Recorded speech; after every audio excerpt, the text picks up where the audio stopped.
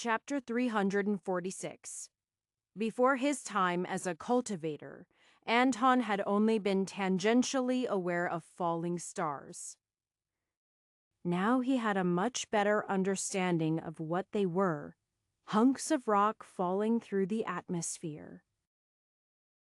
The scene above them looked much like a handful of exceptionally large meteors falling, flames roiling around them as one ascension cultivator covered for dozens of weaker cultivators.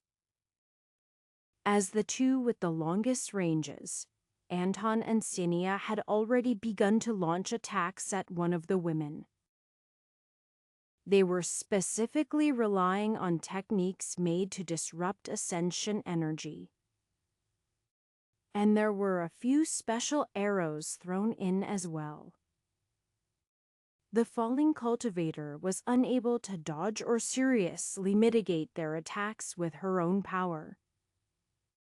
And everyone on the ground breathed a collective sigh of relief as they were able to sense huge chunks of energy being scattered uselessly.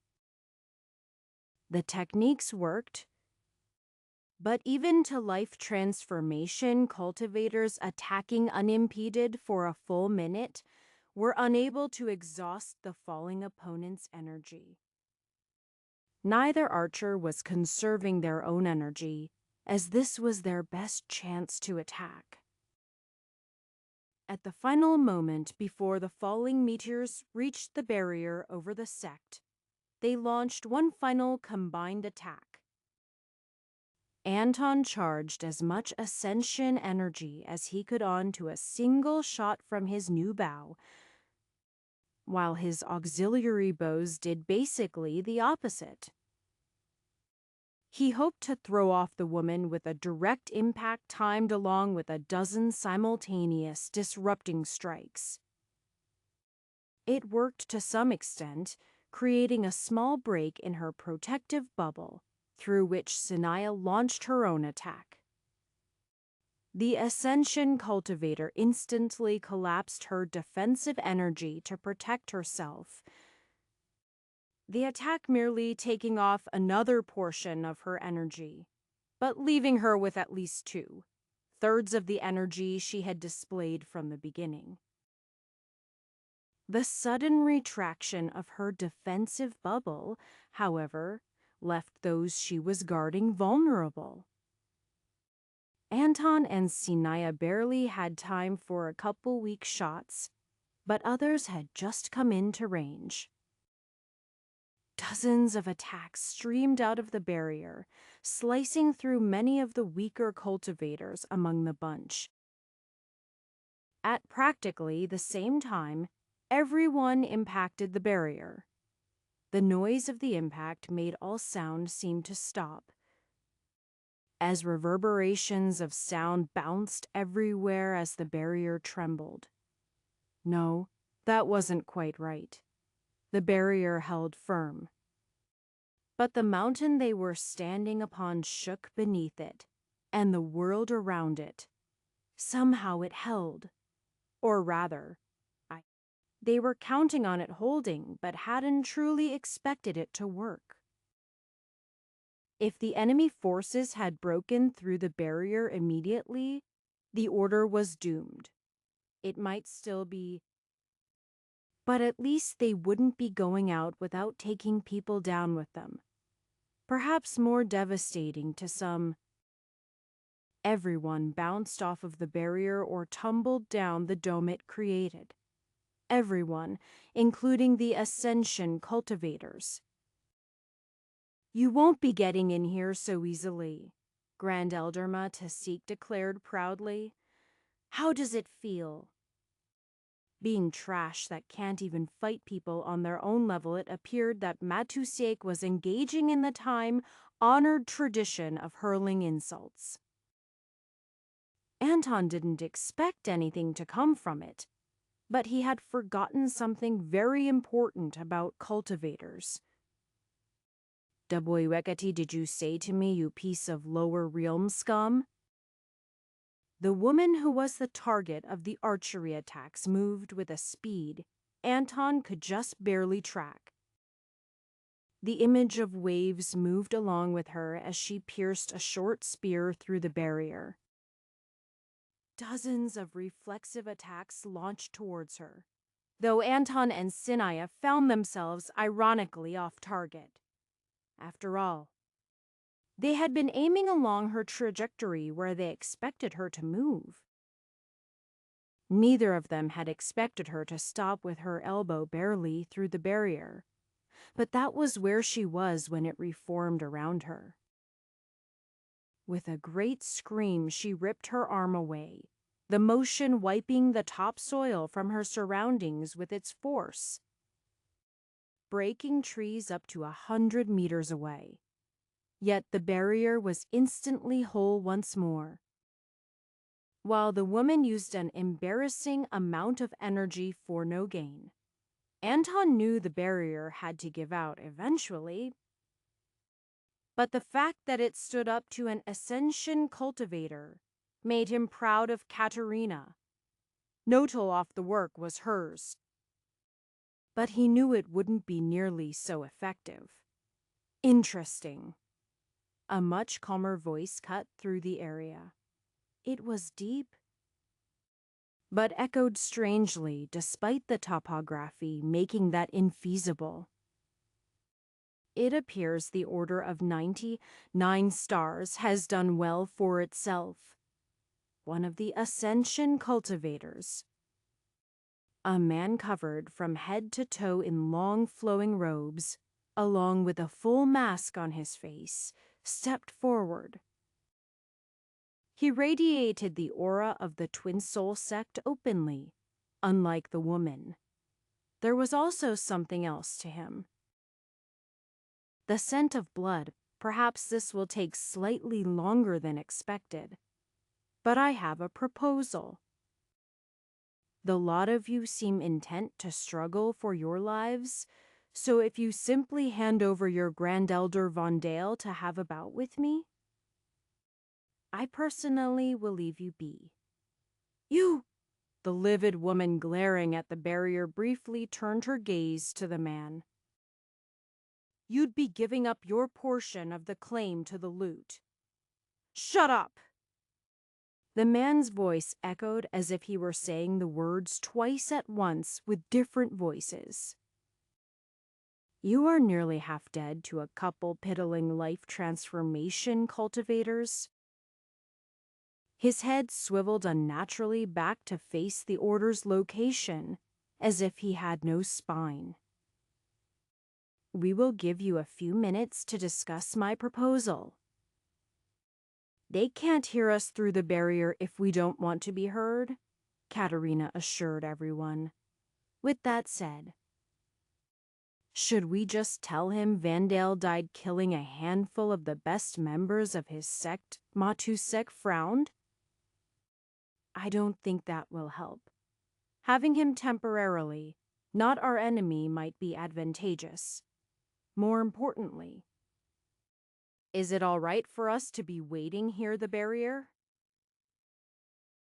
Can last 400s of years like this, Katerina assured her. Don't be concerned about that. Off to the side, Anton and Sinia were having their own little discussion, while taking advantage of the likely brief respite to recover some of their expended energy. Hopefully, what they had learned about Ascension cultivators was true, and they would be unable to recover their energy. I think the one with the X-shaped symbol on his sleeve, Anton offered. That brat, Kania shook her head. If he's a favored disciples of some kind of crap sect, I am thinking the blonde woman there. Anton frowned. I am not really sure how we tell which of them is more favored or whatever. Profane screaming from others, but would it be number of people upset or how loud they yell? I guess we work that out later. We just start with them and sort out who wins after all of this is over. Fair enough, Anton nodded. He had been listening to the discussion of the rest of the leadership. Permission to start shooting important-looking people, Matasek frowned for a moment, then nodded. They don't deserve any sort of civility from us. Go ahead. Everyone should be ready for them to attempt to break through the barrier. And we don't want to give them too much time to study it. It won't help, Katerina commented. None of them have the skills for it. They'll just have to bash their way through. They do seem like they were waiting for something, though. Archers ready, Kunia called. It was several kilometers to the border of the Order's land. But everyone in Essence collection of hire could reasonably be expected to shoot that far with the clear sight lines they had. Fire at will, she yelled as she took her first shot. Anton felt the slightest bit bad for the Essence collection cultivator he chose to target. He was a young man with a future. Here to take away the futures of everyone present. So the slight negativity did nothing to stop Anton from putting a half-dozen arrows through his neck from different angles. Most of them had been backup for when the young man inevitably blocked most of them. But when they all stabbed into him, Anton wondered if he had been bamboozled by an illusion. If so, the illusion left a realistic corpse. The same was the case with many others. After the first instant, most of the weaker cultivators readied themselves, though a few had been ready regardless. All 5 of the Ascension cultivators instantly moved to attack the barrier, and the battlefield was filled with people yelling various profanities and insults on both sides. The twin voices of the man who had previously spoken dominated. Fine, I'll just drag him out then. 5 strikes simultaneously hit the barrier. The spear-wielding woman resembled a great wave as she impacted the wall. The man with twin voices turned into a whirlwind of red and black. 2 more of the Ascension cultivators were women. One created an explosion of black-red flames, while the other performed a simple yet powerful strike with a dagger. The other man was large and burly, stomping the ground hard enough to make it tremble at the peak. Against their combined might, the barrier was unable to stand, and was torn open in front of them, rending apart a great swath of the mountainside, including many buildings. Anton knew that everyone had been given the chance to secret away prized possessions, but still lamented the loss of homes. The whole mass of cultivators poured through the hole in the barrier, with the Ascension cultivators charging a moderate distance ahead of them. However, they had to turn back when the barrier reasserted itself, with less than half of the others having made their way through. Katerina grinned. Clearly, she had intended something like that when she set up the barrier. The Ascension cultivators were forced to choose between supporting those already inside the barrier and bringing the rest through. They ultimately split up, with the Earth cultivator and the woman who had shown little of her powers remaining at the barrier, while the others charged forward with the rest of the army that was brimming with essence collection and life transformation cultivators. There was just one small snag with opening the barrier again. They had the power to break it open, but not the fine degree of control to do that without causing devastation beyond it. where the rest of the group was waiting. Ultimately, the man slammed against the barrier to weaken it while the woman cut open a section to let through several dozen people at a time. They had to repeat those actions continuously to keep the barrier open, wasting time and energy. The group focused on offense rushed up the slopes towards the Order. The Order wouldn't just let them move as they pleased. Of course, those who could attack from afar bombarded the enemy, while those who needed to fight up close were positioned at key points on the slopes to intercept the enemies. There were further formations to aid them beyond the sect, encompassing barrier, augmenting their own offense and defense. They would need every bit of advantage they could get. The initial clash of cultivators showed the Ascension cultivators completely overpowering their life transformation cultivators. Grand Elder's Ajok was covered by black and red flames, only barely resisting incineration. Matusek collided with the man with two voices. She appeared as a brightly burning fire, but did not physically transform unlike her opponent, who was a tornado of blood and darkness. She somehow managed to get a cut with the halberd she wielded, forcing the man back. Her arms were covered in holes, drained of blood and desiccated. Meanwhile, the man briefly returned to his normal form, where his mask was broken and robes torn. Little harm came to the man himself, but his form was revealed to be blackened and charred all over from a previous battle. Few could recognize him, as most who in the Battle of Black Soul Valley had perished there or in later battles.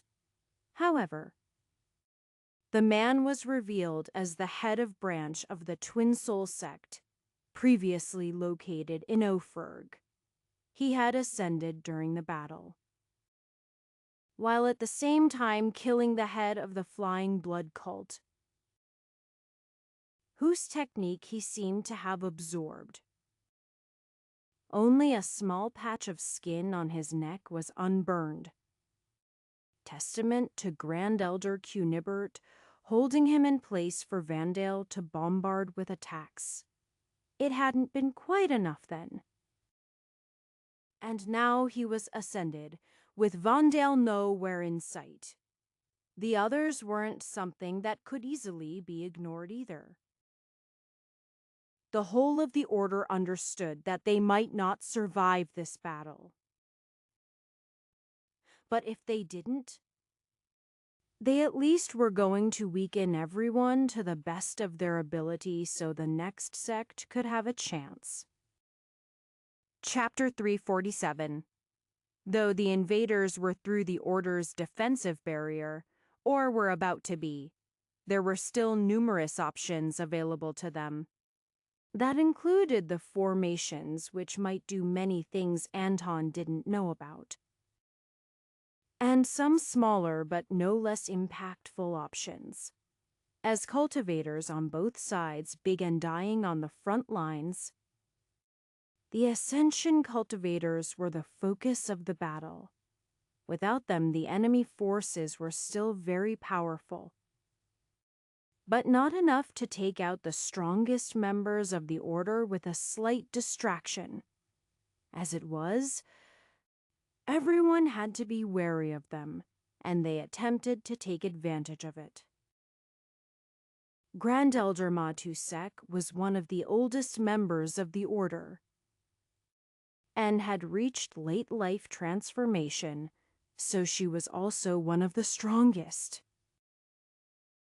A whirling tornado of darkness and blood was cutting through the ranks, and she had moved to stop it, bright fire holding him back. Their energies clashed, one without a direct physical form and the other barely protecting her vulnerable body. When it took too long to overwhelm her, the Ascension cultivator tried to push past her, seemingly uninterested in continuing the conflict. Matusek wouldn't let that happen. Reaching out her hands to grab onto the insubstantial figure, though here actual hands added little to the equation, the projection of them that reached out had greater success, trapping a portion of the cultivator's energies. There were limitations to how such cultivators could function. She wasn't sure how far apart the vortex could stretch. But leaving behind a good third of it would be terrible regardless. For the man with two voices, anyway. If she could just destroy the third of his energy that she was holding onto, it would be a win regardless of what else happened. He clearly wasn't going to let that happen, pulling back together into a smaller cloud of blood and darkness. Then his form condensed. A moment later, spears of blackness pierced through Grandelderma Taseka. They seemed to be leeching something from her, but she still refused to let go of what she had captured. The fire burning around her. It was entirely possible that neither of them noticed what was happening beyond the two of them. Matusek wasn't going to last long, but taking her out wasn't devoid of effort. Such self-sacrificial tactics would be heavily discouraged in any other situation, but when facing overwhelming odds, dying to take out a greater foe was perhaps the best possible option. Those who came to her aid were too late. Soon enough, black veins began to bulge within Matusek's face, while every other part of her began to wither. She didn't have the intensity to end her life in an explosion like Vondale, but there was a final flare that covered the man. The detached portion of his power returned to him in tatters, and his clothing was destroyed even further, forcing the critters marching up it to leap onto him. Even as the first bites of the ants started to pierce into his flesh, he released a great burst of energy. A nearby compound of buildings was flattened in the explosions, and cultivators on both sides died, and the ants continued to bite. The man screamed in rage, two voices echoing outward before he suddenly turned into the whirlwind of blood and darkness once more. That freed him from the ants, but they all got Onephenol bite into his energy, pulling it away. Around the battlefield, the tiny energy-resistant beings revealed themselves, primarily targeting the Ascension cultivators. There were enough of them to also attack some of the life transformation cultivators as well. But despite their strong resistance to energy, they weren't invincible. They were larger than normal ants, some the size of a knuckle or more, that also made it easier to crush them or attack them with a conventional weapon. It wasn't efficient, but ultimately their body structures were easily defeated by human cultivators. They began to perish rapidly, but were a startling change to the battlefield to cause aningers to the Ascension cultivators and to nibble away at their energy reserves. The invaders still possessed overwhelming force and continued to push their way inward. Soon enough, they were at the core of the sect, not the peak where the elders lived, but the lower part of the mountain with the various functional buildings, including the rewards hall and the armory. Elder Evan stood guard outside the armory, making all he could of his essence collection cultivation. Other members of the order stood guard as well, but they were barely able to withstand the assault. The moment that spelled their doom was when the enemies finished making their way in, freeing the two Ascension cultivators who had been tearing open the barrier repeatedly. The earth trembled as a giant of a man flexed his power, charging forward towards where hundreds of pieces of equipment lay. The guards could not stand, flinging themselves to the side. The shockwave of the man's movements still killed and injured many weaker disciples. But there was no point in dying without being able to at least slow him down. Then he was in the armory, where hundreds of weapons could clearly be felt. As for why the order kept so many instead of handing them out to their disciples, it was simply the most efficient method. None of Thebes' pieces of equipment remained. Just enough that their aura could be amplified. As the large man barreled inside, he charged towards the lone figure inside, barely considering the shield held up to stop him. And then he ceased moving, not of his own volition, but because his momentum was cancelled out, partly by the figure in front of him, but more by the formation in the area. The sudden forced the entire rebound of the man's movement into himself. Though a number of scattered enchanted weapons shattered as they gave of themselves to power the formation. Timothy and the few others inside the armory for the ambush converged on the Ascension Cultivator. While he was still staggered from the backlash, Timothy stabbed his sword towards the man's throat. He barely managed to touch his skin, but cutting through the man's defensive energy was good enough for him. Without the formation suppressing the man, he might have not even done that. But doing gunning to someone so much stronger was nearly a miracle. The combined attacks of several essence collection cultivators forced the man to divert some attention to them. He regained his bearings in an instant. But as he stomped his foot on the ground, he found that his energy didn't propagate as he expected. The surrounding cultivators barring Timothy were forced a step back, but none of them were rent asunder or sent flying. "Fine, then," the man yelled, raising a gauntleted fist. "I'll do this one at a time." As his fist came towards Timothy, he realized how lucky he was. If it had been one of Theotherus' cultivators, he might have been poorly suited to fight them.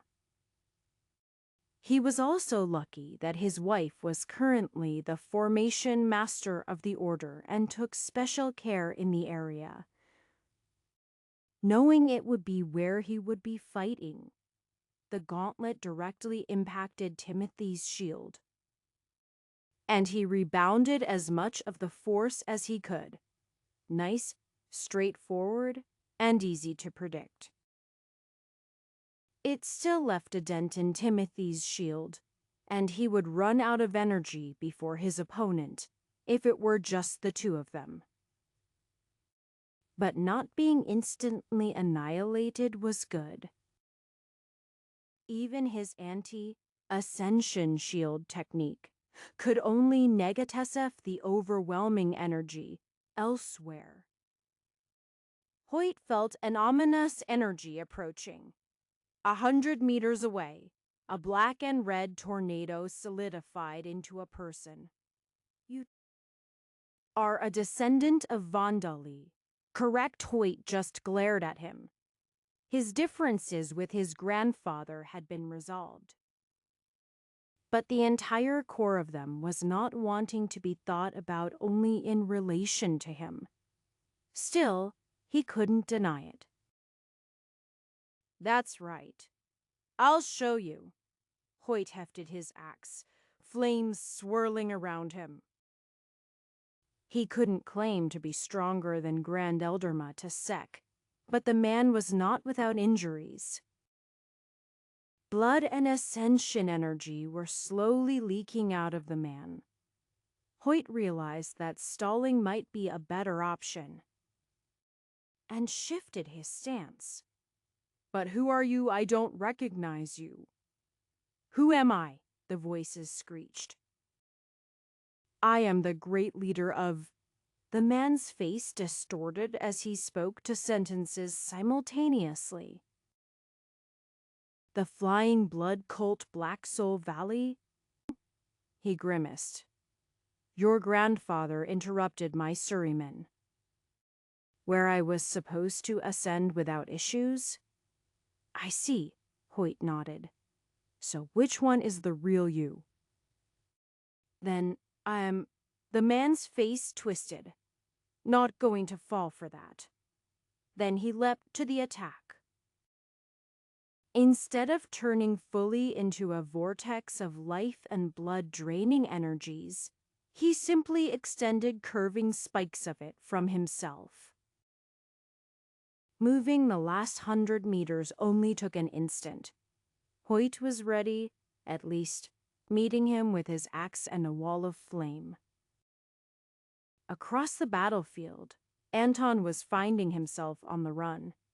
He didn't even have time to turn and face his opponent, though he still devoted a small portion of his energy to firing arrows behind himself with his extra bows.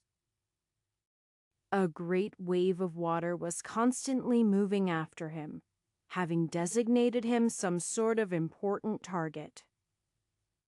Inside of it was one of the most unassuming of the Ascension cultivators, the woman who wielded a small spear. Anton absolutely couldn't let her get close, as a single blow would certainly take him out. He maneuvered his way through the battlefield past allies who had a spare bit of effort to help slow her down. There were also other arrows focusing in on her. Anton's made up only a portion. Marcio Armani and some of his fellow archery students were focusing on her as well.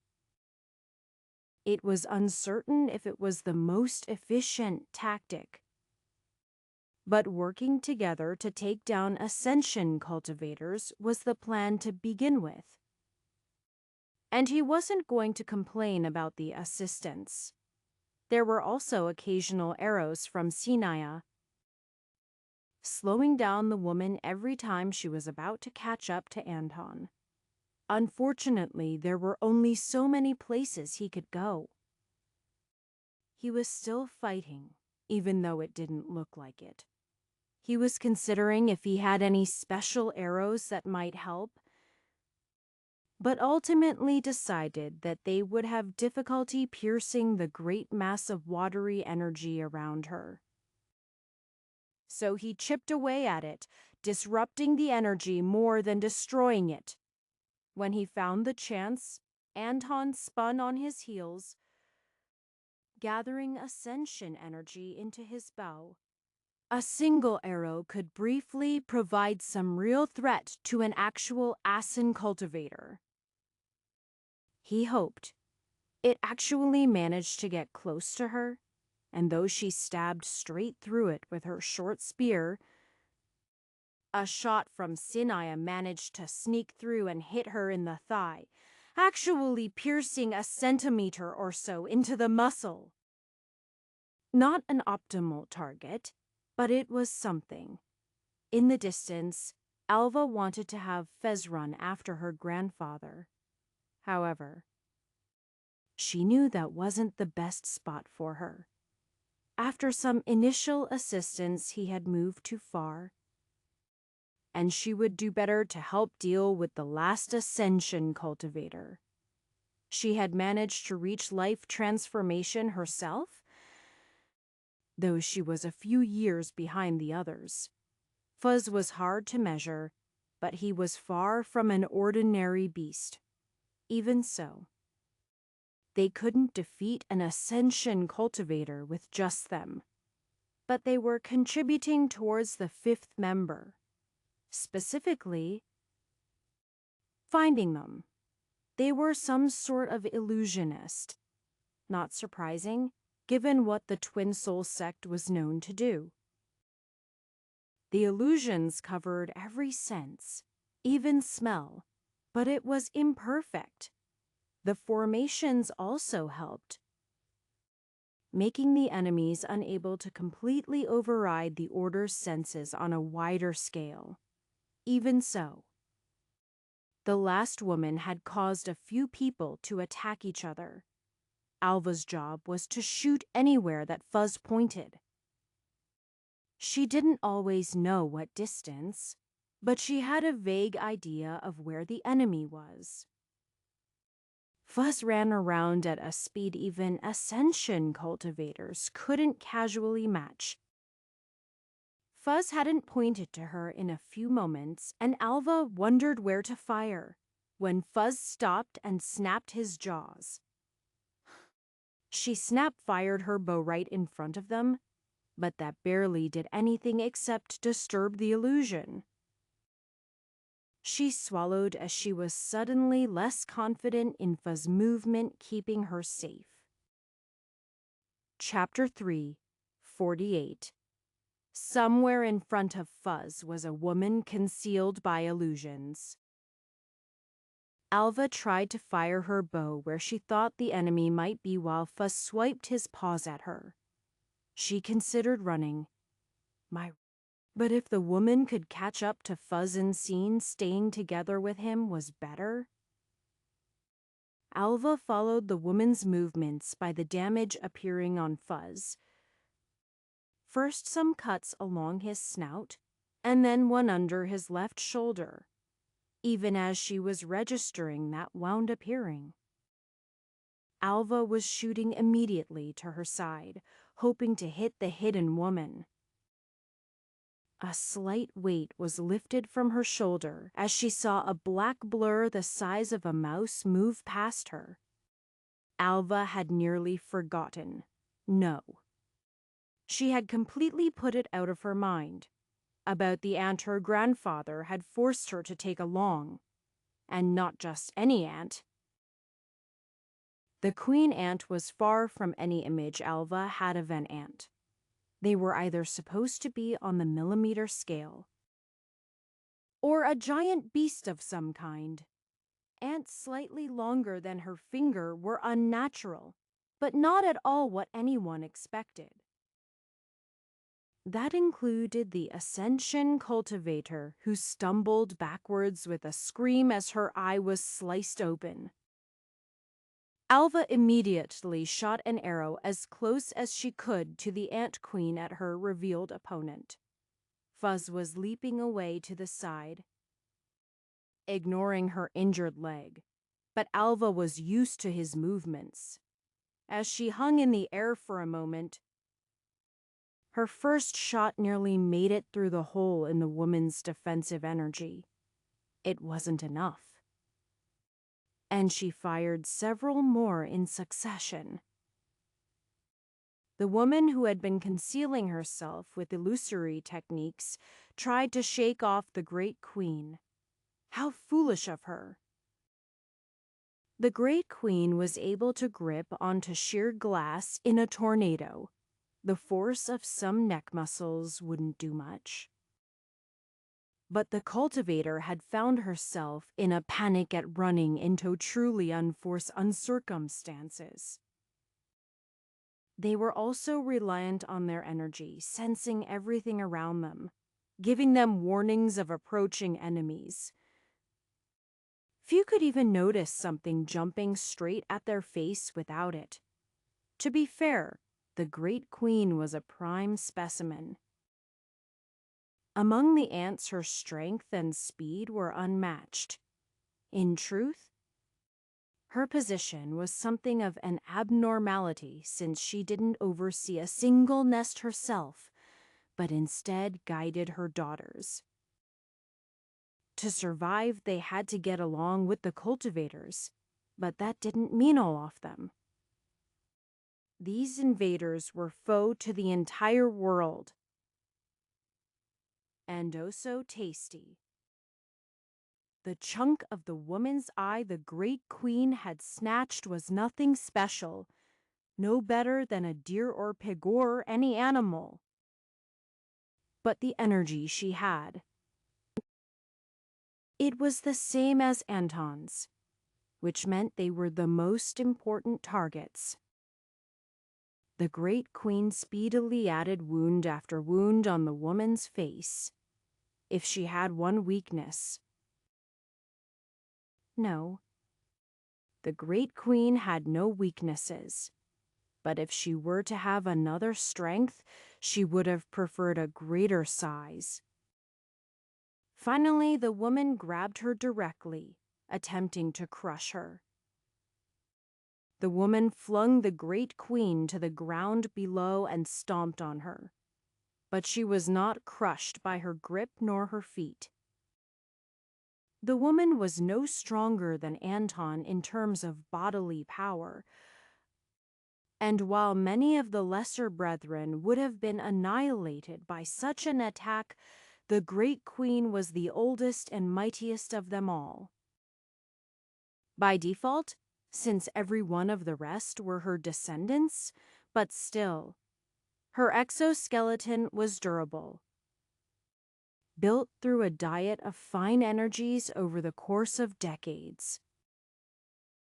The woman also didn't seem to understand that the great queen cared not one bit for how much of this ascension energy barreled down upon her. It was merely food to be snatched up at her leisure, but for the sake of her weaker allies, she would focus on other tactics. She shoved herself out of the dirt to the side, not because she needed to avoid the incoming stomp, but because it was inconvenient to be directly below a foot. Instead, she grabbed onto the side of the woman's shoe as it came down. It seemed to be made out of some special material.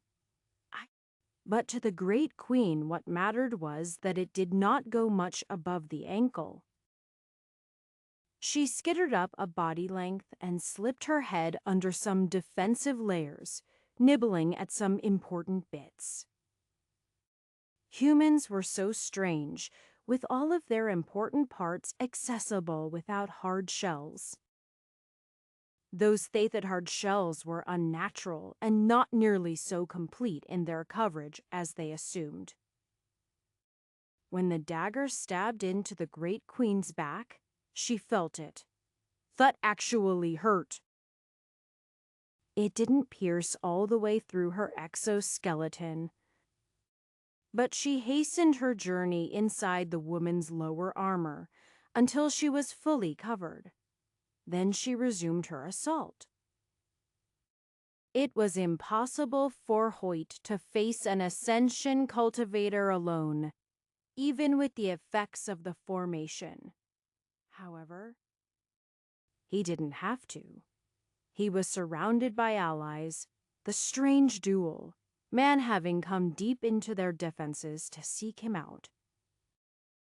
Flames filled the area, but Hoyt had studied with the cultivators of the glorious Flame Palace and could exclusively harm foes if that was his wish. The small decreases in effectiveness were worth it for having allies be comfortable around you.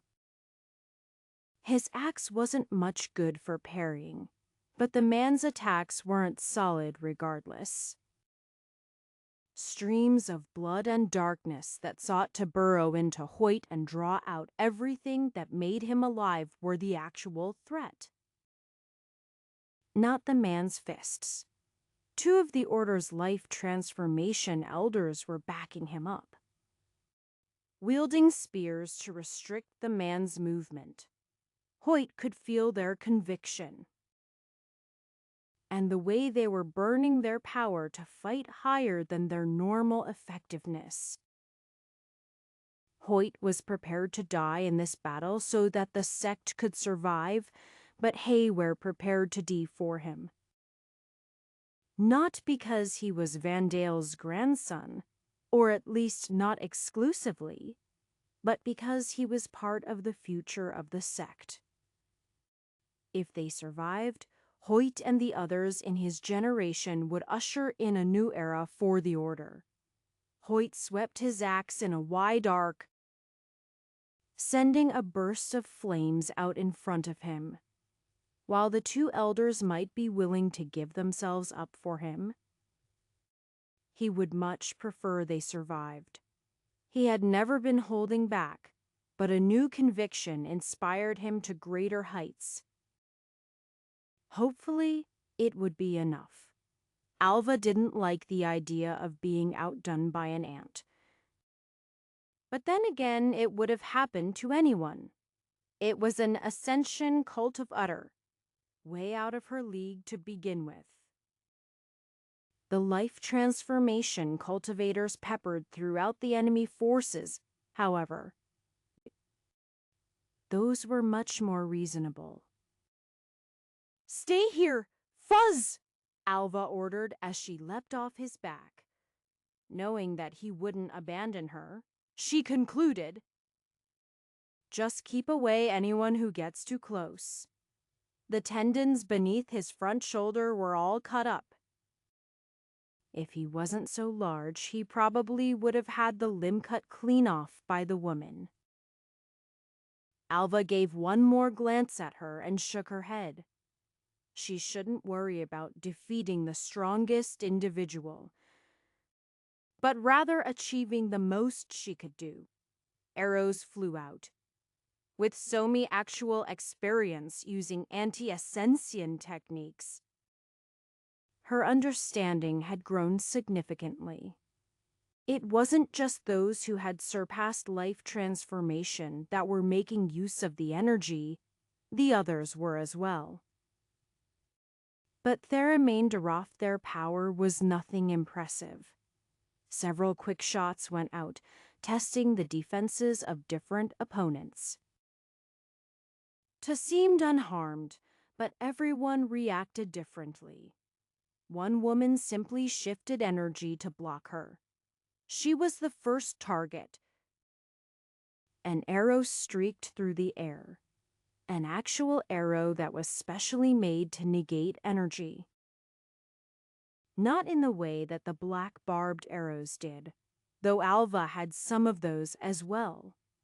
Instead, only the arrowhead was special. It was made from the chitin of the very same ants that were fighting alongside them right now. It wasn't quite as effective without being part of them, but as it pierced into the woman's upper back, it did its job well enough. The attack was meant to go into the woman's neck, but a slight deflection was an exceptional accomplishment given the circumstances. Before the woman could realize her mistake, several more arrows landed around the same area, opening a wider hole in her defenses. Some of them made it into her neck, quite deep. She didn't die immediately, but Alva moved on to her next target, Shualdi. But weakening someone who could cause more trouble was a higher priority. A short spear and a watery woman wielding it persistently pursued Anton across the battlefield. He never stopped barraging her with shots, but there was only so much he could do.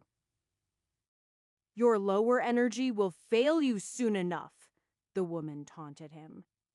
It would have been easier to just give up.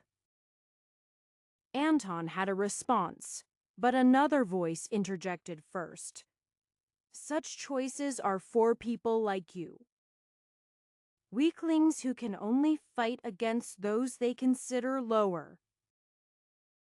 The words were punctuated by several arrows as Grand Elder Sinai planted herself between the woman and Anton. Since you didn't get my hints, I came closer. You are going to fight me, old hag. That taunt wouldn't have been the first on Anton's mind, especially given Sinaya's saparentage being older than the woman. But it worked, either because it was true and the Ascension cultivator was much older than she looked, or because she was simply susceptible to such insults. Her spear was the first to speak for her, stabbing right next to Sinaya's head. You'll regret that. Will-I Kania said as she shot an arrow directly towards the woman's arm from less than a meter past the front of the bow. Try it. Though Anton would have a Loved to just watch the fight, he knew Sinaya wouldn't be enough on her own. He was humble enough to get some more distance, especially since not doing so would be wasting Sania's efforts. Then he began to contribute his own string of attacks, while Kania somehow managed to avoid being impaled over and over again. A large man leapt up in the air, slamming his heel down on Timothy's shield. He was reflected backwards, flying several dozen meters into the distance. Timothy understood that the man was trying to force him against the ground. And it was a fairly reasonable idea, but most of the man's power was lost without firm footing. Timothy took a slow breath, steadying himself. Just because the man hadn't killed him yet didn't mean he was winning. Frankly, it was a miracle he had held on for so long. Katerina's formations had to be part of it. But he felt there was something else their side was doing. A little towel. He didn't have a bad feeling about the circumstances, like it was all a massive deception. It wasn't as if their side was going without losses, but overall things were going well. With the Allies, he could see Timothy knew he was still going to lose this particular part of the battle. But overall, they might actually have a chance. Apparently, he had decided he had enough with how things were going. The large man began to gather a huge amount of power. If he were anywhere close in cultivation to Timothy, telegraphing such an attack would be a death sentence. Unfortunately, Timothy had nothing to rely upon but his blocking techniques. They were extremely effective against raw power. Up until the point he could no longer withstand it. Could he retreat? Not likely. So he just had to withstand one more. And then what? Well, at least the man would be weakened. Timothy took a stance, his sword held in front of him. He might not be able to pierce through the man's defenses as he charged, but it might slow him down just slightly and distribute the force of the attack over a longer time. Or he might dodge slightly, which would have the same effect, hopefully. Timothy aimed his sword right for the man's incoming fist. Even with anti-Ascension technique staring away at the man's power, he didn't even cut a hair. As the man's fist impacted his shield, Timothy felt his arm shatter. A moment later, he was extremely relieved at that. Because he was still alive. His opponent was technically alive as well.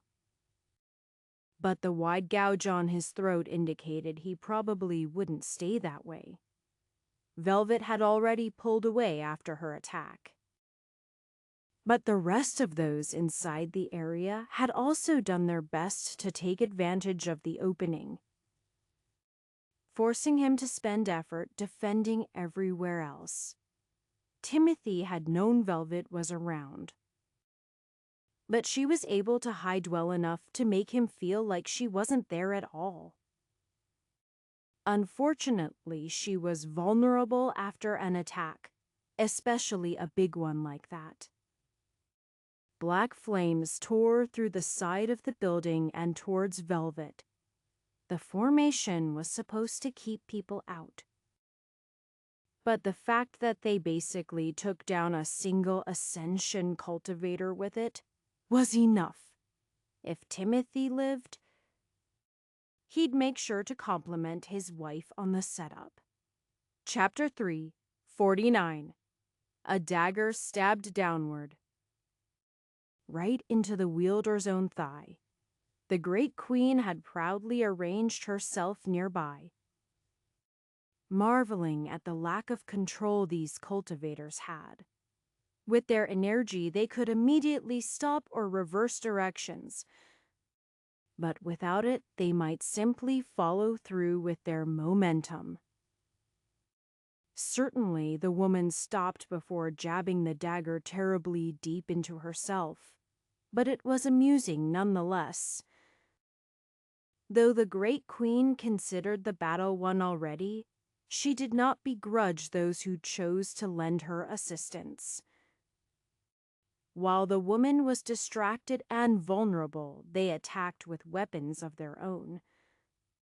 And each time the woman summoned her energy to fend off their attacks, the Great Queen took a portion for herself. Even though the woman seemed to understand how the Great Queen functioned now, she was unable to do anything about it. The Great Queen didn't count her leg, nearly being taken off by an unexpectedly fast stab.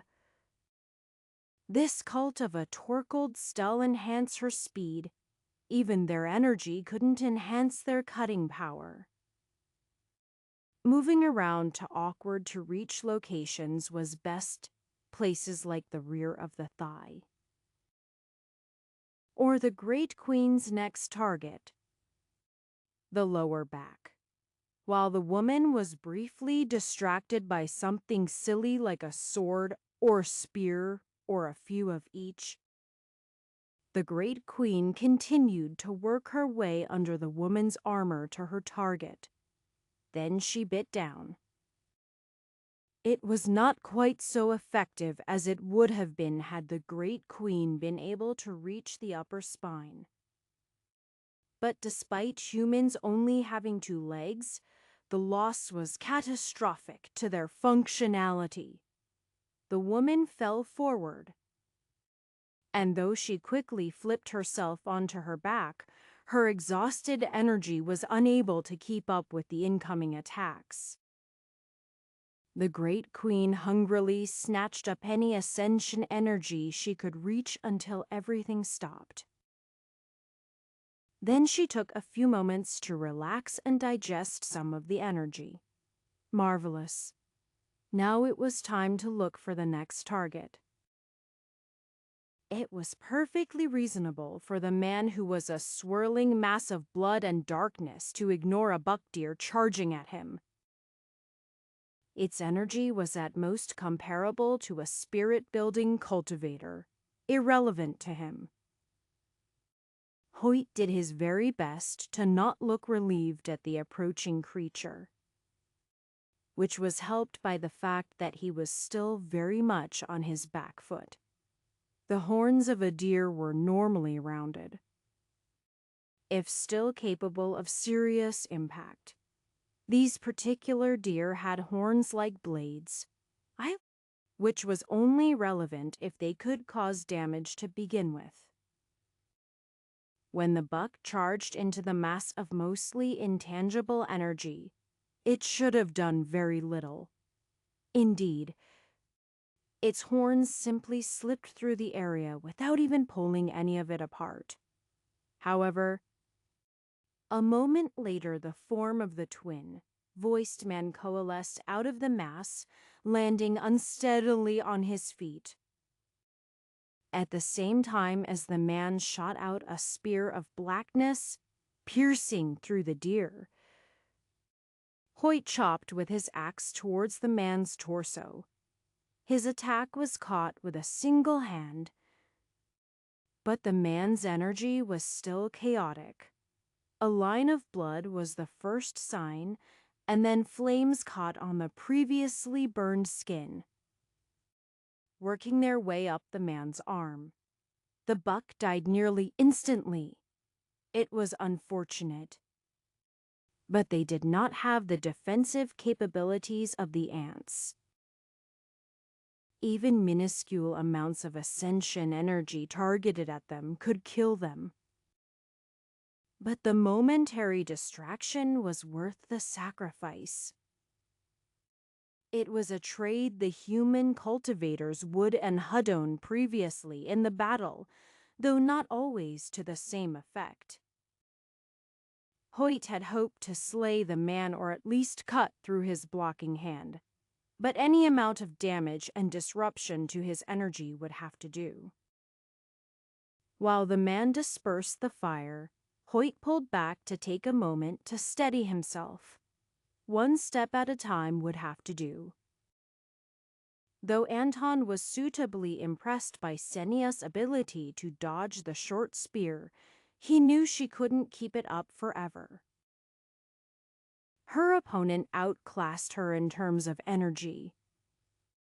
And even with the effects of the formation bringing them closer together, they would eventually get a hit, lucky or not. He was making use of everything he had. He had access to enough ascension energy that he could get a couple more shots in before he ran out of that.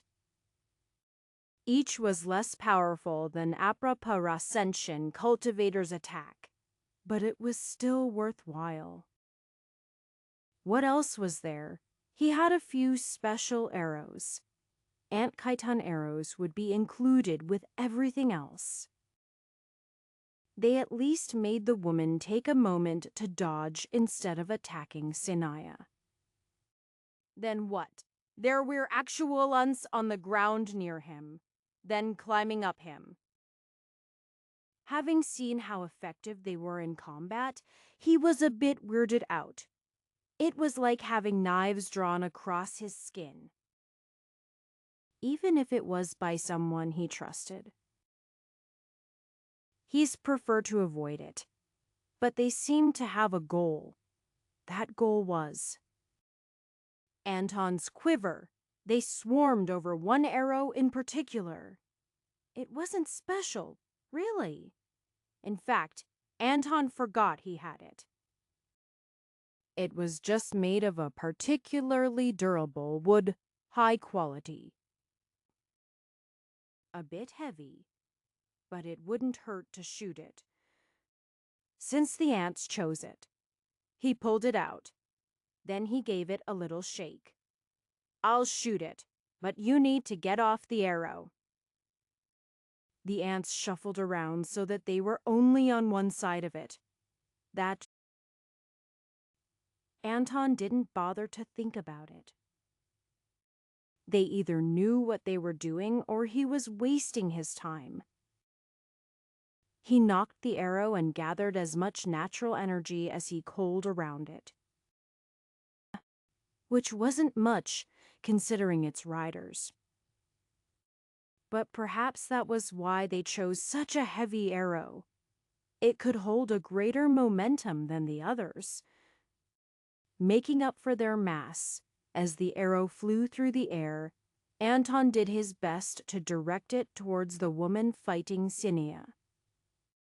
Though the ants themselves wouldn't show up in her senses, an arrow with a varied arrangement of energy would. The woman seemed to have learned from other events on the battlefield and turned her head. The distraction allowed Senia to get a small amount of distance moving through the watery aura of the woman. and to shoot several arrows into the woman's back, one of which actually cracked a rib. Short spear collided with arrow, its diameter large enough to completely obliterate the ants in its path. They were not nearly as powerful as the queen, and a moderate amount of physical force would be enough to kill them. But even as her spear approached and Anton tried to avoid it, they grabbed onto each other, fanning out like a web. The ones in the center were annihilated, but the rest continued forward, latching on to the woman's arm. They were hardly bigger than natural ants, their mouths just large enough to gnaw at the woman's skin, but they did so. When her other hand slapped down on her forearm to crush them, those between her fingers latched onto her other limb. Dozens more had died, but dealing with them would take precious moments she really couldn't afford to spend in the middle of combat. Sinaya had already taken the moment to prepare a singular, powerful shot. That was much unlike her in Anton's estimation. But he felt the elegance of how her power condensed. She was merely 100 meters away, and the Ascension Cultivator decided she was the priority target. An instant later, the shot was fired. But Sinaya's focus didn't allow her to avoid the incoming spear as it stabbed into her lower abdomen. Ascension energy should have destroyed her from the inside out. But the plethora of ants along her arm greatly limited the flow of energy there. Even if they hadn't been able to stop her movement, the shot, meanwhile, had pierced through the edge of the woman's ribcage, cutting a slice along her lung. Not enough to be deadly, but certainly a step towards it. Then Kania did the strangest move yet. Even as she was reaching for another arrow, she dropped her bow.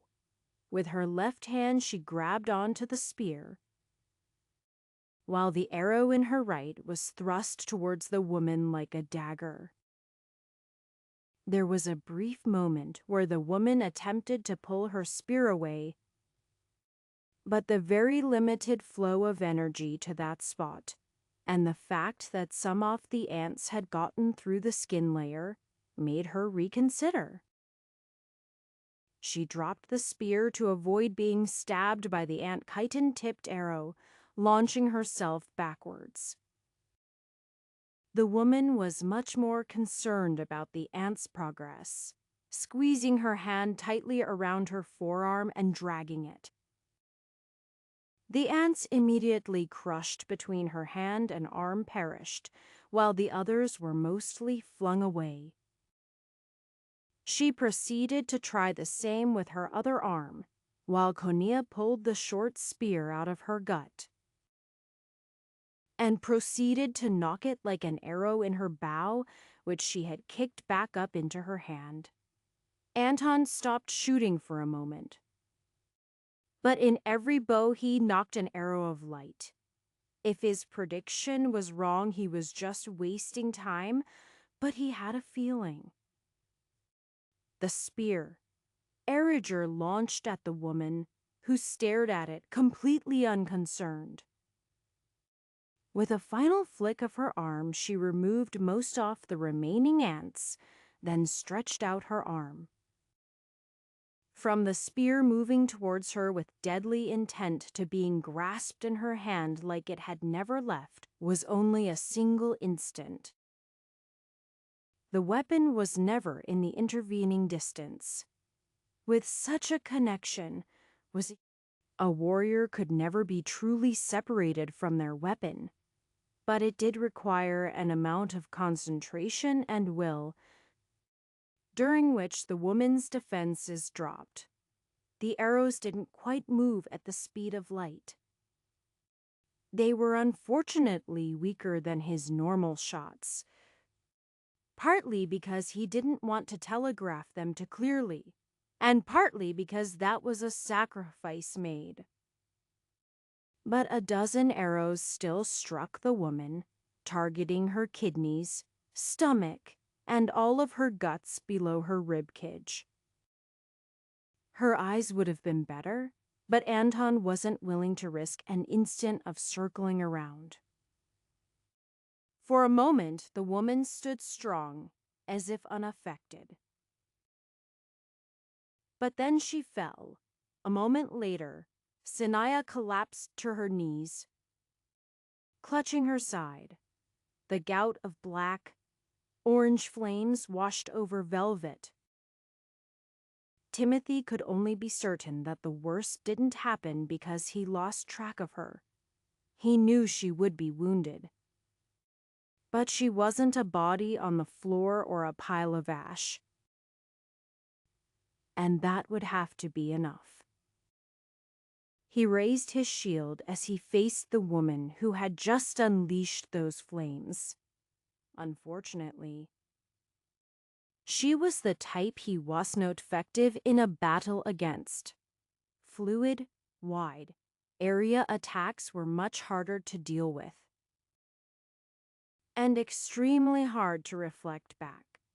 A cone of flame washed over Timothy. The circumference of his shield was augmented by his energy to be as tall as he was, and he crouched down slightly to limit his profile. He wasn't going to last long like this, but holding his defensive stance was better than letting the woman freely kill him. Instead of persisting with her course of action, the woman stopped.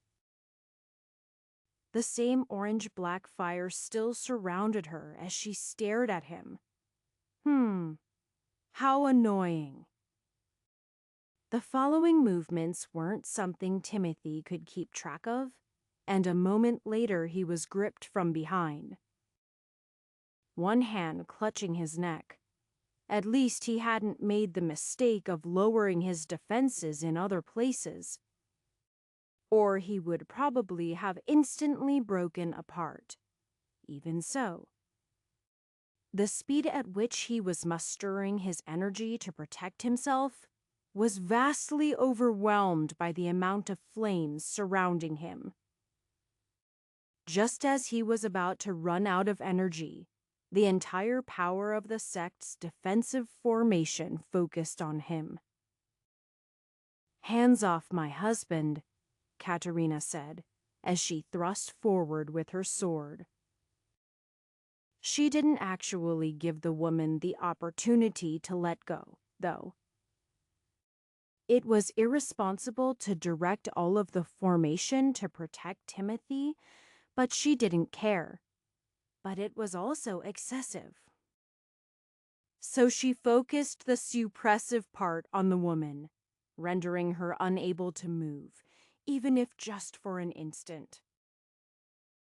Chapter 350. Black flames spewed in all directions as the Ascension Cultivator broke through the condensed power of the formation. But not before Katerina pierced through her side, stabbing through ribs and into her lung. Her sword did not reach all the way to the woman's heart. But the black flames were unable to reach towards either Katerina or Timothy. As the barrier portion of the formation attempted to reform around the woman, she kept it away with her power. Fleeing from the area, Katerina chased after her, holding her focus on the restrictions of the formation suppressing the woman. That prevented her from counterattacking, but as it was no longer a case of ambush, it was difficult to hold her in place. The formation hadn't been designed for that function, and as she lost proximity to the woman, the restrictions weakened and the gap began to widen as the woman sped up. The loss of the formations suppressing their enemies and augmenting their allies should have turned the battle against the order. But the sudden change in scenery instead sparked a general retreat of the remaining forces. 3 Ascension cultivators had been slain while the other 2 were wounded. But the remaining life transformation and essence collection cultivators had sufficient power to defeat the order. Yet they retreated nonetheless. They weren't allowed to go freely. But as the cultivators began to scatter, the order focused on those who were easiest to catch. Once the rest were beyond the borders of their land, they didn't have the fortitude to chase them much further. A few low narrows being the exception. Allowing them to regroup in the countryside was not what anyone wanted. But the only possibility of chasing after them was utter annihilation. And while some of the invaders seemed to be gathering towards the nearby city of Edelhull, they would find it much more than a typical city. Not long after the invaders left, there was a great cracking sound. And Katerina sighed in relief. Condensing the power of the formation onto one of the Ascension cultivators hadn't necessarily been the correct move. But it wasn't entirely uncalculated either. The majority of the main formation wasn't going to last anyway. And it was better that it was intentionally withdrawn instead of annihilated. I suppose that's the best I can do, Katerina commented to no one in particular, an arm wrapped around her shoulder. It was a comforting gesture, but Timothy also needed it to physically support himself. To be honest, I wasn't expecting to survive today. For anyone, too. I don't know why we did, Katerina said honestly. They still seemed to be able to overpower us. After the battle, casualties were determined. Only a few anomalies were without injuries, ranging from more on the minor side to lingering wounds which might yet kill people. Normally, a cultivator who survived a battle would be able to live on with the proper application of precious medicines. But they simply didn't have enough for everyone, despite their best efforts to prepare. And recovery medicines hadn't been at the top of their mind, since those were only useful if they survived. As for the dead, close to a third of the order had perished. From the very top of their grand elders, all the way down to their body-tempering cultivators. The latter were fortunate to have been treated as unimportant for the most part, as they were unable to influence the battle in a significant manner. Grand Elder Matasek was among the dead, but Sinai survived. Though her injuries were dire, another third of the members would be unable to fight for some time, either to injuries or complete exhaustion and often overtaxation of their energy. That left a small portion that were able to fight to some extent, but they were needed to help deal with all of the others. Most of the invaders who didn't flee had died in the battle, but most of the others were killed. The Order simply didn't have the ability to watch over or imprison a large number of enemy cultivators. A few were picked out based on perceived importance compared to their actual cultivation strength. They would be interrogated later. The dead invaders were stripped bare of their belongings and thrown into a massive pile, which was subsequently planned to be burned. They did not deserve the effort or dignity of being buried, even in a mass grave. On the other hand, the Order had some of their number-digging graves for their own dead. Anton was among them. Moving almost mechanically, he only had the strength to move his body and little more, but he would rather exhaust himself this way than sit around doing nothing. One by one, his companions approached him. "You don't have to do this," Hoyt said. "I know it must remind you of—" "No," Anton shook his head. "I need to do this. Precisely because of Dunganon. He held himself up high. Because it's different. Look around us." "What do you see? Death and destruction?" Hoyt shook his head. "For no reason at all." "That's true," Anton agreed. "But what I see is every single person who survived. This time, I fought." He stabbed his shovel into the ground to punctuate his point, digging up a massive scoopful of dirt. "I am not alone. Dealing with destruction I could do nothing about. Those buildings in ruins there," Anton gestured, "pointless garbage. Everyone here was snatched from the jaws of death. Perhaps it could have been more. None of this Holdhave happened, but we're alive. For now. About that." Hoyt looked around carefully, then lowered his voice. "Why do you think they retreated? People are wondering." "That one's easy," Anton retorted. "Think about it for a second. If they had stayed to fight, what would they gain all of our resources? Which was theoretically the entire reason they were here. Would they?" Anton asked. "Disregarding the fact that we consumed most of them to augment the sect, only those who survived would get anything. And they didn't want to win. They wanted to crush us. They weren't expecting a real fight.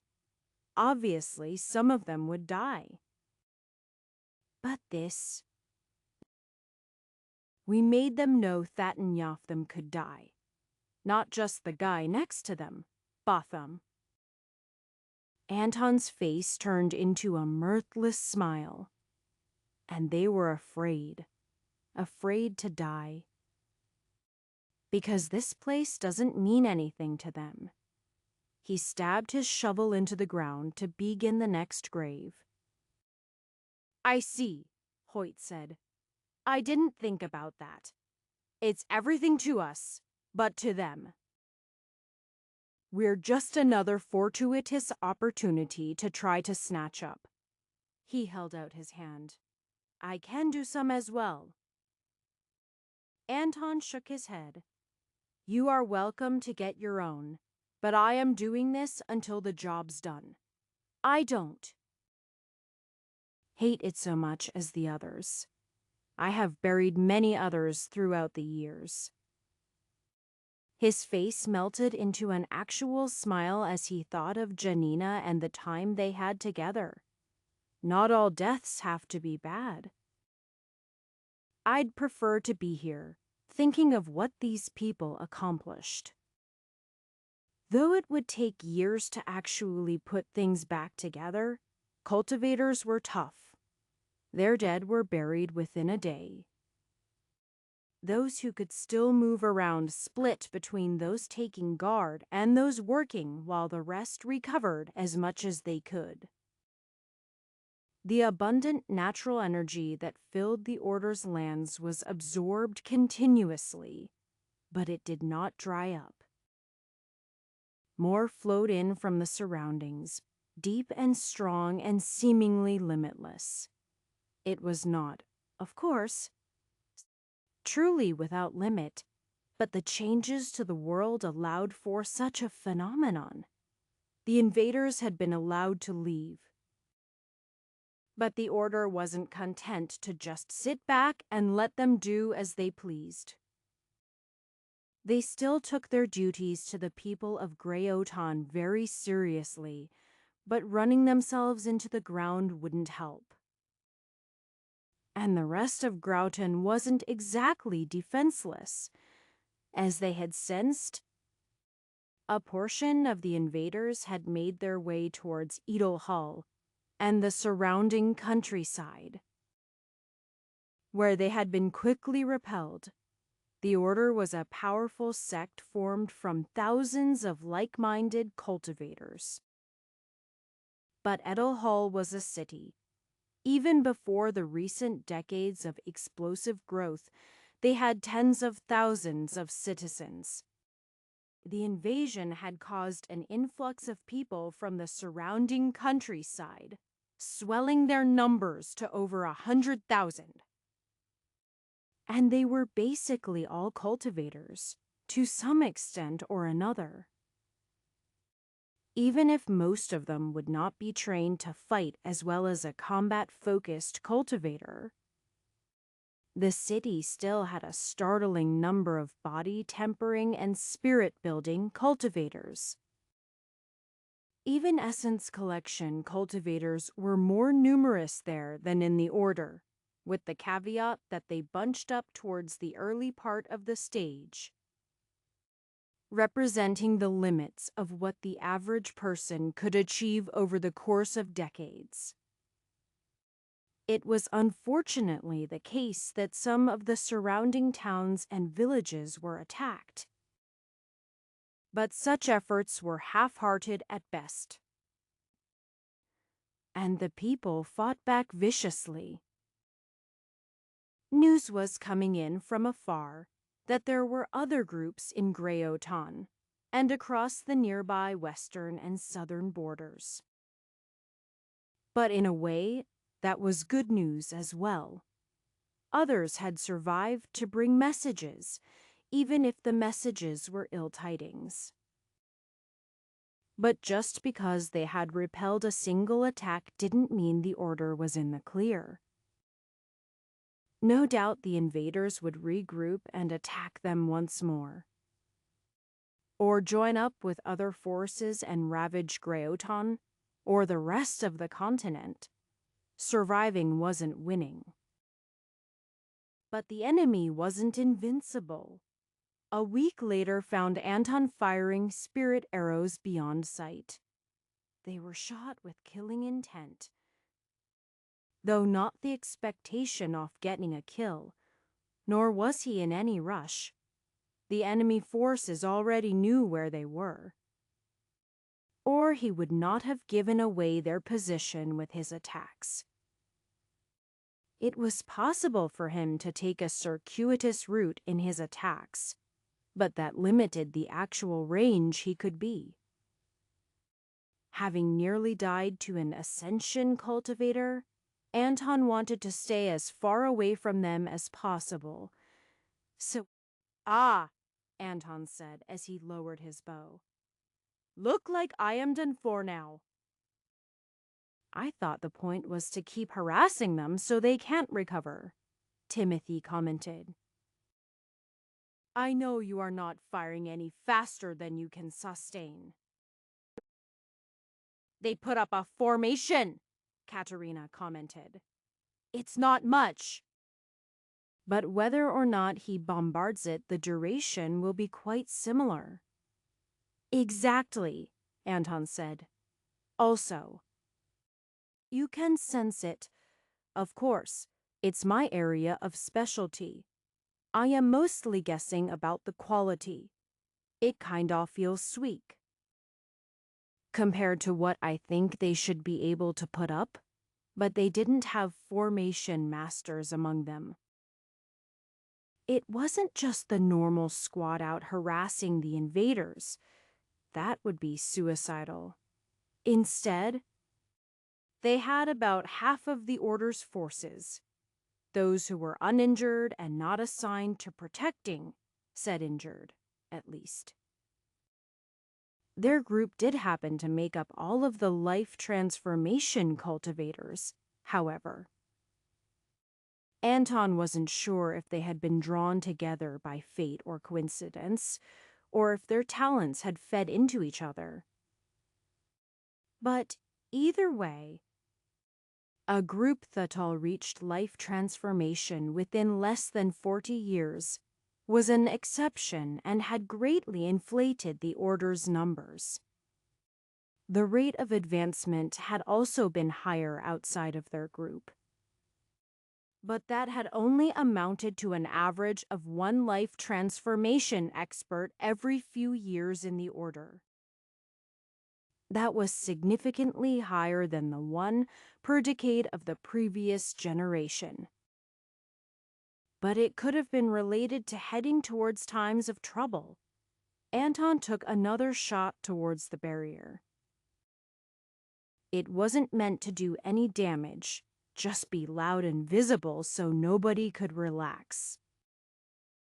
It still wasn't entirely clear if the Ascension cultivators could recover energy, as it had to be approximated from afar. But if they could, it was not a quick process. That seemed to be true to a lesser extent for the other invaders. They were accustomed to a majority of Ascension energy and couldn't quite function properly in a world full of lower energy. So far, the Order's interrogations hadn't yielded much information. Even if they were willing to go beyond their normal moral limits, the fact that they stuck to the tenets of a righteous sect meant they wouldn't know how to torture people. And if they did, they knew they would likely get inaccurate information. There were plans to take their prisoners to the Frost Mirror sect or equivalently morally ambiguous allies. But the members of the Order weren't able to venture more than a few dozen kilometers through Greyoton. With the current presence of invaders, even now Anton could feel several groups, though most didn't appear to be so strong as the one that attacked the Order. Another arrow, a reminder to the invaders and himself that he would not let things happen without fighting back. And neither would the rest of the world. Chapter 351. Tracking all of the invaders was impossible. But the particular group that had attacked the Order had been marked by the formation, or rather, a separate, more subtle one unrelated to the sect-wide barrier. The latter was nothing more than scrap now, its power and its future expended. Perhaps utilizing Everhart's techniques hadn't been efficient, but they had needed every scrap of power the formation had been able to provide. Now came the process of organizing the rest of Greyoton to fight. Agreements had been drawn up before the time of the invasion. But because they could not know precisely where attackers would be coming, each sect and large settlement generally saw to their own defenses. It wasn't efficient. But few people could be convinced to abandon their homes. The attacks had mainly focused on larger cultivation sects, but by the time that had been determined, it was too late to mobilize large numbers of people. Now the Order of 99 Stars was organizing with Edelhall and other nearby cities to make a march towards Streegate, with whom they had lost contact. Streegate and Windrip had grown together into a sort of unified whole, and they were either a critical location to provide assistance to, or a source of many potential forces, possibly both. The harassing tactics of the Order had pushed local enemy invaders away, but that made it even more of a priority to organize everyone they could from the city militias. The state of the world was unknown. But if similar invading forces had arrived at the major sects, and only major sects, the world was in a desperate state. Things were clearly better than the potential utter annihilation had they not prepared, but organizing forces was now key. The damaged walls of Edel Hall were still startling to Gadir, no matter how many times she walked past them. No conflict had come to the city in her lifetime. How could it?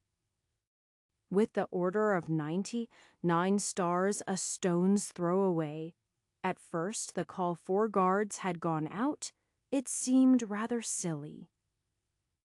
But with people in general beginning to cultivate, it seemed a worthwhile endeavor. Those assigned inside the city were indeed necessary for stability, but a post on the walls. That was just a stable. Riskless endeavor. Gadir had been assigned to both streets and walls many times in her career, happily collecting an ever-increasing pay as her cultivation steadily improved. She trained to fight and even ended up in a few scuffles throughout the city. But she still found it hard to believe the news of some invasion coming years away, by the time everyone began to feel it. It was too late to regret days spent slacking off on training. Gadir personally thought that nobody could push their limits every day. She had still taken cultivation seriously.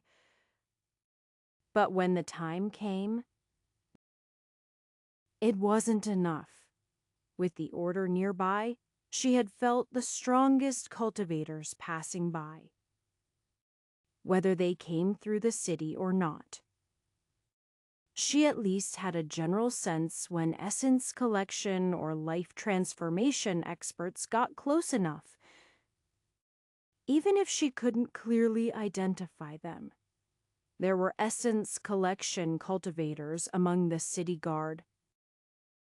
And when the invasion approached their official transition into a militia, had attracted a captain who was in life transformation. She had felt safe knowing that the invaders couldn't possibly harm them. But she was wrong. The attackers who came to Edel Hall were only a small part of those that attacked the order directly. The city had felt the shock waves of the battle, but it had ended before they could do more than organize their forces. Nobody was in a hurry to aid them because they had to be fine. Right, the order had been the pinnacle of Grey Oton for centuries, even before the cultivation boom. But the limits of what Gadir knew were twisted to the point of breaking. A random portion of those who retreated towards the city still had life transformation cultivators among the invaders. And the devastation. Well, Edel Hall was lucky that the order had been willing to assist with defensive formations for little cost. The city had grown greatly and the materials for the formation had seemed prohibitively expensive. Gadir remembered people complaining about how much of their taxes were spent on them, even as most grew more wealthy. Now, nobody would complain, except maybe that there hadn't been a now.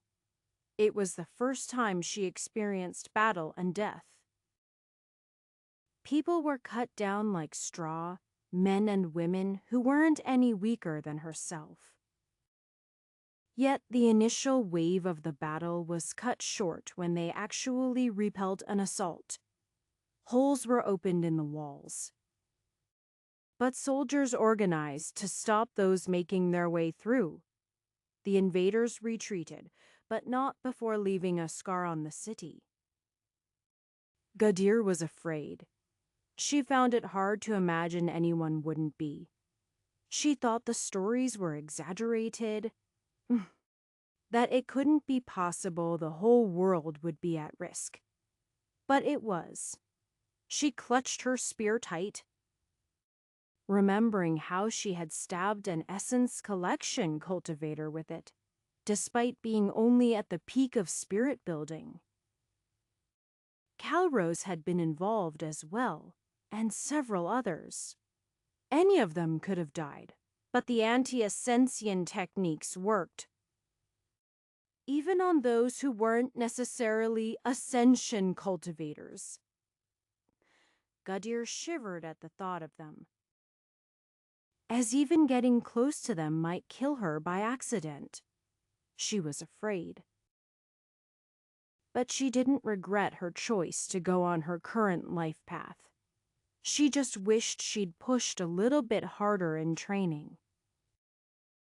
She hadn't believed these invaders could exist, but now that they did,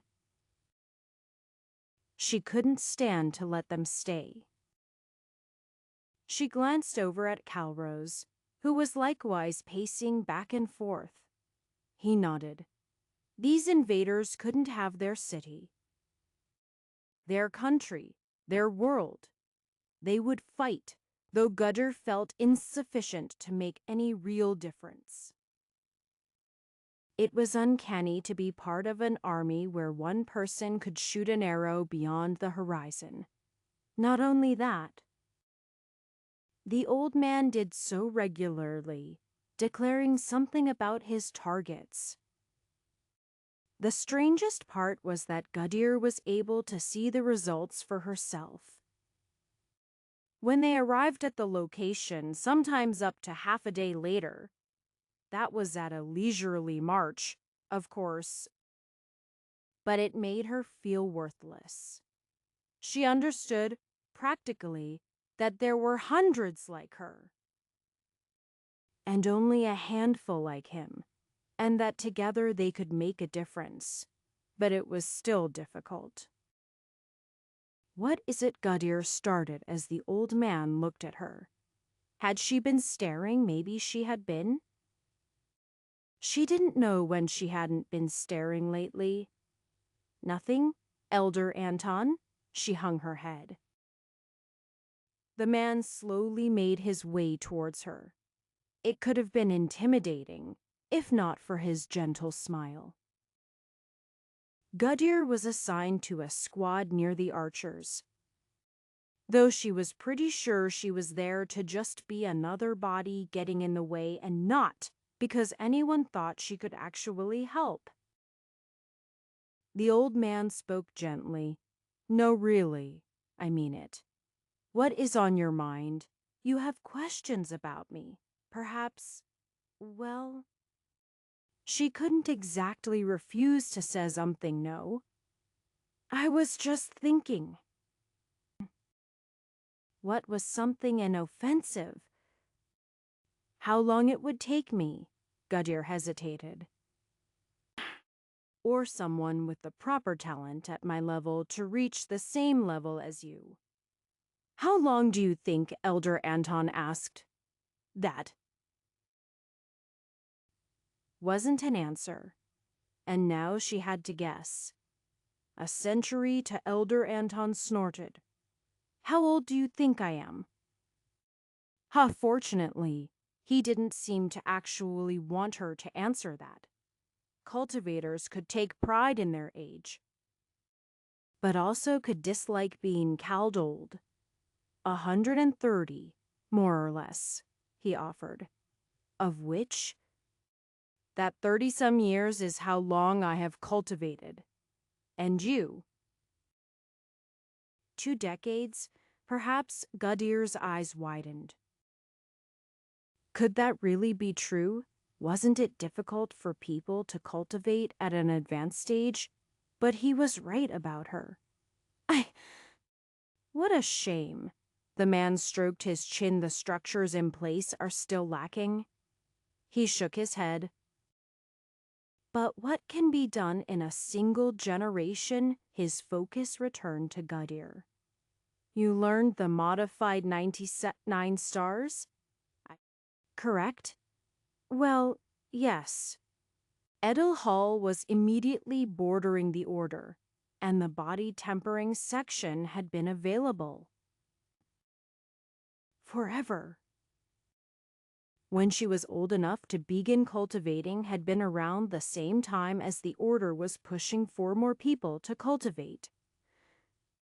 Sometime after that, they distributed a version that functioned much the same signature, mostly so that its practitioners wouldn't be mistaken for actual members of the order.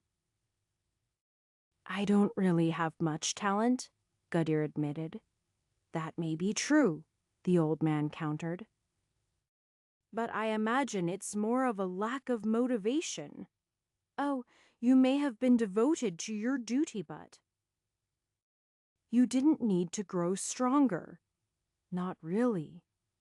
She turned her eyes down. That was so she'd been thinking. But you are close to that threshold anyway. What do you know about essence collection? Well, you focus on something or to you to grow stronger? That's basically correct, Elder Anton agreed. But remarkably vague. An essence is something core to you, or to what you ain't. That can be power, but it could be protecting people or swords. But it has to be the most important thing. If it's not, you have to make it that. I don't even know what I want most, Gudir admitted. That's the hard part, isn't it? The old man said. Unfortunately, I can't tell you that either. But he can say that it's acceptable for it to be for your own sake or for others. Tomorrow would be more marching, but Gudir couldn't help but lay away in her tent. Focusing on others was obviously the more noble path. She had a brother she wanted to keep safe, and his family, the city, too, and Greyoton beyond that. She hardly had experience with anything further, but nobody deserved to be weak. Yet it didn't feel right. All she could think about was her jealousy at the strength of others. Elder Anton hadn't insulted her cultivation speed, just pointed it out accurately. Even if he had, she couldn't have blamed him. She'd been coasting along, especially in the latter part of spirit building. Each small increase in bodily power was difficult to attain, and she hadn't really cared to have a more. More wealth would barely make a difference, as she had everything she needed. She wasn't terribly interested in luxury beyond occasional meals somewhere nice. She only really cared about growing strong once the invasion came, and she began to fear for her life. She was still going to fight, but she didn't know how to get stronger so she wouldn't have to be afraid, even if she made it to Essence Collection. Would it be enough number? Not even the coveted life, transformation was enough now? It took a long time for her to fall asleep, and no answers came to her. What are you shooting at? Gudir worked up the courage to interrupt Elder Anton once more. Are there enemies? No, the man admitted. It's just practice. I pick a target and try to hit it. Though usually I stop short. No point in sullying the countryside. Are you close to a breakthrough? Gudir asked. Nope. Then does it matter? We're heading for a battle. Why waste your energy? It's never a waste, he said. though I will admit that training at times like these has to be conservative. I am limiting myself to 10,000 or less, per Dalton Y. His eyes focused on her, and she could sense something. Her training in emotion was quite decent, but his greatly superior cultivation made him hard to fathom. The second shot at marrow really does better with constant work. You can even cultivate on the road. She probably shouldn't have been surprised that he knew that was the area she was still lacking before the final tempering. 2006 stars, and lately she hadn't even managed one per year. It takes a lot of concentration. So did walking. When you were a baby, Elder Anton countered, and talking. Now you do both without even thinking hard. Elder Anton held out his hand. Start somewhere small. Just a little bit of energy circulated around inside your bones. Work your way from one end to the other and back. Then you can do more. His energy formed a single path through his body, moving through every bone. Trust me, it will be much easier before your bones are old. I thought you said something about beginning to cultivate at 100. Was that not true? It was. That's how I know it's not comfortable. As they walked, she made an attempt, and he guided Gadir where she was lacking. Occasionally, he would shoot his bow into the distance. Sometimes, he summoned a great amount of power all around himself, forming bows in the air and drawing a few physical bows he held separately. A great volley of them all at once made Gadir wonder why they even had the rest of the archers. That one was an enemy scout, Anton commented. Ascension energy stands out so much here that they're easy to pick out. One moment. Anton went on ahead, apparently talking to other members of leadership. That ultimately resulted in the pace increasing, as they didn't want the scout to be missed before they reached their next destination. The increased pace began to strain even a cultivator's tempered body a little bit. And doing so even more with her own energy made Gadir wonder if it was a good idea. But she worked on a small piece at once, so she wouldn't end up exhausted.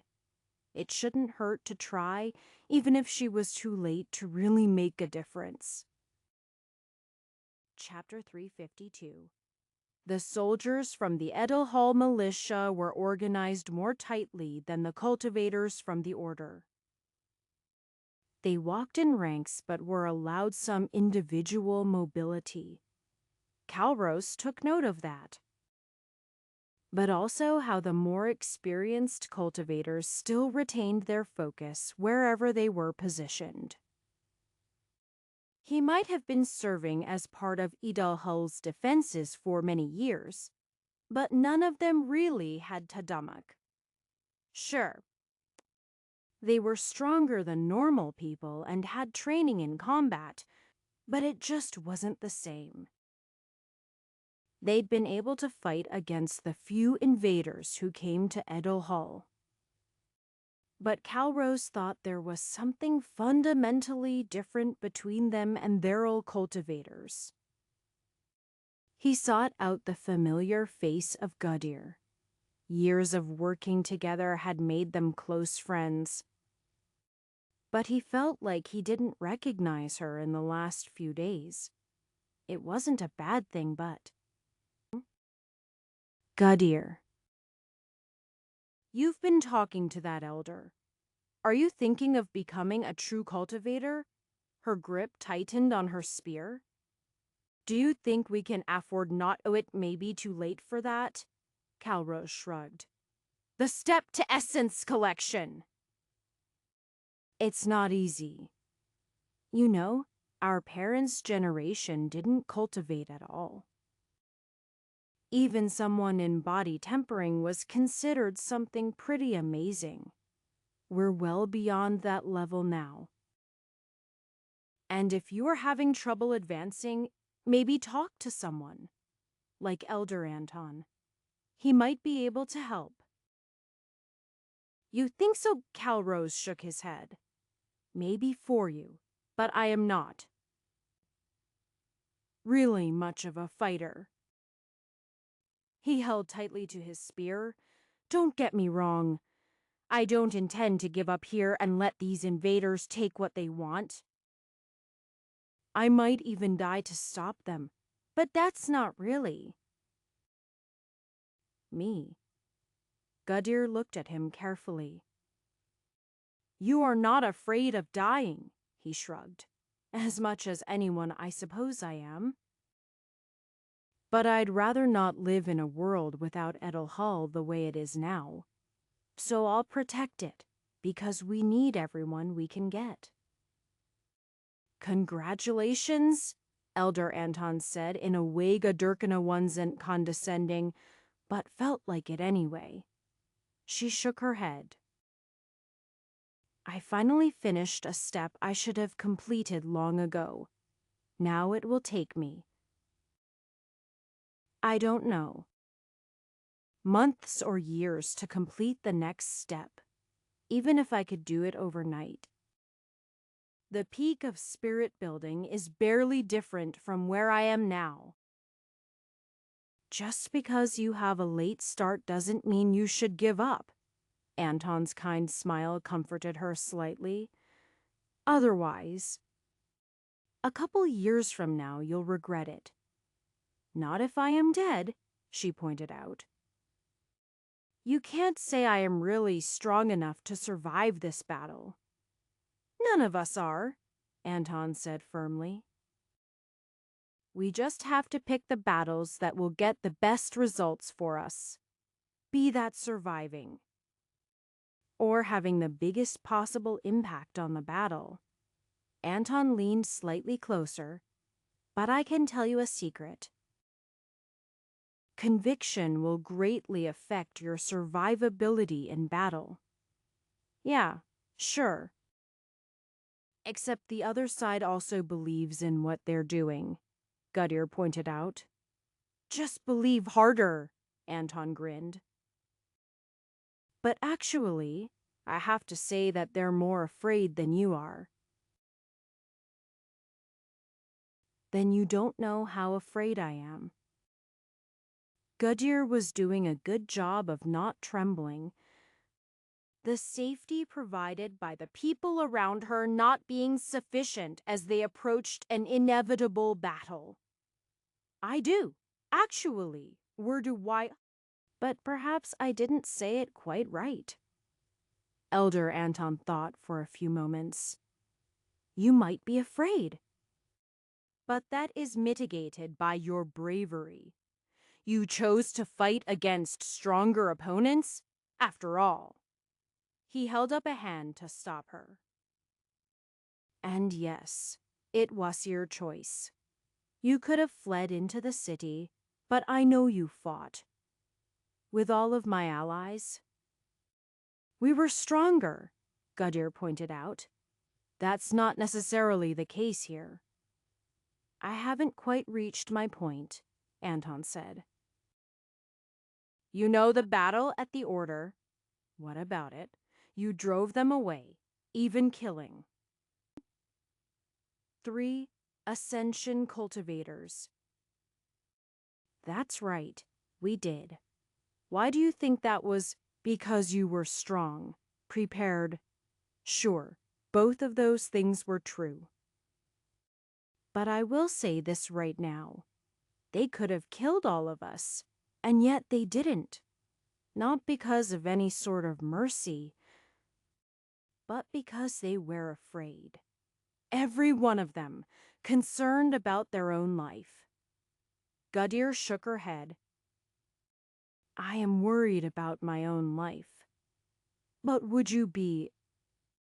If you were a life transformation cultivator or an ascension cultivator, I think not. You see, their stake in this is less than ours. They're here for, some crap like cultivation resources. But this Icer world. Anton's eyes flashed. And they can't have it. We can't win on conviction alone, though. Good point. How many spear thrusts have you done today? Anton asked. We've been marching so. Only 100 in the morning. Do 1,000 by the end of the day. Picture one of those who came to the city. Oh. And tell your friend Thatcher cultivators can be anyone with a commitment to something. Not just fighting. You could hear us stalking. Anton raised an eyebrow. And she realized she was talking to the guy who regularly shot arrows several hours' march ahead. The leadership gathered together, including many elders from the order and the captain of the Edel Hull Guard, a woman who went by Orly. She was young for her cultivation on the level of the best geniuses. She was originally from Facriona, but for various reasons had ended upon Ofrurg and chosen to build up the guards there. She looked at Anton and shook her head. I can't believe I spent decades trying to get people to train to the best of their abilities. And then you show up and... Well, I can already see the effects. I had the fortune to come into their understanding during a time of crisis, Anton pointed out. And I am some unephrunt. Besides, you were too important to bring problems to. I suppose I was quite busy with various things, Orally admitted. People won't always take advantage of available opportunities anyway, Anton consoled her. I think you did, well, to create a force that stood and fought for their city. She nodded. I guess we should let people get on with the actual reason we're here. Grand Elder Fodor just arrived. I'll have you know this is precisely the planned time of the meeting, the man in question pointed out. Side comments seldom went unheard at their level of cultivation, unless people took great care to conceal it. We're not far from Streegate now. A couple hours' march. Our scouts have confirmed the city is under siege. Their barriers are barely holding on, but should at least last the night. They will have likely noticed our approach. But for the moment, I believe our camp is concealed. He looked to Katerina. That's correct, she nodded. If they haven't done something to disrupt Streegate's formations, we can assume they have no one who can find their way through ours. I imagine we have to run into some sort of formation master at some point. But not here. Very good. Elder Anton. If you would go over some of the other details of the siege. Anton stepped forward. They seem to be making use of more traditional siege tactics. That is, waiting out the durability of the barrier. It is extremely difficult to have one that can withstand large instantaneous bursts of power without a constant drain on the power sources. Given the invaders' slow rate of energy recovery, they seem to have elected not to commit much to a bombardment to speed things along. That might change with our presence here, but any changes on that front will be immediately apparent. Grand Elder Fodor took over once more. Optimally, we would bombard them with attacks while they waited. But we both don't know how long that would last. Nor do we have any guarantee that we would receive backup from the city when the invaders inevitably turn on us. Even if they do support us, Orly commented, leaving the protection of the walls would be a death sentence for most of them. The vast majority of their force will be somewhere around Spirit Building. Taking advantage of walls and defensive formations, they can be effective. But outside of that, it would be possible for many of them to be cut down by simply the auras of Ascension cultivators. Speaking of which, Hoyt asked, is this the same group that attacked the Order? No, Fodor shook his head. There appear to be two new and relatively fresh Ascension cultivators, and smaller numbers of others than the initial force that attacked us. Thank you for the question, Elder Vondale. Hoyt stiffened for a moment, and Fodor corrected himself. Elder Hoyt, I mean. No, it's fine. I am just not used to the name.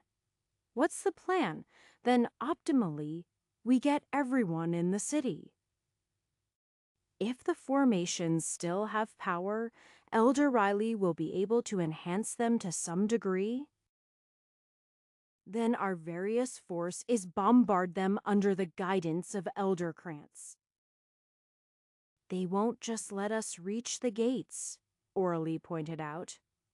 I would imagine not, Grand Elder Fodor nodded seriously. The Formation Master will be circling those with lower cultivation towards the city under concealment. If they have to fight, so be it. But the rest of the force will be at another angle launching attacks.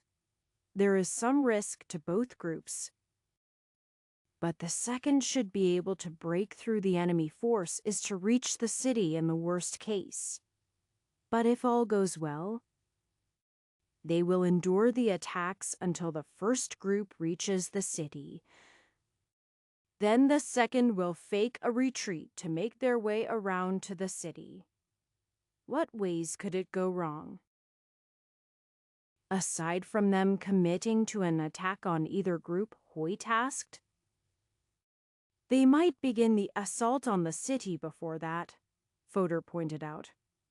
Though that would actually be to our advantage, unless they completely block off all the gates with their forces. However, this is where we have an interesting advantage. They are individually strong, but their numbers are not great. They have to either deal with isolation or hold together and leave parts of the city open. They might not actually care about people fleeing, as long as they don't think they're taking all of the resources away. There will be risks no matter how we go about it. Orly shook her head. I am not sure if we can win. Ferocity seems important, Anton pointed out. Making them believe you can kill them is enough. With that, we should leave clear paths of retreat for them. This isn't a situation where we have the forces to annihilate them all at once. Grand Elder Fodor nodded seriously. That's a good point. And they are still hopefully off balance at our resistance. The situation is hopefully different than they expected. It should be, Katerina commented. I have the feeling that they were waiting for Twin Soul Sect traitors to come out of the woodworks when they attacked the Order. They're supposed to have infiltrated all of the major sects, yet we killed them all. They should have gotten word of that. right there in Tiridaeus that they could reincarnate. Maybe, but some of Everhart's designs. Katerina shook her head. We know he hated them. There was an entire death trap set up on the moon that took out as many of them as possible. Everhart should have known they intended to reincarnate, so... She shrugged. I don't actually know what he would have done. But it would be something to make their lives difficult. All of them. If they really haven't been getting any information. Orally clutched her spear. We might actually have a chance. And if not, Anton stood up straight. We'll take down as many of them as we can before we go. Everyone silently agreed with the morbid sentiment. They'd been planning that for decades, but now the time had come for them to follow through. Chapter 353. The city of Streegate was quite reasonably sized for being in a lower realm. And given the signatures of lower energy coming from the cultivators inside it, should have plentiful resources. The defensive formations were annoyingly sturdy given that they merely had use of lowly energy. None of that should have mattered. However, as they should have already been taken down from the inside. The local members of the Twin Soul sect should have infiltrated every major sect. And if there were settlements of this size, they would be expected to do the same. Elder Shem could remember when he had done the same himself back during the previous cycle. He had been successful, though he'd given his life for it. The rewards had been worthwhile, of course. After he was reborn, he was raised through the path of cultivation with many rewards, and had reached the integration stage. He was fully suffused with upper energy and could use its devastating power as he pleased. He had admit that he was a bit restricted by the lack of decent natural energy in the lower realms. But he was still above all of the residents. He merely had duties to fulfill propping up the younger generations. Though he couldn't make use of most of the resources they would secure from this mission, he would be rewarded separately. But the thin stores of natural energy irked him. Lowly energy was so inefficient, he could feel himself drying up. Slowly. But he had no time to sit around waiting. Grace-com. If the defensive formations did not run out of energy soon, he would tear them apart himself. The slightest bit of caution was merited given that another group of lower cultivators had shown up the previous night. They seemed indecisive in their determination to attack. Or perhaps they were intending to sneak around for some sort of tactical advantage. Elder Shyam had not lost track of them. However, at their distance, tens of kilometers away, they wouldn't be able to do anything. But they could begin closing the distance at any moment. Elder Shyam only had a moment to sense a fluctuation of energy before a disciple of the Phoenix sect was struck by a beam of light. It was an arrow, and it directly struck a woman's eye. Jagoda, if he remembered correctly, from the Phoenix sect. Centuries of training didn't fail him, and he formed a barrier to block subsequent attacks. Yet, instead of impacting against his aura, arrows simply swerved to target other cultivators outside of his reach, striking down those who stood on the fringes. It didn't make any sense. Sure, they had been standing rather carelessly with only the basic levels of defensive energy. But Jagoda had been at the peak of essence collection. It would have been one thing for her to be struck down by those at the peak of this world in a single blow. But the archer was only an early life transformation. Several more disciples died or were injured before everyone strengthened their defenses. Elder Shem sighed. He would hear about this later, regardless of it being the individual disciples' carelessness. But that was later. Now was time for revenge. "After me!" Elder Shem called out. He looked towards Elder Mazar of the Boundless Ski sect.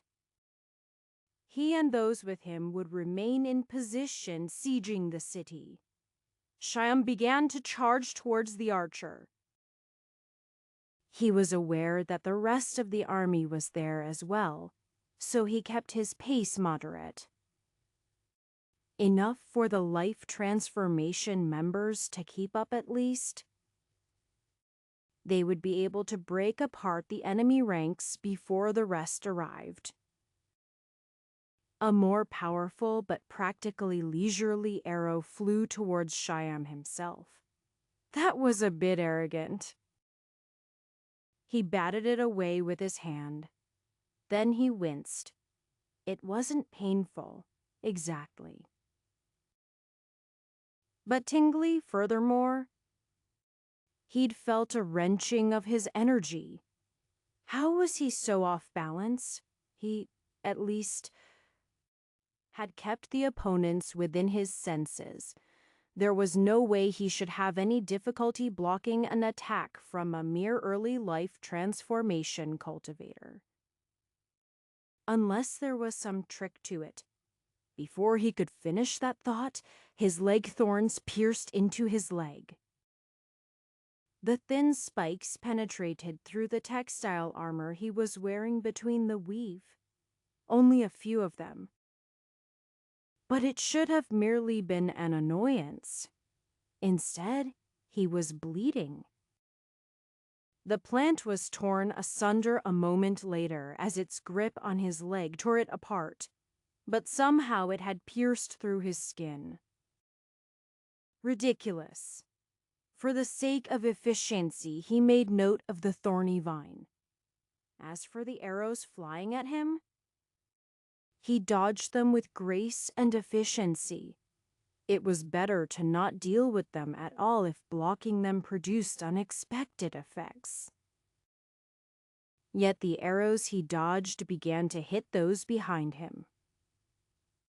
Life transformation cultivators, who should have been able to withstand the attacks with ease, were staggered. Their defensive energy penetrated in a single blow. That was the limit of the attacks. And wounds were minimal, but Elder Shyam knew it shouldn't have been so easy. Then he ran face first into a dangling strand of ants. He had thought it was one of the other hanging vines in the area. And it hadn't stood out as noteworthy. It should have been decimated upon contact, but instead, he had little bugs all down his front. Anton was glad that Western Creeper was just as effective on ascension energy as normal natural energy. He would have been happier if the thorns had pierced deep into the man's muscles instead of being nearly superficial. But with only the man's own momentum to sink them in it was impressive enough for a simple plant. "How are things going over there?" Hoyt asked. "Practical experience does wonders," Anton commented. "My auntie, ascension techniques are several times better than the beginning of the first battle. I knew we had all improved. But this magnitude..." Anton nodded. This is what it's really meant to be like, I imagine. Good to know, Hoyt nodded. What about our allies largely being ignored? Anton said in reference to the ants. At the very least. The enemies are still on the approach. They likely don't understand the magnitude of our small friends, despite the ants being, well, ants. They were intelligent enough that their loss of life was best avoided. They were willing to fight and die on the orders of their queens, and for the sake of their homelands. But they weren't willing to do it alone. Still, they were brave enough to position themselves along the way. It was practical, since they couldn't move fast. But it still meant they were the first line of defense. Soon enough, the enemy's front lines were within range Forthos a not-passing horizon shot. The same was true in reverse, with arrows and conglomerations of energy being launched towards them as well. Anton switched tactics, maximizing his number of bows to shoot down the attacks so his allies could fight freely. A simple hit would unravel an attack on the way before it got to them. Those who weren't ascension cultivators seemed to still have that type of energy inextricably tied to their effectiveness. And more so the higher their cultivation. In short, it narrowed the effects of increasing cultivation for their enemies.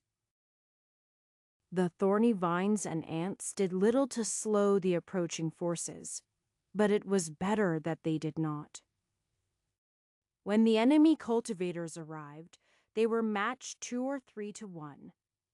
There were equivalent forces behind them. But they would not arrive for at least a few critical moments. Formations sprang into place as well. Their components hidden among the natural trees and boulders in the surroundings. Nothing was as grand as what Katerina was capable of. But the previous best formation user among the Order, Elder Rana, was still present with them. Katerina, meanwhile, was bringing the soldiers to join with Strigates. Atop the walls of Strigate, Grant stood next to one of the contraptions he was most proud of. Sure, ballistae had existed for ages, and were basically just big crossbows. But the scale of these particular specimens was greater. More importantly, the ammunition was relatively cheap but highly effective. It would take several cultivators to draw back the string and empower the bundles of smaller bolts with energy, but it allowed those who were not particularly skilled in ranged battle to participate. In the distance, Grant could feel a familiar presence. It was a bit vague and indistinct at that distance. But practically every resident of Windrip would recognize Anton's energy, much of Stregate, at least among the highest-ranking cultivators. Grant had made it to midlife transformation since he ended up in Windrip. But despite his cultivation lacking slightly compared to, well, Anton, he felt he had grown as much as could be expected. His abilities as a smith had grown beyond what he could have ever expected was possible. Pulling strength out of lesser materials and raising better materials to great heights. The enemy forces had half split towards Anton. But when the second group seemed to be considering joining them, Commander Alphonse ordered the first volley. They had to fight eventually, and now seemed to be the optimum time, though they were positioned over a kilometer away. Metal spikes tore through the lesser cultivators among the enemy. They weren't precise, given how many were launched together. But they were accurate to the point that the siege engineers could target a specific region of the battlefield. They had ranged every position on the battlefield years before and had kept up the condition of the instruments. Cultivators in spirit building and essence collection took out cultivators a step higher than themselves in the first volley. There were only around 20 ballistae on the correct side of the city, but a visible portion of the enemy forces went down. Cultivators hurriedly began to reload. Then something strange happened. It wasn't the enemy force beginning to charge. That was absolutely expected and according to plan. No, it was a low narrow streaking into the side of one of them. It was absolutely overkill for the early essence collection target. Then there was another. Exactly the same, piercing into the side of a man already dead. Regardless of the improbability of two stray arrows hitting the same point.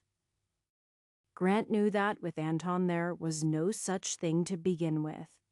If an arrow went, of course, it was either redirected or dissolved. Yet clearly there was no tactical value to killing a single person. Grant's arms worked hard as he helped arm his ballista. Was he being told something? What was it? It was Anton's normal spirit arrow technique. Combined with anti-ascension methods, of course. That was it. Anton was always better than anyone else at those. But it was different now. Grant focused on what he felt. Anton had mostly taught him the basics of using energy. Though the man had always returned to Windrip as the core of his efforts to teach everyone to cultivate. With word of the invasion, everyone had devoted effort to learning the anti-ascension techniques. Grant now wished he had a few more years devoted solely to that task. But it was difficult to practice something without any real method of observing effectiveness. Cultivators who practiced that one technique, fleeing youth, he thought, were few and far between. With a change in how he empowered his portion of the ammunition, Grant thought he saw some of them pierce straight through a life transformation cultivators. His eyes could have been fooling him. But the man was at least injured. It was a shame they probably wouldn't be able to fire the ballistae at the approaching enemies more than a couple more times. But such was life. Every enemy they killed at a distance was one more the city didn't have to face. Some had thought them excessive, but now Grant had wished he had the time and resources to make twice as many. Chapter 354.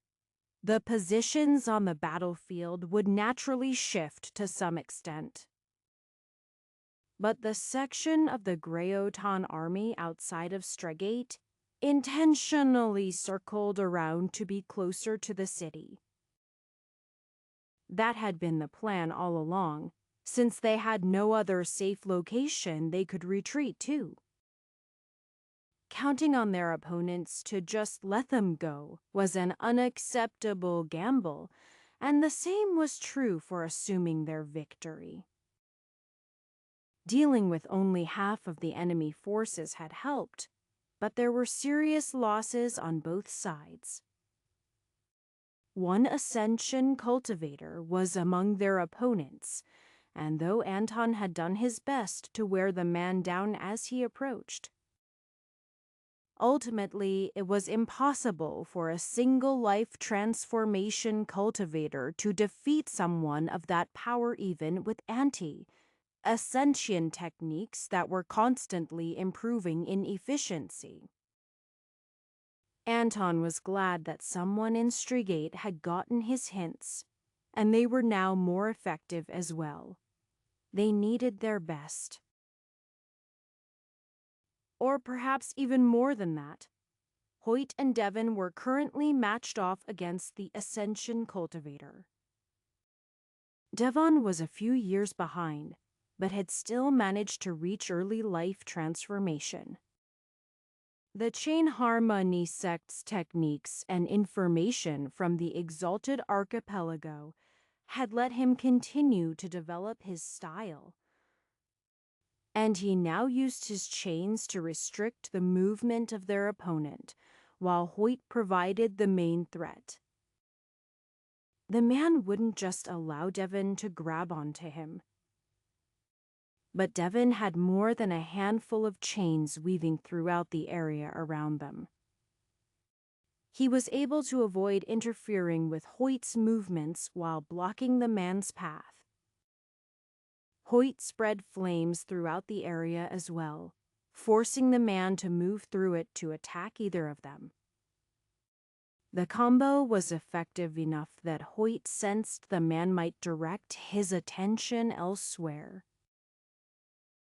Though it was a bad habit for cultivators in combat to engage in conversation, Hoyt supposed he had good enough reason. "You are quite strong." Were you the man glared at Hoyt, though willingly answered in return. "I am Elder Shem of the Twin Soul sect. I must admit I am surprised at how enduring the lot of you are, like insects." Speaking of insects, he had already divested himself of the chain of ants. Some were dead, while others had simply been flung away. Since they were lacking the use of energy, they had to rely on their legs for speed, and even if they were more powerful than a normal insect, it provided an upper limit on what they could accomplish. "You will also be eradicated like them, as we can't allow continued use of these." Anoitextenics. Hoyt had to paths. He could taunt the man, indicating he was afraid. That might help, as enraged opponents were often easier to deal with. But it could also backfire. As if he was able to focus on either himself or Devon for a few moments, he had the power to tear them apart, regardless of the effectiveness of the anti-ascension techniques. Instead, Hoyt went with another option. "How unfortunate that you were stuck with the rest of these weaklings," Hoyt commented. The others might take offense at that, but they were already quite occupied by their own opponents. The words were good enough to keep the man engaged with Hoyt and Devon, at least, and the battle drawing longer was ultimately in their favor. The enemy forces were barely 20 meters away from the walls of Strigate when they ran into a barrier. The cultivators loading the ballistae were just as surprised as the enemy forces, but their movements still continued to fire their last shot, or what would have been the last shot. With the enemy packed in closer, it was impossible for everyone to dodge the weapons. Grant coordinated them all as he demonstrated the insights he'd picked up with regards to the anti-ascension techniques. As for why the enemy army suddenly stopped outside the walls, it quickly became obvious. The formations on the walls only covered them, and those atop the walls. a few moments before. Now, there was a small army positioned in front of the walls holding formation flags, which those with the training could sense were extending the standard defensive range of the formations. The forces had been invisible moments before but were now very clearly seen by both sides. "Excuse me," Katerina called to the gates. "We'll be much more effective inside than out, if you'd let us in." The question of whether or not the new group were their allies was rather simple. None of them had an ounce of ascension energy. And there weren't so many life transformation experts that nobody would recognize the Order's formation master. Grant was pretty sure she was Anton's granddaughter or something like it. After giving people a moment to settle, and having received a positive response from those immediately on the walls, some of the soldiers below began to climb the walls. Normally, they would have been prevented by various elements of the formations and the soldiers atop the walls, but neither was the case at the moment. Yet the process wasn't expedient, and those with lower cultivations would find it nearly impossible. "Open the gate," Commander Alphins declared. "Hold positions inside the gate as we cover our allies from Edelhull." The attacking armies found that they were able to clash with the front lines of the group outside the gates to some extent, but they couldn't break through the combined soldiers and power of the defensive formation. Even the ascension expert among them found his attacks repelled. He very quickly leapt into the air and continued to fly upward. Flight was an extremely rare ability for cultivators, even those of great power. But it wasn't entirely unexpected that an ascension cultivator could achieve it. When the man dove towards the walls from above, he found that the formation covered all angles. On the ground, Katerina was guiding people in a fighting retreat. She carefully organized how their positions collapsed so that those holding formation flags wouldn't disrupt the overall effect. Some of that involved her personally adjusting things, creating temporary runes or throwing flags that were quickly sacrificed to the incoming forces. While the defenses were still holding, everyone could feel them weakening. Grant looked at the ballista in front of him. Unfortunately, it hadn't been designed to fire at targets high in the air, certainly not directly above. He pulled out his hammer and gave a few whacks to bolts, holding it to the castle walls, then hefted it onto his shoulders. "Ready?" He called out to shake the others working with him out of their stupor. "Charge energy. Fire!" He triggered the release with a bit of his own energy, projectiles shooting into the air. There was no chance that even an especially well-made and enchanted ballista was going to kill an ascension cultivator. But it did produce interesting results. Only a few clipped the man as he twisted through the air. But a moment after that, he was tumbling, bouncing off of the formation and towards the front of the area. It seemed even a minor disruption to his energy flow prevented him from flying. The formation was trembling as Katerina coordinated the fighting retreat. Some of the ballistae were actually beginning to run out of ammunition, which was a mixed blessing. It was obviously awful that they were running low, But that meant some crews had been able to fire continuously. And if they took down even a few FOs per S-hot, that would equate to hundreds. The enemy force is only numbered in the low thousands, and some of those that had been killed were life transformation cultivators. The only forces that had died so far were the soldiers from Metal Hull and those from the Order in the other battle. They all knew it wouldn't last, but the more they could take out before it reached the inevitable melee on the walls, the greater impact they would have, though some of the soldiers continued to fall. The toughest soldiers kept their positions in the collapsing group in front of the walls. Unfortunately, it seemed they wouldn't be able to close the gates behind them. The enemy forces were pressed right up against them, and the formation likely wouldn't hold regardless. Katerina was the last through the gate, simultaneous with several others. She staggered forward, her sword planting in the ground. Even as Commander Alphons ordered them closed, the formation trembled one last time, then shattered as the flying Ascension cultivator shoved his palm through.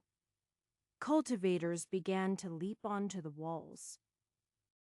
Life transformation cultivators being the only ones who made it to the top immediately, while the rest had to climb in several hops. The forces on the wall were only Essence Collection cultivators at best. But they were barely holding on with the advantage of numbers. Enemies also began to pour through the gates without the formations able to stop them. And the gates could not be closed fast enough. Then the world shuddered as the formation reasserted itself violently.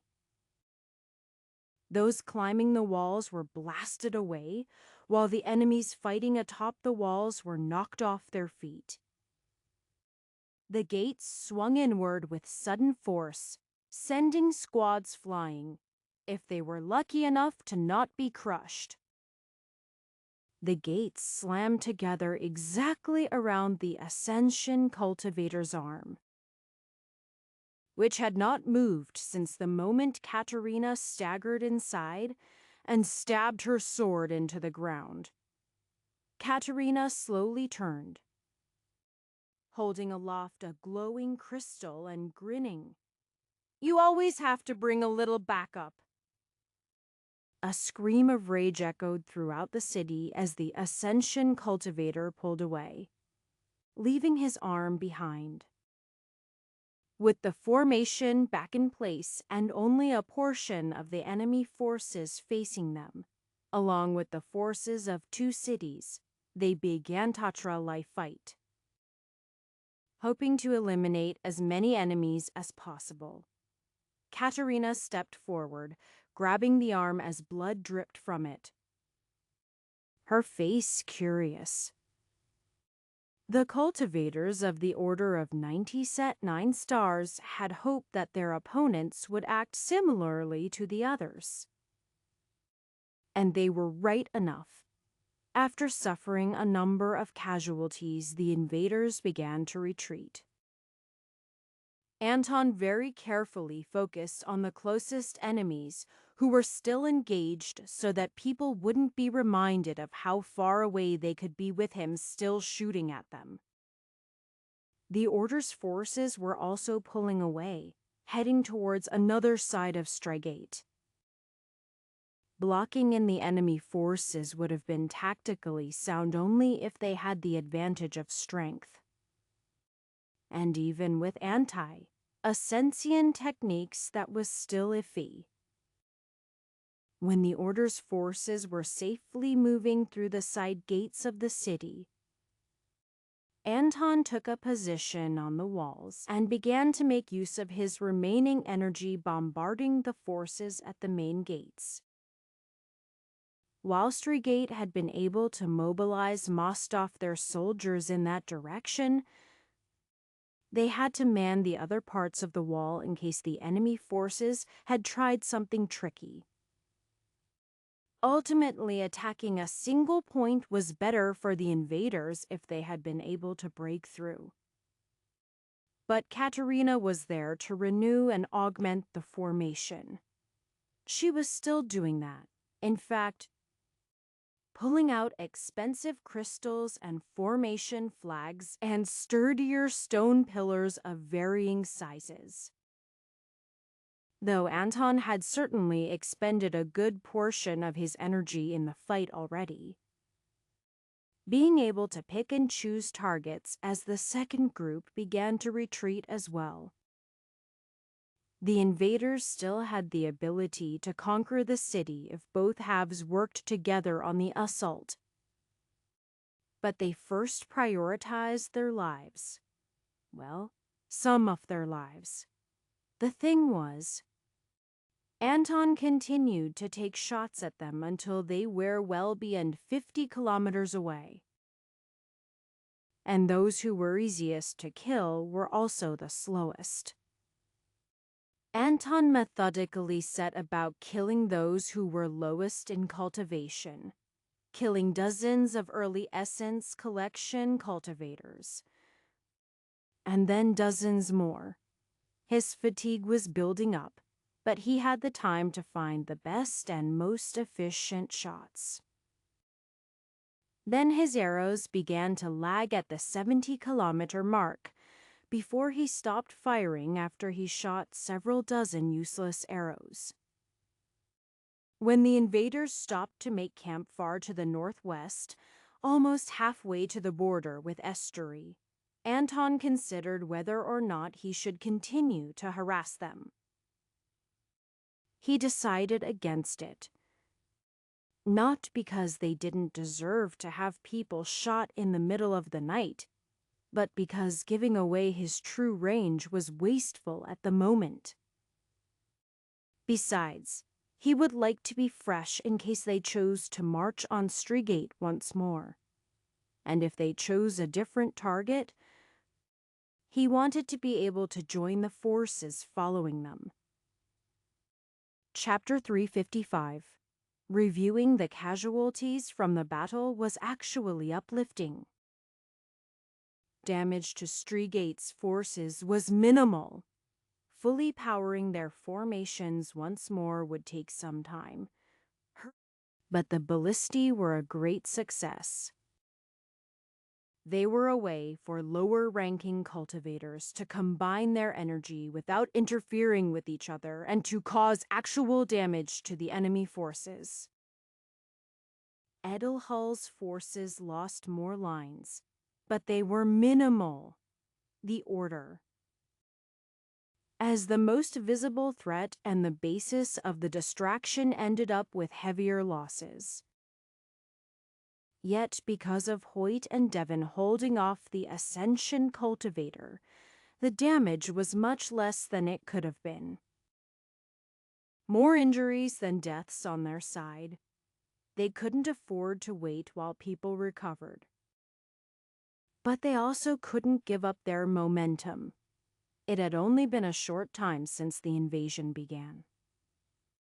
And they needed to prevent the invaders from establishing footholds within Grey Oton. If they hadn't already, at least. Heavy bags hung beneath Anton's eyes, but he wasn't going to let that stop him from working with the soldiers. Whether they were members of the Order or from either of the two larger cities, he wanted them to be as effective as possible.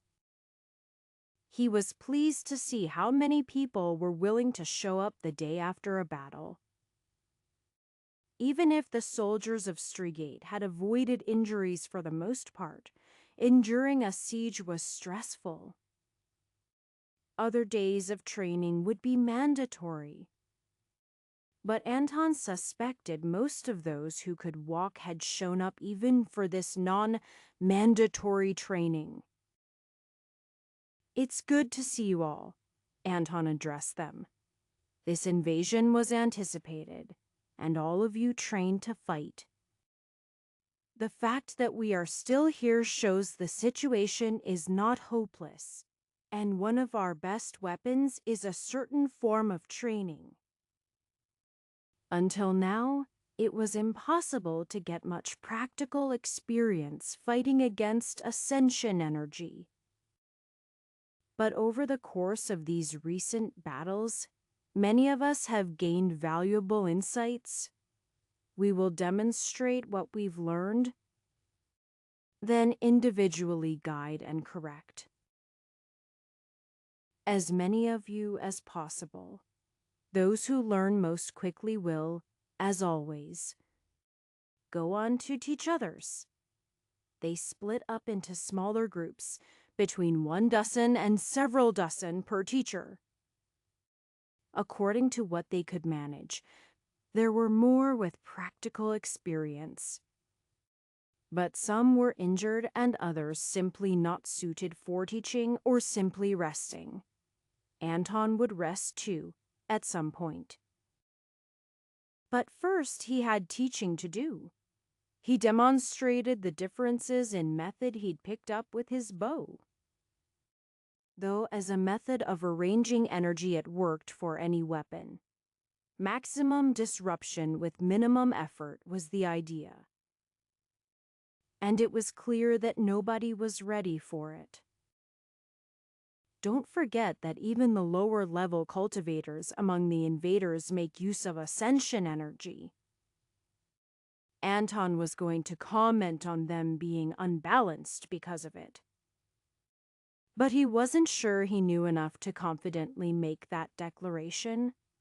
But he certainly suspected it.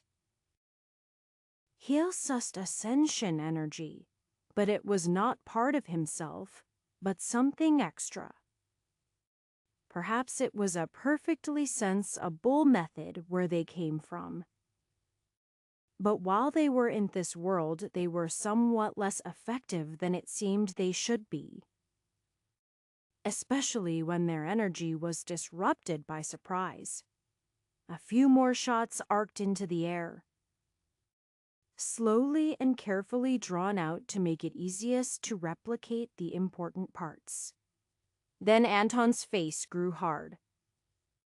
His stance changing? He still carefully performed his next shot, but it wasn't as slow as the others. It was serious. Anton was currently trying to solidify the information that he could only shoot 70 kilometers, and a scout of some sort had just crossed that line. They weren't strong enough to survive. Few people noticed the difference, except perhaps the speed of that shot, and Anton returned to his more demonstrative speed. In between, people were practicing attacks of their own, and Anton would guide them as he could, along with everyone else. But they couldn't train all day. Everyone needed rest, especially the teachers. 3 days later, Anton made a show of leaving the city for a distance, at which he pestered the enemy forces. There were currently debates about whether moving to finish off this group or following after the first group to attack the order was a higher priority. Gathering more allies was important, but if they left Streegate behind with a reduced complement of soldiers, it wasn't clear if they would be able to hold on. The enemy forces weren't without injuries of their own, and they seemed to have more difficulty recovering their energy here. But that didn't make them weak. They still had to ascension cultivators, though the loss of an arm was a huge blow to the one. The purpose of Anton's attacks were simple: cause as much disruption as possible. Whether that was killing weaker cultivators or bombarding the ascension cultivators to force them to expend energy didn't matter. They were either forced to make the choice to retreat further away rather quickly, which would also use their energy or commit to another attack. Their waste schnickly the option to just stand and let Anton shoot them. But while he wasn't going to say he could kill an army if they fought back, over the course of a few days, if they just stood still, he absolutely could. A few thousand people with methodical shots. If they were all spirit-building cultivators, he could do it in an hour. Early essence collection wasn't much harder. Since even if they were expecting him now, there was a reasonable chance he could disrupt their defensive energy to the point he pierced through for a lethal blow in 1 or 2 shots. Life transformation cultivators would take 10 or 20 even if they were passive, but they could easily move out of range before that time. But he could get lucky and cause an injury before then, which could take days or weeks to recover from, even if they had amazing medicines at their disposal. It would at least reduce that supply. When the enemy army began to move towards Anton, he continued to take shots as he retreated back towards the city. He only needed to move at a third of their speed, and he would be inside with plenty of distance to spare. The Ascension cultivators might actually be able to surpass that.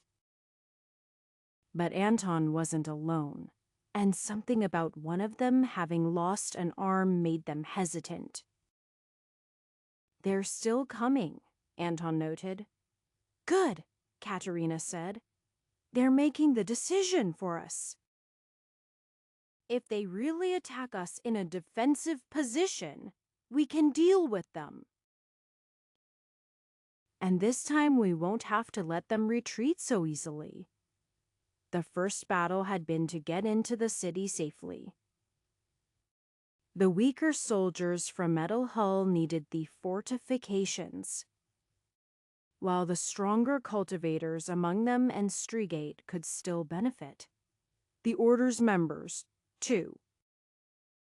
Anton ended up in the center, north of the city, surrounded by civilians who were willing to fight. They didn't have the training of the soldiers, but they weren't going to just let these invaders have what they wanted. And truth be told, those who could fight were basically all willing. Those who were too old and those who were too young, along with many of the infirm, were kept to a different part of the city. They had some soldiers defending them, but if the enemy forces broke into the city and he didn't come for Anton, they were going to regret it deeply. Others with ranged abilities would fall back from the walls to join him when the time was appropriate. But nobody could match Anton. Alva's focus had resulted in closer-range archery techniques, though she could still shoot a handful of kilometers when it came down to it. As the enemy forces closed in on the walls, they began to spread out in wider formations to avoid the ballista shots and other area attacks. That was good for their individual survival, but they might have done better to join forces to block the attacks. Anton wasn't going to tell them that, though. Instead, he ramped up his attacks another notch. Frantic shooting would tire him out too quickly, but he couldn't count on the battle being long either. Because the enemies were actually committing to the attack, they spent less time under fire from the ballistae. They also didn't only attack the northern wall where the defenses were most concentrated, but some of them began to spread out to the sides. That meant the formation had to handle attacks from multiple directions, as well as the soldiers needing to reposition. A sustained bombardment made the recharged formations tremble. It was always possible for them to break through. But they had to be willing to expend enough energy.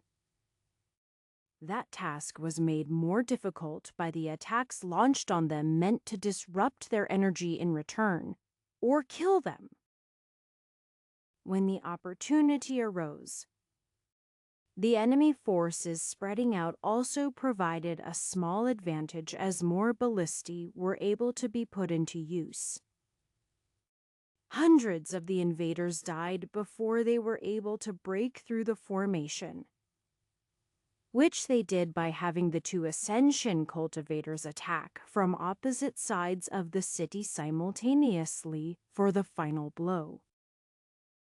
The cultivator who flew previously was now on the southern side of the city. But Anton had been watching, and he simply didn't make use of that ability again. What a shame. He continued to shoot to the north while keeping track of the situation to the south, especially the area around Katerina, where she had been stabilizing the formation. Elder Mazur of the Boundless Ski sect wanted his arm back.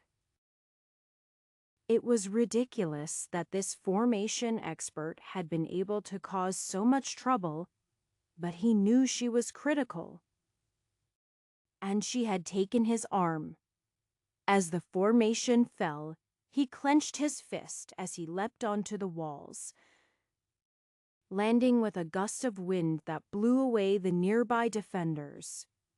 A dozen disciples of the Boundless Ski's sect followed after him, landing softly. Many of them could fly, but there was a certain archer that was annoying. He was focused on the north for the moment. But Mazar wasn't going to draw his attention if he didn't have to. The rest of their troops would have to deal with making their own way into the city. Mazar and the others bounded across the rooftops, looking down at the streets below where people who were barely cultivators waited. It was strange how many there were, but their numbers were of no consequence with them being so weak. They wouldn't even be able to touch the hem of his robes. Some began to try to scurry up to the rooftops, but he was past them before they could make any progress. Up ahead was the formation user. He could sense her frantically trying to reignite the spark of the formation. But it had no power left to make use of. The few defenders with her wouldn't be able to protect her. Fuzz ran back and forth behind the northern walls, not because he was avoiding anything, but because he couldn't settle down. Alva was used to him moving in battle anyway. The strongest opponent was right there within sniffing distance. Fuzz knew that if he did the right thing to bite the man, it would work better. Everyone had been training that for a long time. The whole pack, no, every pack was doing so. This group of invaders would stand no chance. Along with the sense of people was something small and subtle Fuzz might have ignored if he didn't know the source. He couldn't even feel the ants sitting on his head, not even the larger queen. Their weight was negligible, and his energy senses didn't pick them up. Their scent was just that of ants. And it was something Fuzz was never going to underestimate. Fuzz! Head towards the big guy. Before Fuzz could guess which, that was Alva clarified. The strongest one. Oh, right. That was why they had the queen. It was dangerous to take Alva with him, but leaving her behind would give away that something fishy was going on. Black energy swirled around the strongest enemy, energy Fuzz was absolutely not going to touch unless he did the special bite. And even then, he knew he might regret it. Chapter 356. As the formations failed, Anton was glad that the enemy forces had been given a target. Defenders on the walls were still killed. But the invaders only engaged enough to get through and push towards him. And Katerina. But the majority went towards him. As he'd been intentionally annoying, he was also a serious threat, though not alone. The destruction to the city could have been terrible if the enemies weren't focusing on key targets. And the other strongest cultivators were all moving to intercept and draw attention. Though some paths to Anton were left open to draw the invaders further in. That put some risk on Anton. But if everything went well, they would cause serious damage. And if it didn't? At least they would take down a large enemy force with them. The ferocity of people defending their homes was not something that could be matched. As he had been instructed, Fuzz charged towards the bad swirly black man, the strongest of the enemies. Was he afraid, of course? Fuzz knew that the man was stronger than himself and Alva, but he also knew that a pack's power came from cooperation, and Alva and the others were smarter than him. In fact, he was pretty sure Thients were smarter than him. The thing was, they took being a pack one step further. It wasn't bad, but it wasn't something Fuzz could do. Arrow fired from his back as Alva shot a quick several volleys, disrupting a portion of the swirling energy. Fuzz was a bit hesitant to stick his head into it. But he widened his jaw and did the best he could with his snapping jaws technique. And the man pulled away. But Fuzz wasn't really trying to hit him anyway. He was just getting his snout close for the cylinder of ants that rolled off of his head and down it onto the man. The queen was not part of the arrangement as her body size was much greater than the normal ants. Instead, pushing it along with great speed, and finally leaping forward to give it a final push. Then Fuzz pushed away, bringing Alva out of reach of the draining blackness. Shyam had seen the stupid ants before. Once his eyes focused on them, he changed from an energy-based attack to a wide slap. He could just crush them all against the wall and move on with his day. Yet his slap met with nothing but air as the side of the strangely uniform cylinder where he'd aimed his attack pulled apart somehow into a strip.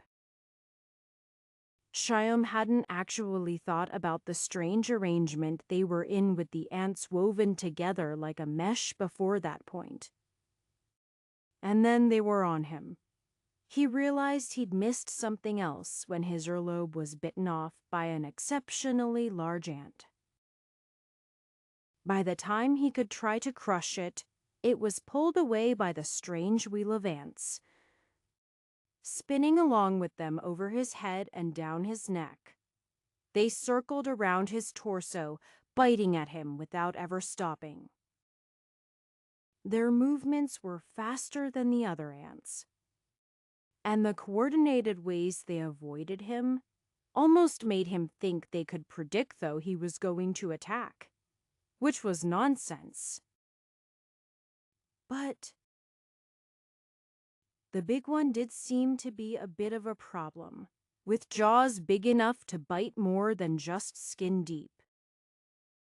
Punching at oneself was difficult. But he gathered his power and timed his attack just right to hit the giant ant as it crossed his sternum. He fist-crushed the creature flat against him. No, that wasn't quite right. His knuckles certainly touched his chest, but it was not because the ant was crushed,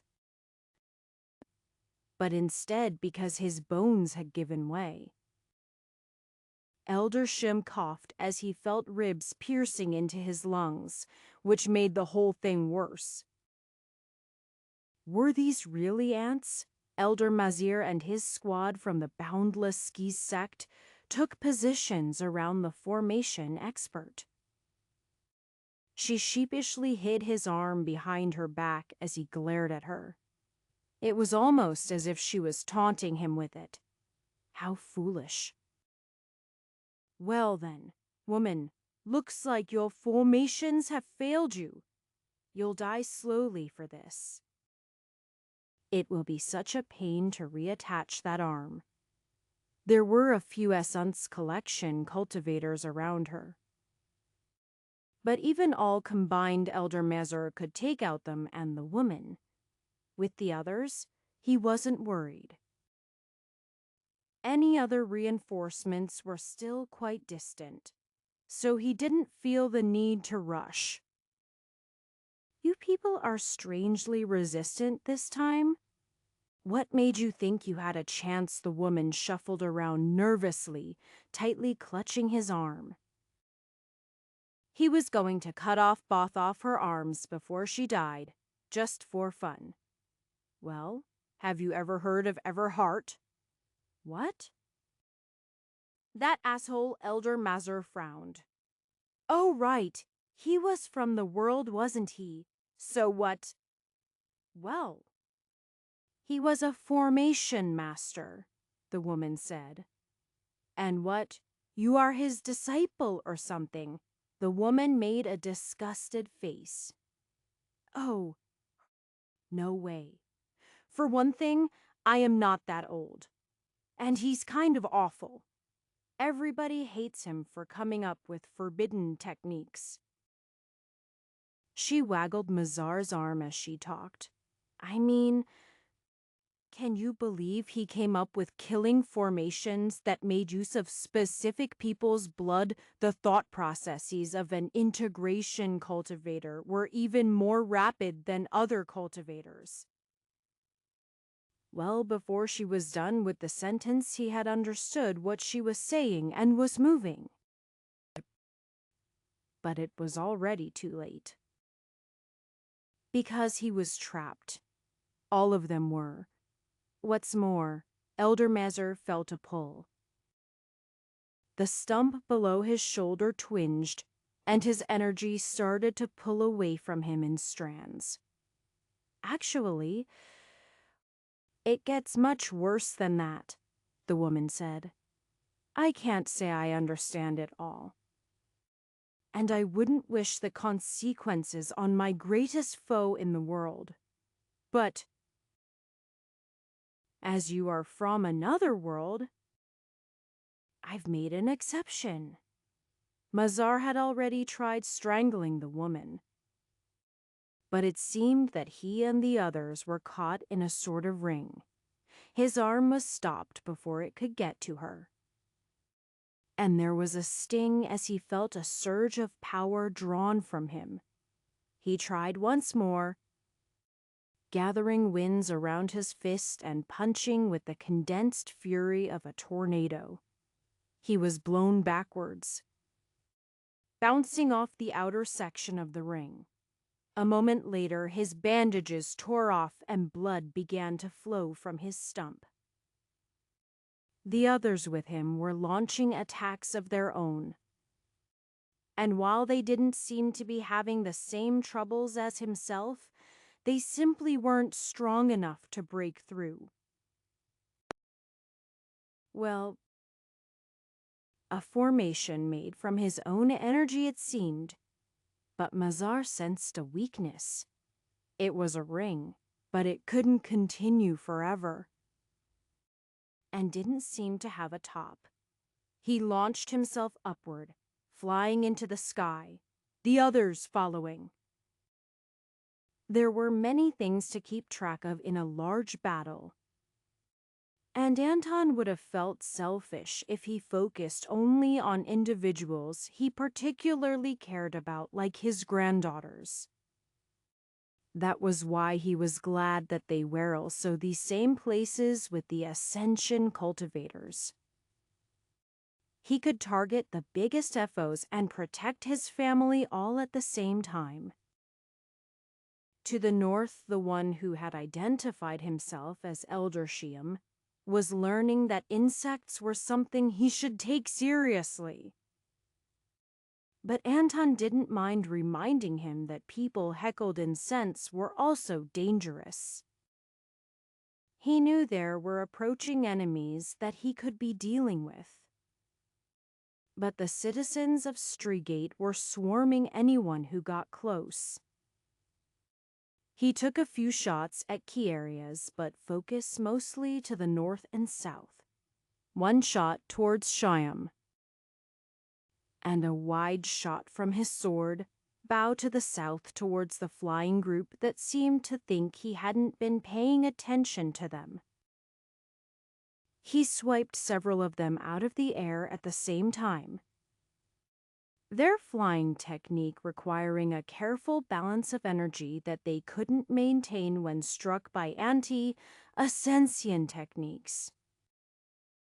The fall would barely harm them, but every time they expended energy to get away from a situation to protect themselves as they dropped back into whatever it was Katerina had set up and were trying to flee. Well, it wasn't going to go well for them. 2 arrows north, 1 south. West and east got one. Then it was to south again, where someone lost an arm. Sadly, not the Ascension cultivator, some Therm. But he was having a very difficult time getting above the rooftops regardless. Would Anton kick such a person when they were down? Absolutely. But he didn't mind letting someone else do it. A squad of soldiers sprinted down the street as a wheel of blackness followed them. None of their attacks worked. Either they were completely ignored, or the thing opened up and avoided getting hit, even when they thought they caused damage. The building. Height wheels seemed to be made of endless ants, those who got run over by it. Well, they only screamed for a few moments. Their only option was to run through people defending the city. That was still a proposition that risked death, but at least they could predict their enemy's strengths and feel them. The worst part about the rolling arrangement of ants was that they didn't feel like anything. They weren't any sort of proper cultivating beast, and neither lower nor upper energy seemed to do anything except disappear when it impacted them, except maybe get eaten. Which was horrifying to think about. The squad pushed past some defenders, happy to know that at least they would survive for a moment, and those they shoved past would die as they were run over. Except it didn't work that way at all. The massive wheel of ants didn't even slow as it rolled over the people. The captain of the squad was lucky enough to at least see horrified faces on the civilians. But the fact that they still had faces meant that the ants could discern between people somehow. And then they got to him. When the enemies began to retreat, Nabadai let them go. Perhaps 1 or 2 were allowed to trickle out of the walls. But they would be hunted down sooner or later. Sooner, if Anton decided they were a target. He wasn't up to following after them. But the others would. And when one of the retreating groups got to the 70-kilometer mark half an hour later, he didn't stop shooting. Enemy forces that had been thousands were now hundreds. And soon they might not even be that. The Ascension cultivators were dead, along with all of those at Life Transformation. There was no chance that those who remained would be a threat to the city. But the costs. In a city of tens of thousands, there were more than 1,000 dead just among the civilians. The buildings were mostly intact except along a few key fighting corridors where there was near total devastation. Soldiers from both Strigate and Edelhull had suffered further losses. But they had won. The sacrifices were heavy. But they had been willing to give up everything. Leadership was gathered together to discuss the battle. Would it be possible to repeat that formation you made in the center of the city, Elder Shia masked Katerina? If you get a living Ascension cultivator's arm, sure, she shrugged. And give me a few days. And some luck. I have to personalize it to their cultivation style, and honestly, I wasn't sure it would work. Fair enough. He took stock of her wounds, evidence that the formation had not held to the very end, though it had done enough. What else could we learn or reuse from the battles the Queen prodded Anton, and he interpreted for her? She says the large killing wheel took too many soldiers and could only really threaten slower and weaker enemies. They'll be looking into other methods in the future. Ah, yes, Alphonse replied. The citizens complained about that. Though not terribly loudly, given the situation. Hoyt looked around. Before we do whatever we plan next, we need to rest. Alephus, our growing proficiency in battling these people won't do us much good if we all are run ragged. And though we could lean on the militia soldiers for support, the less they have to face themselves, the more they will grow with us. And we have been growing. Tahir is hardly a person among us who hasn't undergone a breakthrough, mostly minor but a few major. Left unspoken was that he was only referring to those who survived. But the actual strength of their forces was, if not increasing, at least maintaining as they were able to coordinate with larger swaths of territory throughout Greyotan. Grand Elder Fodor hadn't spoken much yet, but he laid forth the various options. Well then, we have several possibilities from here. After we take some time to recover, we will leave Command Alphonse and Strigate with what they can manage. The next targets: securing the teleport formations, or moving into eastern Greyotan to coordinate with more larger cities. He looked at the Queen's limb movements. And further colonies? Yes. The teleportation formations were only in a semi-active state, but they had been left with the possibility to be used because of the way they functioned. There had been some foreknowledge that the enemies would be slow to recover their energy, and so going through the teleportation that required them to drain themselves of energy would be advantageous to those on the other end, and eventually allow for the continents to send backup between each other. The closer formations to places like the glorious Flame Palace were temporarily disassembled, since they might not drain now. Both options involved pushing into territory where the enemy forces were unknown, but where the initial consequences of the invasion should have been fully resolved, especially if they waited for people to recover mentally and physically before they continued. Chapter 357. Times of crisis made people realize what was important to them. When it came down to it, and you could only choose to save so much, the choice came automatically. It wasn't unexpected for Lev to choose the Grasping Willow sect. He'd devoted most of his life to it. And the same was true of his future, if he would have won. That said, he chose to abandon the place. The grasping willows themselves that filled the area around the sect with its beautiful ponds and gazebos were part of what made it his most precious thing. But that wasn't all. It was really the people. In fact, even the grandfather willow didn't mean as much to him as the various elders and disciples of the sect.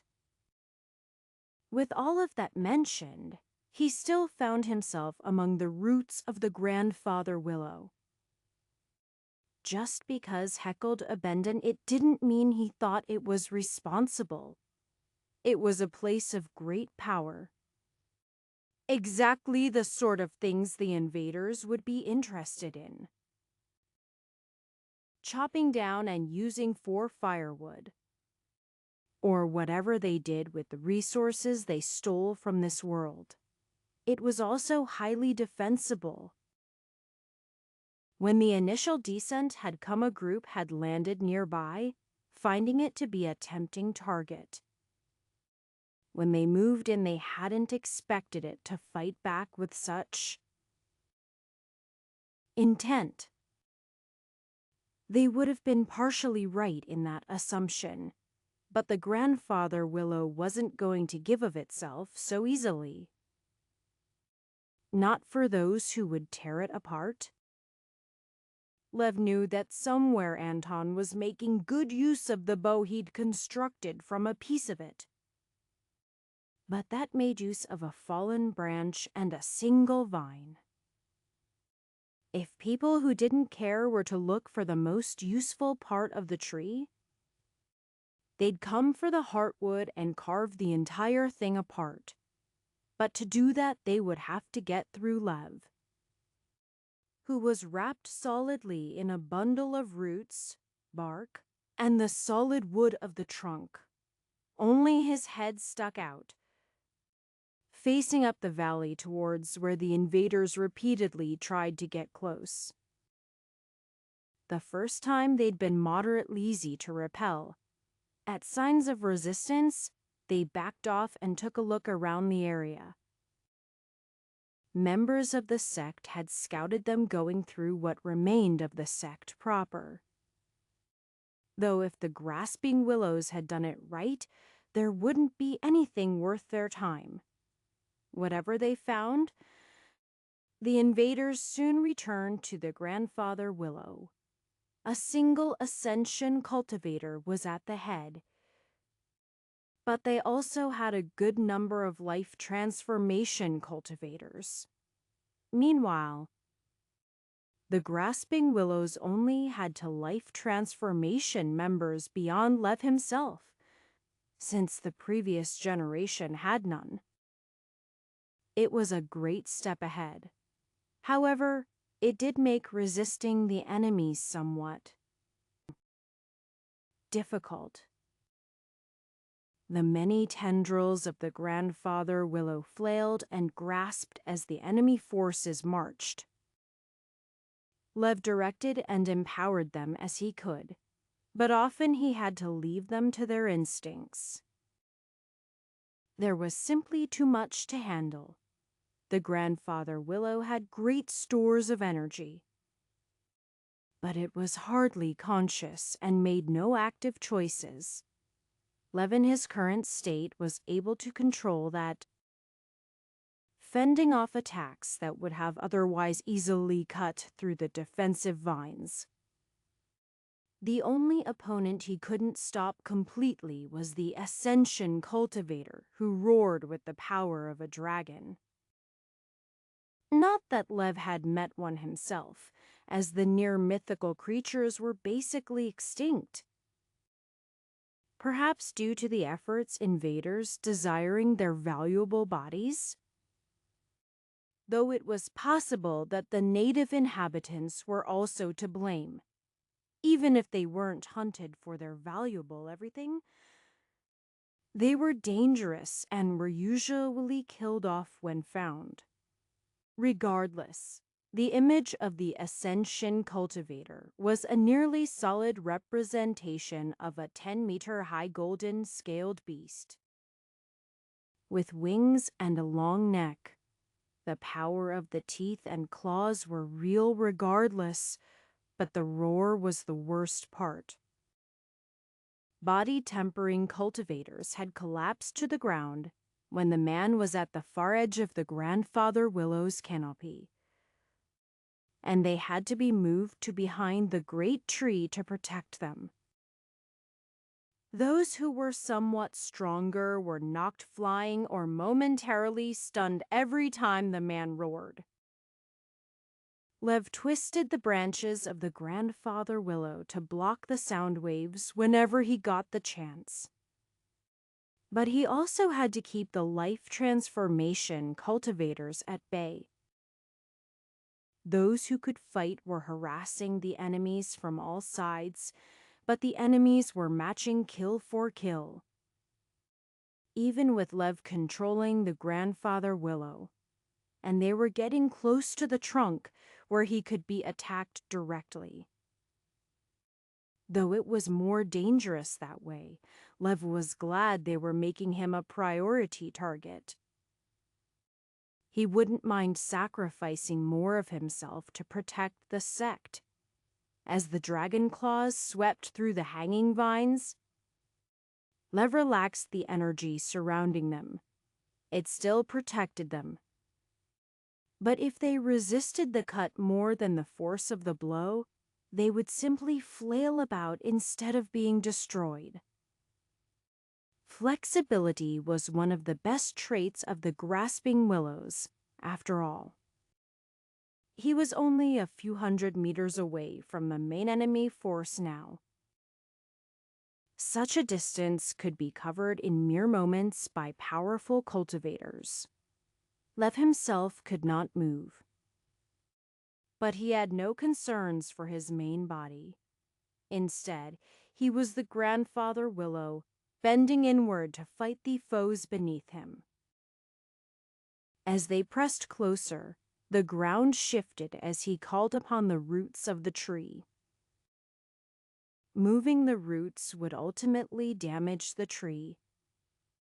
But if it could prevent it from complete destruction, or at least save some of the members of the sect, then it was worth it. The plant wrapped around the approaching cultivators, catching one life transformation expert and crushing her. Others dodged. But even if they left the ground and moved through the air, the tendrils were there to wrap around them and force them into a dead end.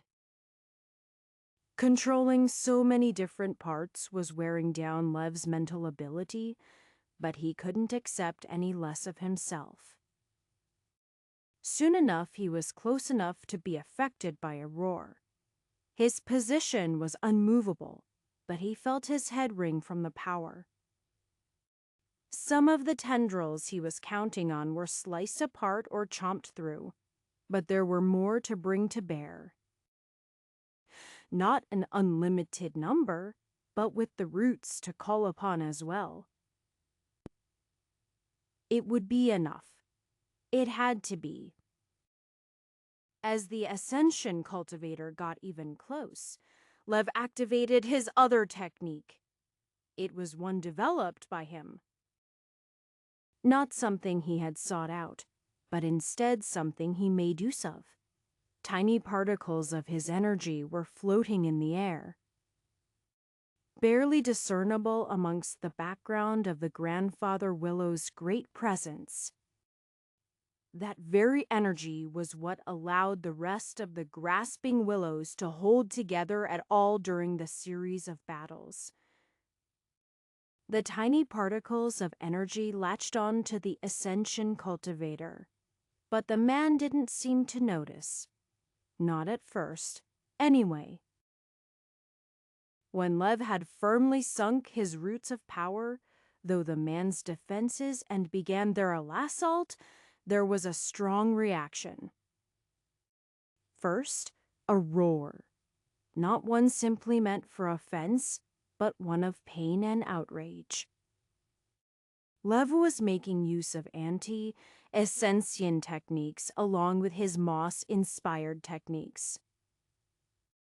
He doubted he could control an Ascension cultivator's body, but he could certainly make his nerves full of pain.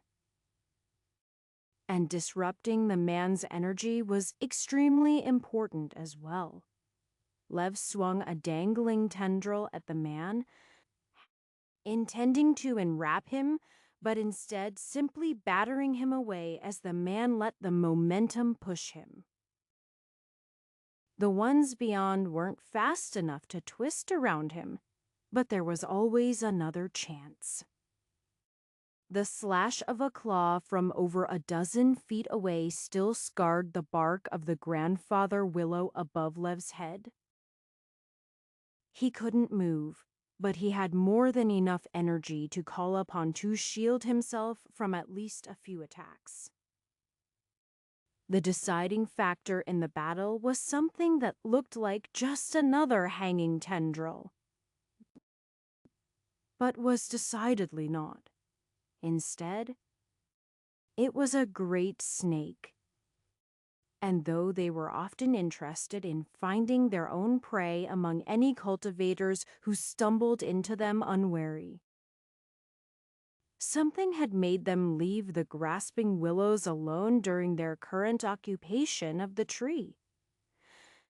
Perhaps it was recognizing a great foe, because the snake should have been able to sense the energy of the Ascension cultivator and how much greater it was.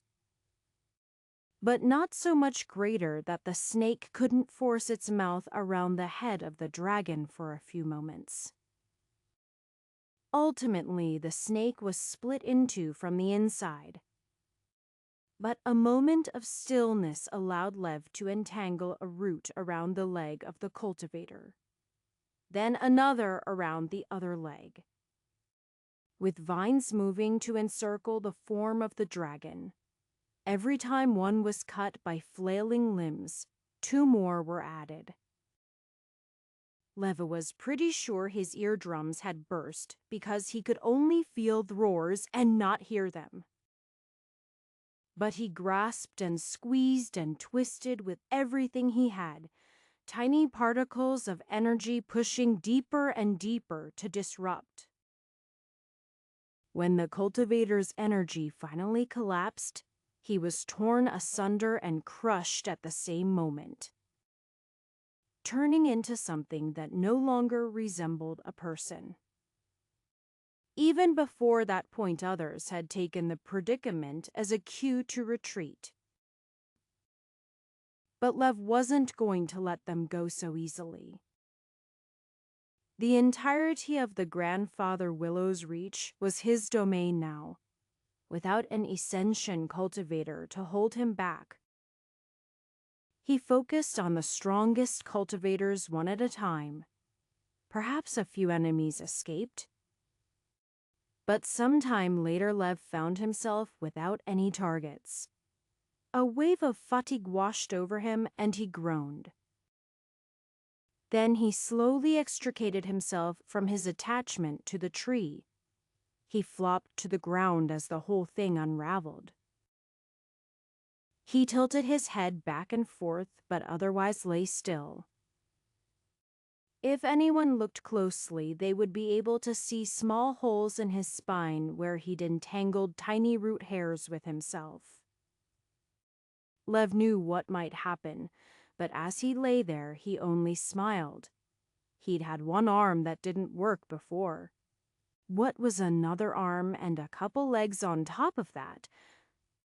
Compared to the others in the sect, as worried elders and disciples alike crowded around him, he grew even more confident that his choices had been the correct ones. He'd needed every bit of power and connection to the grandfather willow he had been able to scrounge up. If there were further enemies, he might be able to repeat the process, but he couldn't guarantee survival. Then again, who could in times like this?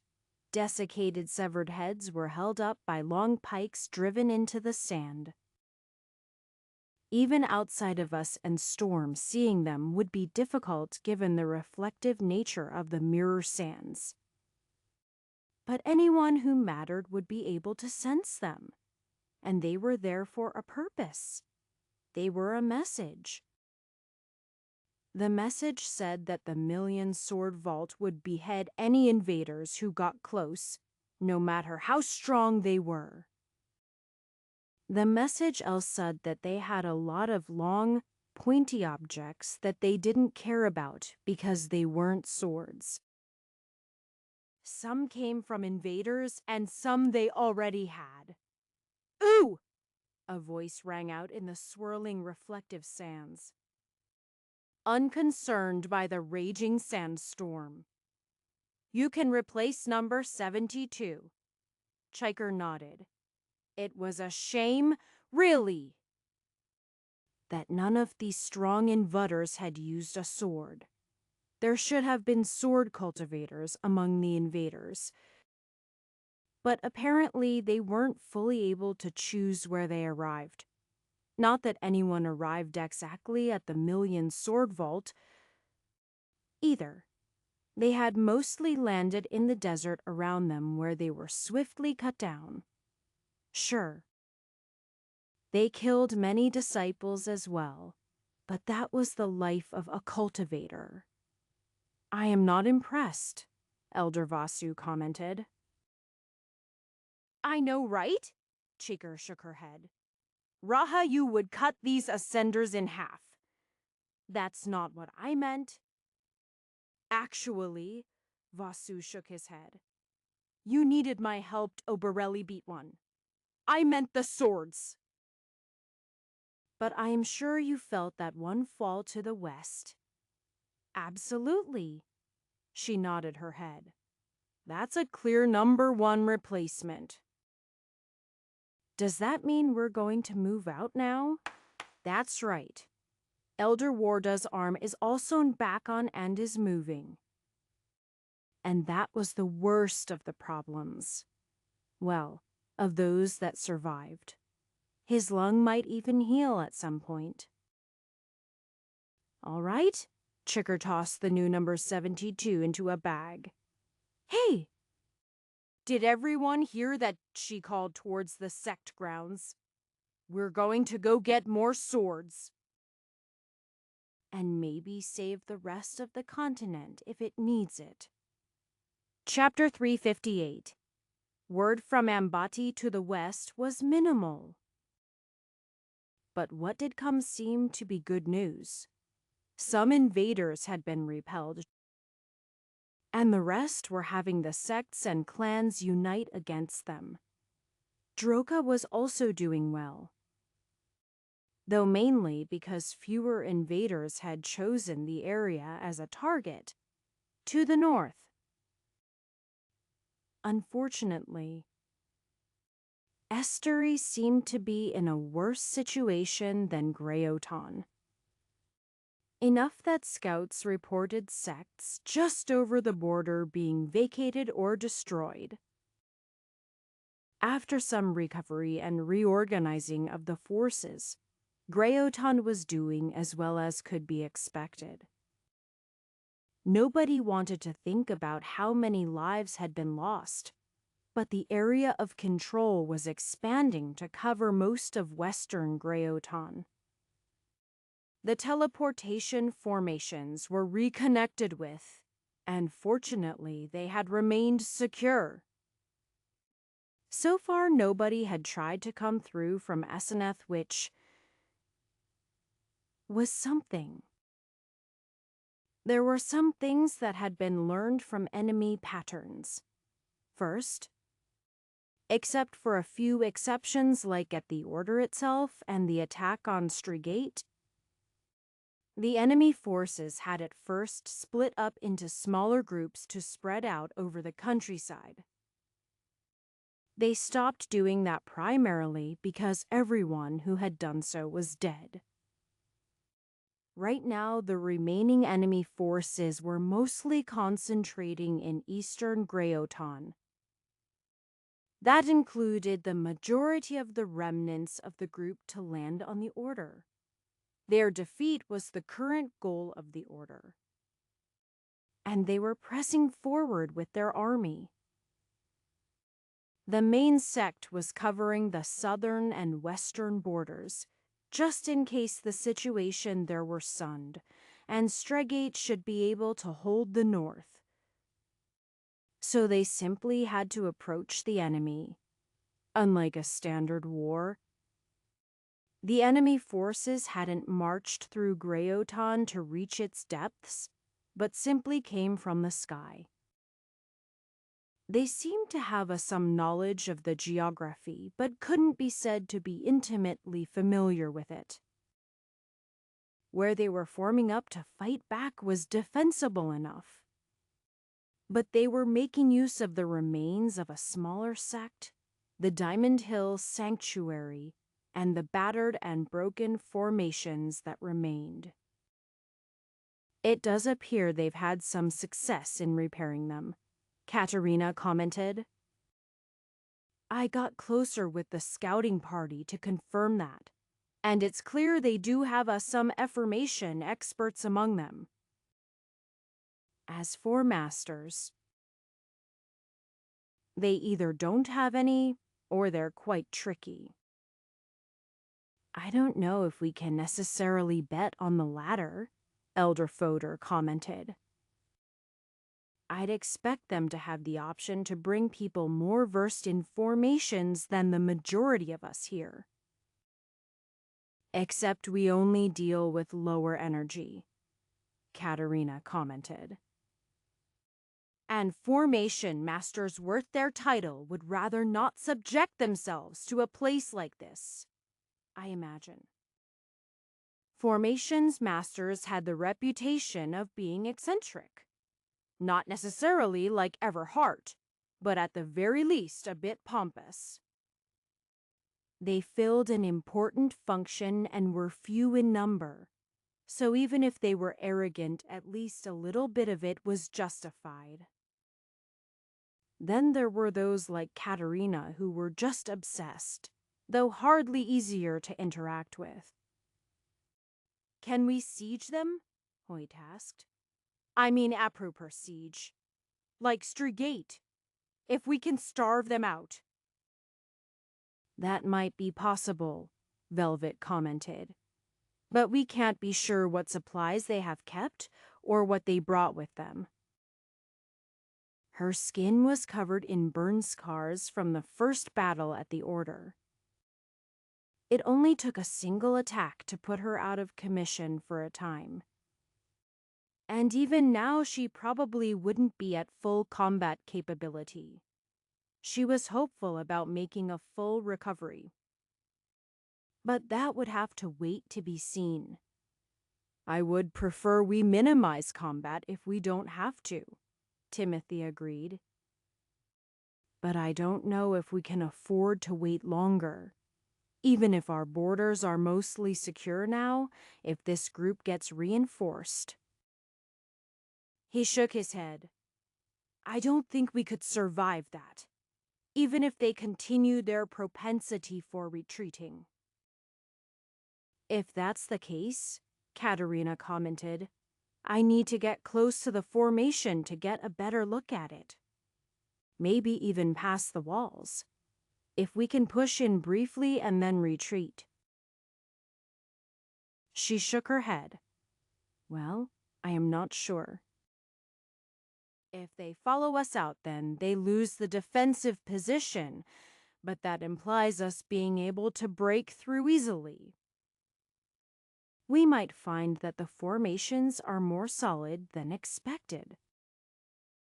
The discussion on how to approach the attack continued for some time before they solidified a strategy with the help of those leading the militia forces. Leaves rustled in the wind as Jim sat by the edge of the river, waiting. He had a bow in his hands and a spear at his side and was ready to make use of either. The river in front of him had nearly drowned him when he was a young boy. He'd been swept away in a flood when the bridge collapsed. Now the bridge was twice as large, having been replaced shortly after and then again years later. Now Jim was old enough to have a boy of his own. And that boy was nearly a man. The old man who had saved him felt like a hero. A powerful cultivator swooping in just when he had been needed. Yet he hadn't really been that amazing as cultivators went. It had taken Jim some time to learn that. But as he grew to adulthood and the practice of cultivation became more widespread, it seemed the man had only been in the early body tempering stage.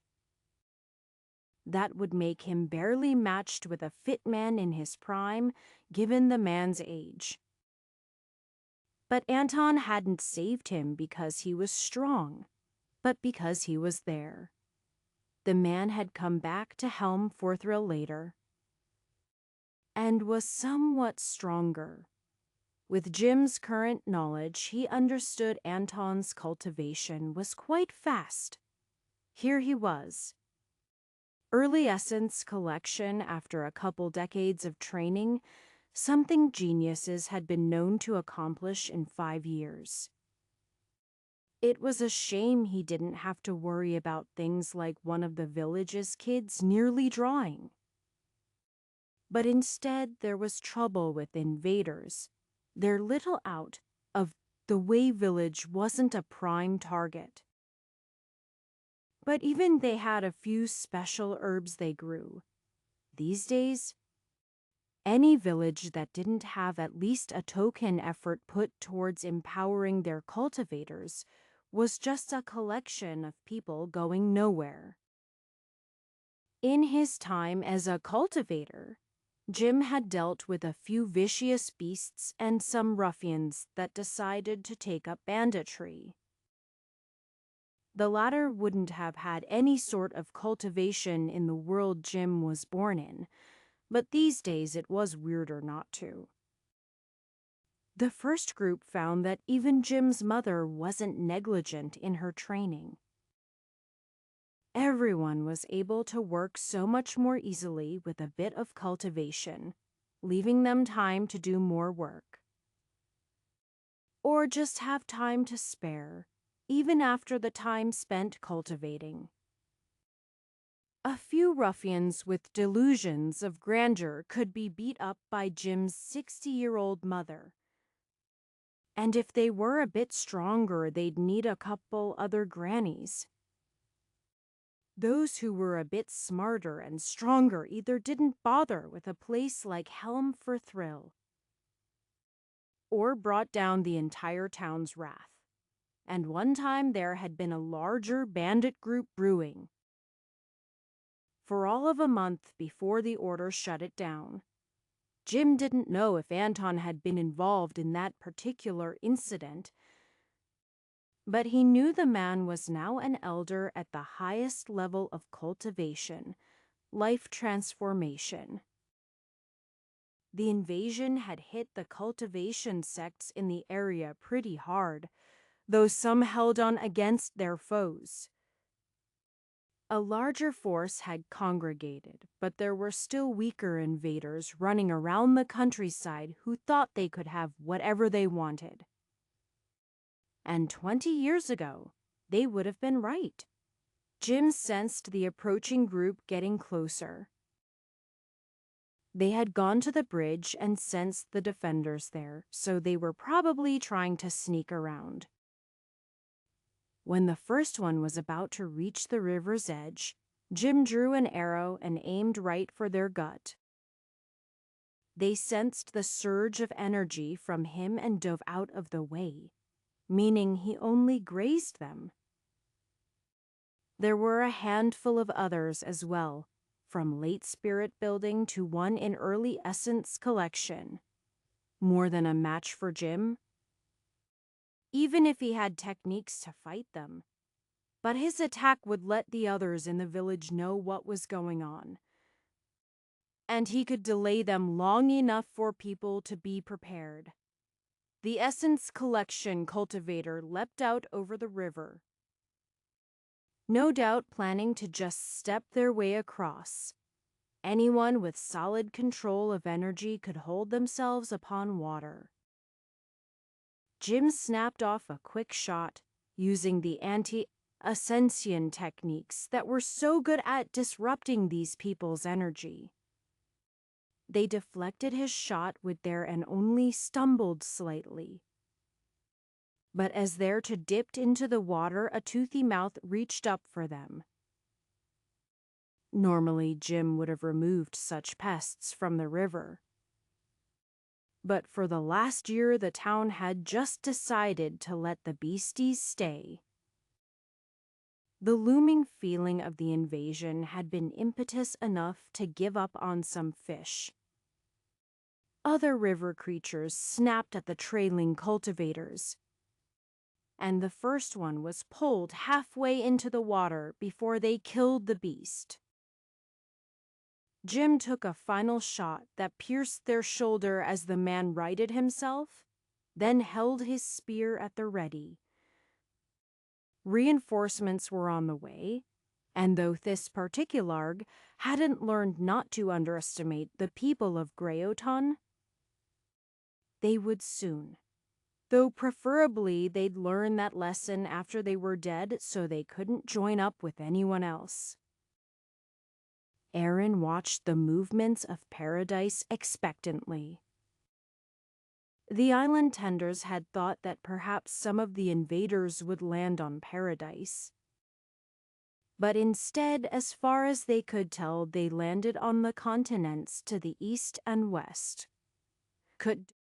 They were currently heading west to Brogora, much faster than Paradise normally traveled. At the standard pace, it might take them a year or two to make a crossing. But now they were leaving an enormous wake behind them as they moved. That was, of course, expected of anything the size of an island moving with much speed. But it was far from the normal leisurely pace. The island tenders had kept the land on Paradise is back well in shape for visiting travelers, but they rarely considered the strength of the turtle itself. Not directly, anyway. As cultivators, they might admire it or study it, but they rarely thought about it actually fighting. Before their establishment, Paradise had joined a battle with a kraken, fighting alongside the cultivators.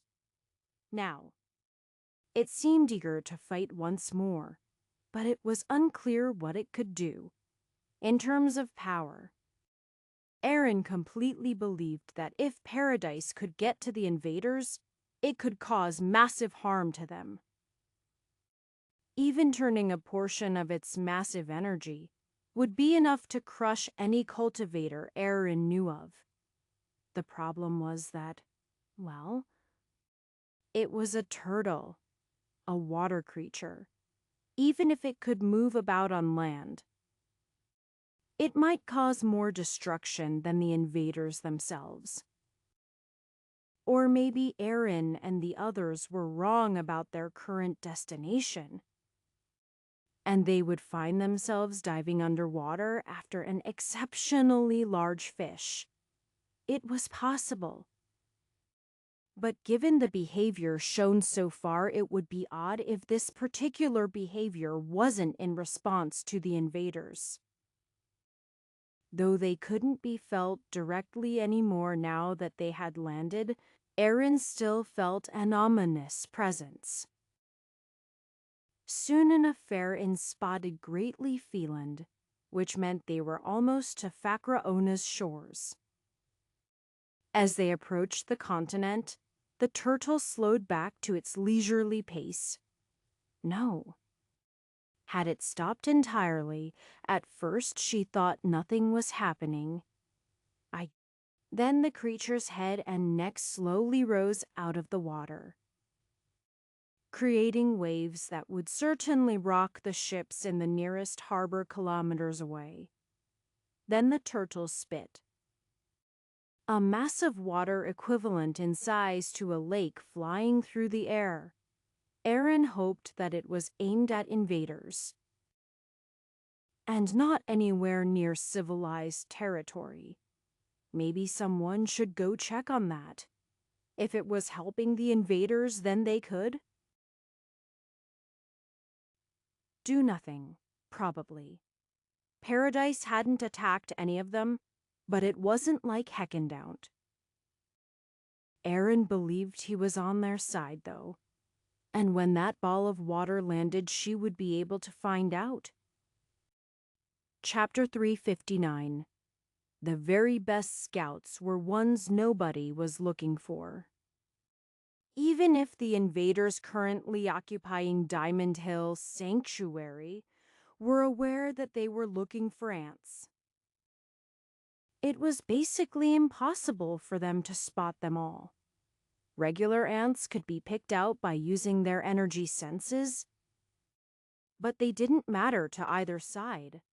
Hundreds of smaller ants crawled through the area, only temporarily slowed by formations.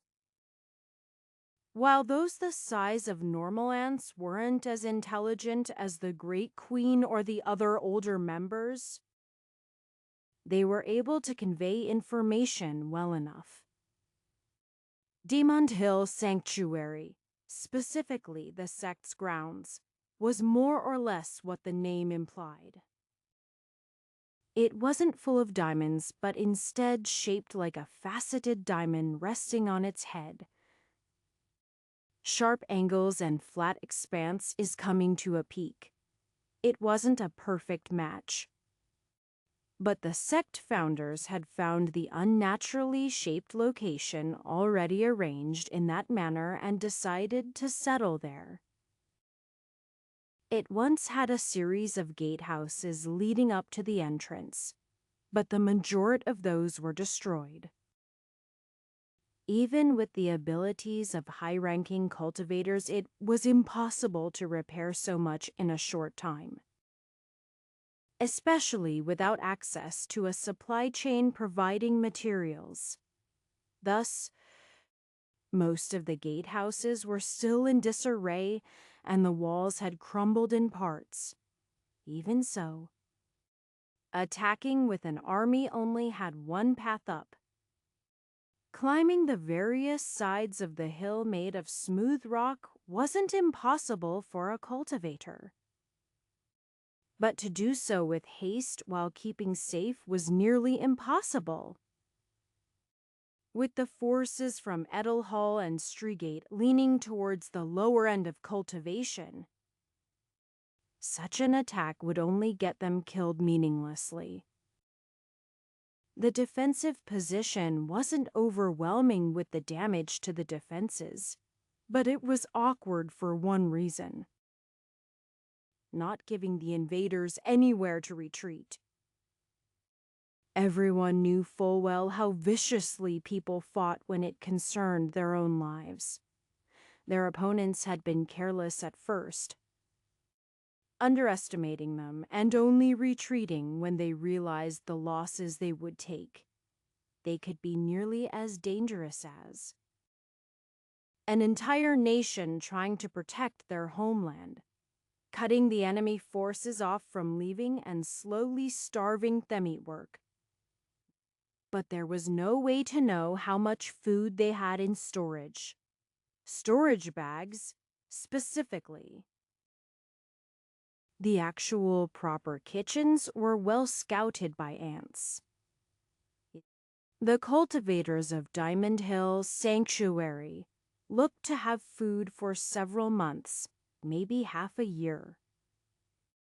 But the current number of invaders was higher than the sect was meant for.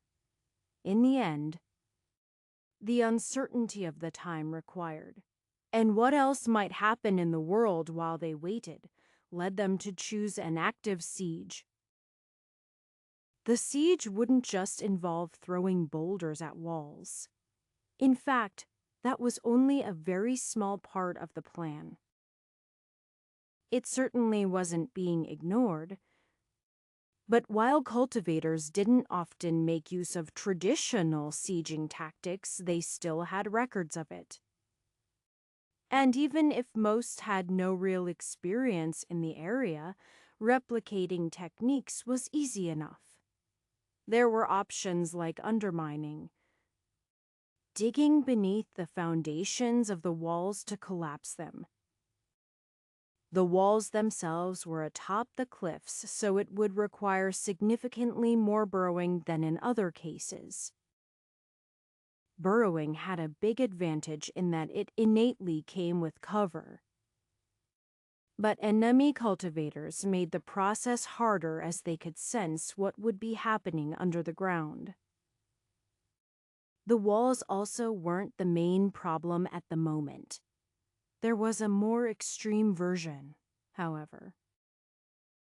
If they hollowed out enough of the hill, they could cause the whole thing to collapse. That would take a long time. But it would easily take formations with it. As for actually throwing things at walls, Grant had put together a few cultivator-appropriate siege weapons such as trebuchets. Processes such as loading large weights were easier with cultivators involved. With high-quality materials, the machines could bear greater loads as well, which was important since there was no point in loading a weight that could not be hurled. Enchantments on the trebuchets would further enhance them. And like the ballistae, they would make use of multiple cultivators as they fired. The siege weapons could certainly put holes in the walls. But breaking through defensive formations or targeting groups of enemy cultivators would also be valuable. A squad of soldiers on a mission infiltrated the enemy fortress. They followed paths laid down by scouts before them, perfectly clear to those who could recognize the signs and invisible to those who couldn't. It was a long march through enemy territory, but they walked one by one through narrow trenches and cracks. Sometimes they even took a ride on one of the enemy soldiers without them noticing. They carried with them heavy packs of supplies for sabotage. After a grueling trek, they arrived at their destination. In front of them were mountains of food, the kind that would take an entire hive years to eat through, even if they were producing offspring as quickly as they could. But there were no offspring here, no queens. They were too valuable and too noticeable.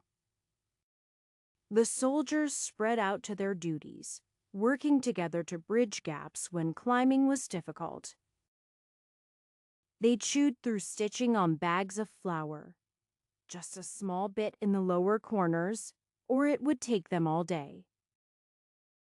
Some of the stronger soldiers worked together to chew through seals on casks. Not enough to make anything spill out, but enough to expose it to the open air. The packs that had been strapped to them by cultivators with great manual dexterity were dropped into crates. mainly individual grains with fungus that would hopefully spread to fill whole batches. The soldiers worked hard, but aside from the tiny pockets of infection they left behind, they had an infinite amount of food to munch on to keep their energy up. There was no need to bring anything back to the hive. The next target were the bunkhouses. Once again, they targeted the weakest points. Broken tiles in the roof were painstakingly shifted to let in the elements, the process requiring dozens of soldiers together. The seams of pillows were gnawed through. Spare boots mysteriously found their soles separating. The luxurious tents of the commanders, larger on the inside, were the final targets. There were specific instructions for how to slip under the lining to look for certain embroidered runes. Chewing through them would gradually cause the tents to fail. Doing it all at once would be far too noticeable and might result in good soldiers being trapped in nothingness. Or more likely an explosion of energy that would involve real danger to their weaker brethren. It would also be too obvious. The golden targets were actual storage bags where cultivators kept their most precious goods. But these were more durable and closely watched. The commander of this particular squad did not find any good openings, though he hoped the others might. Grant folded his arms. I am not saying it's a waste of resources or anything. I just fail to see how making people slightly uncomfortable for a day is going to matter. By the end of the day, they'll repair a couple tiny holes, and then if anything more happens, they'll be on alert. But you see, Grand Elder Fodor wagged his finger. That is where your experiences fail you. How would you describe your profession? A smith, Grant shrugged. Maybe engineer. Fodor nodded. And how many smiths do you think they have? Maybe a couple. Maybe they have a carpenter, but I would doubt it.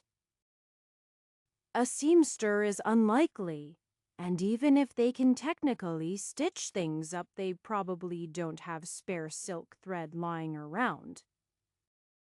The point is, these are typical cultivators, and most won't do anything unrelated to war. And if we can make one have a stiff neck, throwing him a little bit off when battle happens, I'll take that advantage. Fodor reached his hand over to the nearby trebuchet, enhancing the next hunk of rock with his own energy. The great machine twisted, flinging the chunk into the air and causing it to impact on an invisible barrier. Invisible. Yet the way it distorted the light behind it demonstrated cracks for several moments after the impact. That was already twice as long as the hour previous when they had first started. Trebuchets enhanced with natural energy had far more range than most cultivators, but the invaders weren't without a response. While they had no snipers able to attack as far as Anton or Sinaya, they could at least cover the several kilometers to the siege weapons. A large orb of grayish energy was formed by a trio of cultivators in the city and lobbed forward. But a single bolt of light pierced through it, causing it to unravel high in the sky. Anton was on defensive duty, since adding him to the offense when he could only hit a barrier was a waste. The load was currently split between many cultivators, and they were able to cycle them out with only the main engineers who had skill at operating the machines staying active. Around half of the army was active at any point, though a good portion were simply on standby in case of an attack. The enemy sallying forth from the city would be the best option since they would give up their advantages. But it was therefore quite unlikely. "How long can we keep this up for?" Timothy asked. He was among the siege weapons in case a threatening attack got close. The weapons were worth the effort of defending. "A few days at most," Grant admitted. "We're limited by how much ammunition we can bring in. We built up as much as we could. But we'll eventually run out. I could maybe throw together an oversized ballista that launches trees, but I'd probably need a week, and I don't know if we have the materials. That's longer than we seem to be planning anyway." "That's right," Timothy nodded. "Katerina said she can only learn a little bit more studying the formations from out here. At most a couple days before she'll be ready. There will still be ammunition for these siege engines then," right? Grant nodded. "We have some set aside. And we took a few ballistae from Strigate, though they're no good until we get to the actual fighting." He squinted as he focused on the city. "Your wife can actually see something about the formations from watching this. The bombardment should be helping, actually." "Seeing how it reacts is important," Timothy nodded. "Even I have enough training to come to the same assessment." "They don't have anyone worthy of the title of Formation Master with them." "What if they don't have materials?" Timothy shook his head. "That doesn't matter." "Well, it does. But if the person is skilled enough, they could whip something together with what we've seen. You should see what Katerina has done with random arrangements of rocks and twigs. Why have fancy materials if you can use anything? Because they imploded," Timothy grinned. "But it did stop the charge of a 10-ton boar. Snapped the boar's neck." "And here I am working with big rocks?" Grant shook his head. "This is great, actually," Timothy assured him. "You make things where many people can contribute, and they're much less esoteric. But isn't enchantment related to formations in a way? But formations react to changing circumstances or display wider effects. Enchantments are solidified." Timothy was about to answer when he leapt upon to the structure of the nearest trebuchet, using that as a foothold to jump even higher out in front of it. A large dome appeared in front of him as he held out his shield, deflecting a ball of black, orange fire up and to the side. It was composed entirely of ascension energy, so it didn't hold its form to land and cause trouble that way. Seems they're getting somewhat serious if that witch is getting involved. But that's great for us. It could take care our stow recover from just that attack. By the estimates of our tiny allies, the 2 Ascension cultivators are back to no more than 2/3 of their full potential. Still pretty incomprehensible, Grant shrugged. But it wasn't his job to deal with them directly, so he could manage. Chapter 360. Defenders had an advantage in a battle. But that was only if their fortifications could stand up to those on the attack. against cultivators far into spirit building or later walls made out of granite performed little better than paper. More exotic and rare materials were needed along with enchantments, and walls weren't the end of things. Diamond Hill Sanctuary's walls were strong enough to be a factor. But the previous damage limited their effectiveness along with the gatehouses. There was still some trepidation among the attacking forces. But if they didn't act soon, the invaders might actually be able to put together an enduring foothold in the area. That was absolutely something they didn't want. The siege was already active. Trebuchets launching whatever sufficiently heavy materials were brought along or able to be found nearby. Cultivators launched attacks in both directions.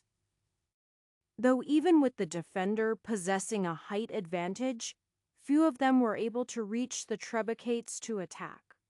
Likewise, few individual cultivators from the forces of Greoton were able to actually do more than defend the siege engines. Though the forces of Greoton had some constraints, the constant battering of the enemy formations were going to require a response from their enemies first. The enemies might be able to prop it up by providing their own energy to the formation, but that would be very much in the favor of the Siegers. The invaders weren't able to recover their energy as quickly, especially the critically important Ascension cultivators. So far, they had been provoked into launching several attacks from their fortifications.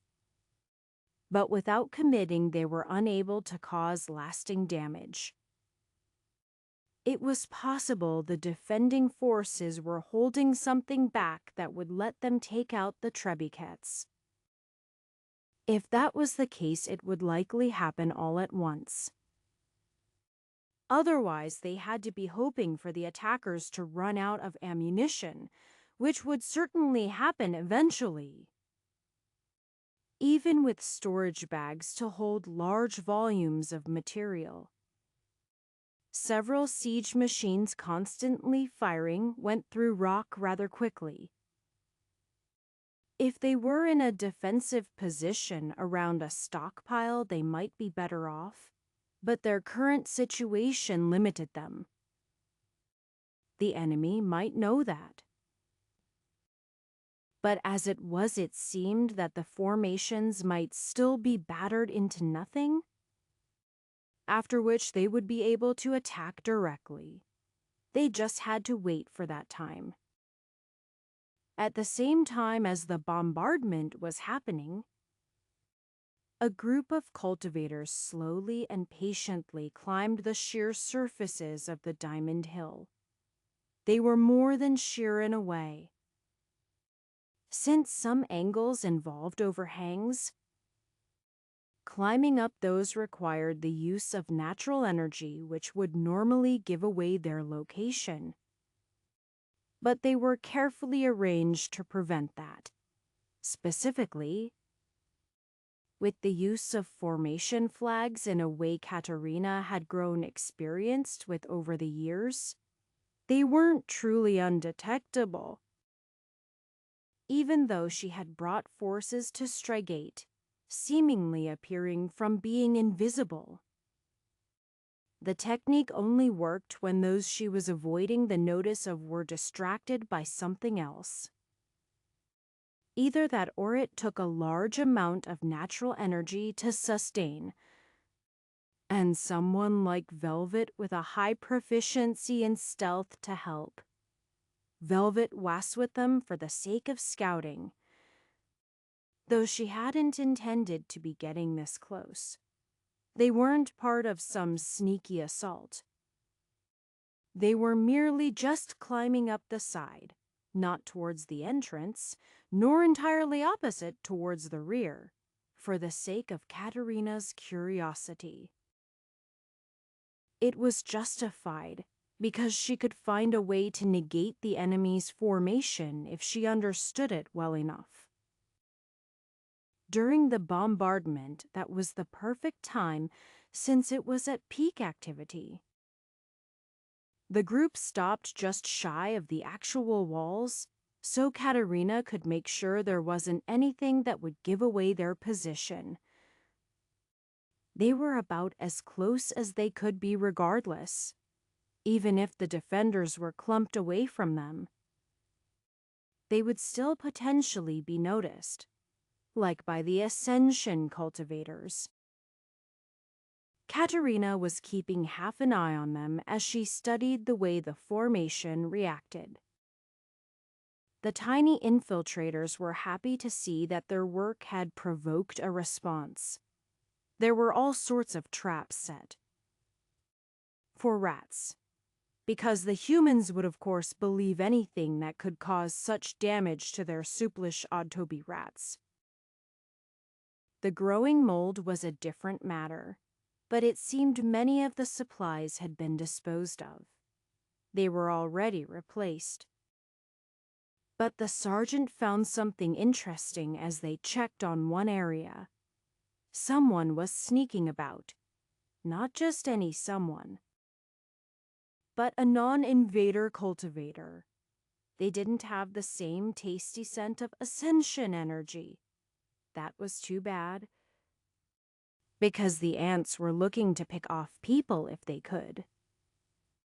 Instead of remaining in position, the sergeant decided to follow the unexpected human, carrying a storage bag full of freshly unsabotaged food. They moved quickly, too fast for the individual ants to keep up. They were, however, able to increase their mobility by forming themselves into a variety of structures, mostly little wheels where they rolled around, providing power with the movements to accelerate. It was just enough to keep up with a cultivator sneaking around slowly, which let them spot the door as it closed. It fit firmly enough into the wall that no signs of it could be picked out. Not at eye level, anyway. There were slight cracks at the floor and the ceiling, so small it would take something like an ant to wiggle through. So they did. Following the narrow passageway down through the area around them, they eventually came to a gathering of cultivators with similar energy. Though the sergeant was not of the same intelligence as the great queens, they were sufficiently intelligent to organize and understand speech. The individual they followed was reporting on the status of the battle up above as food was distributed. "Are they here to help?" asked one of the humans. "I detected at least a few members of the order." "I doubt they know we're here, though." "I'd like to get in contact with them if we could," said the first. The sergeant was already working on that plan from another angle, though it would be a bit difficult. No hive had interactions here as far as he knew, so they wouldn't know the sign language. Old techniques it was. "What's that?" A sudden response from one of the nearby cultivators sent a spear piercing into the wall. A ring of ants narrowly avoiding being killed, while they would gladly give their lives for the community. It would be a shame to die. The extended or a natural energy should have crushed any number of insects. But it didn't even make them uncomfortable. The ants tried to wave again, in what they hoped was not a taunting manner. While the cultivators gathered around, they then quickly formed into a word. "Allies. Allies," said one person. "It's possible," admitted one of the gray-haired ones, probably an elder. The order has had dealings with some strange ants. How rude. They weren't strange at all. If anything, the stupid ants were the strange ones. But the sergeant continued to direct the group on what words to spell, with each ant knowing which portion it would belong to. They formed one word at a time. Can? Understand. Speech. After a good 10 or 20 minutes, Katerina was satisfied with her studies. She could bring down the formation easily enough, though it would actually withstand the bombardment longer than it appeared on the surface. That was information that had to get back to the rest of the army. But first, she might as well get started. Katerina slowly and carefully carved a few unobtrusive runes at the base of the wall. Unless the formation specialist came by specifically to look at the area, nobody would notice. And the rhythmic sounds of boulders and the like crashing against the barrier meant they were probably occupied. She would have liked to go all the way around the whole perimeter, but she was going to have to be satisfied with breaking few at a couple small points. She wasn't going to risk getting caught, as the enemy forces could kill their little squad if they were spotted. An hour later, the bombardment halted. The visible reason was that the trebuchets were low on ammunition, which was not entirely incorrect. The actual reason was regarding to pieces of information that had come in. Many formations were powered by ambient natural energy, and the one that had been set up on the Diamond Hill was no different. That meant it would be able to recover to full effectiveness if left alone for too long. Thus, sustaining the bombardment would have been the right choice if they didn't have a plan. Arrows still continued to hit it at regular occurrences. Though they were small, they carried significant amounts of energy, creating rather large and intentionally quite loud explosions as they impacted the barrier. "Grandpa," Alva cautioned, "you done to rest for the battle? If I don't sleep, and they didn't sleep because of that, I come out ahead," he countered. "You only sleep like 4 hours." Alva shook her head. "So do that. Then you can continue this. But if you try not to sleep at all, then I am going to team up with Fuzz to wrestle you unconscious and we'll all be exhausted." Anton didn't have much to say to that. Closer to the start of Alva's cultivation career, she had advanced cautiously given her young age, and Anton had possessed a couple years of a head start. After more than 30 years, that gap had shrunk significantly, to the point Anton was well aware that his granddaughter could basically match him. Anton had gotten into a bit more trouble during his career and maintained the advantage through decades of archery experience. But the gap between them was not large. She might even surpass him soon. If he made use of forbidden techniques, he could swing the battle, but he would only use Kendall wax in an emergency. And using the power of fleeting youth against his granddaughter would just tire him out more and make him need that rest. Fine. But you need to keep them up instead. Deal, Alva nodded. I can shoot that far without trouble, at least. With that, Anton took a short time to recover. While the rest of the army was busy preparing for an assault, though they were trying to look like they weren't.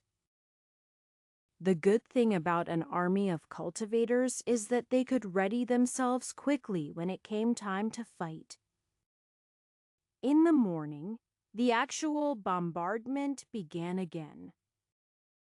The long pause hopefully wouldn't have made the enemy realize the rhythm was slower, or if they did, Noses Grant hopes they would chalk it up to being low on ammunition. They were, even with what they had gathered the previous night, but it would last long enough one way or another. It was impossible to disguise armies marching up a long gradient towards the Diamond Hill. They didn't even try. But the very act was a distraction for other things that were being put in place. Katerina wouldn't be attempting to invisibly sneak up to the enemy this time, since she needed to be where they would break through and attention would inevitably be focused there already. It was better instead to have her organize a defensive formation.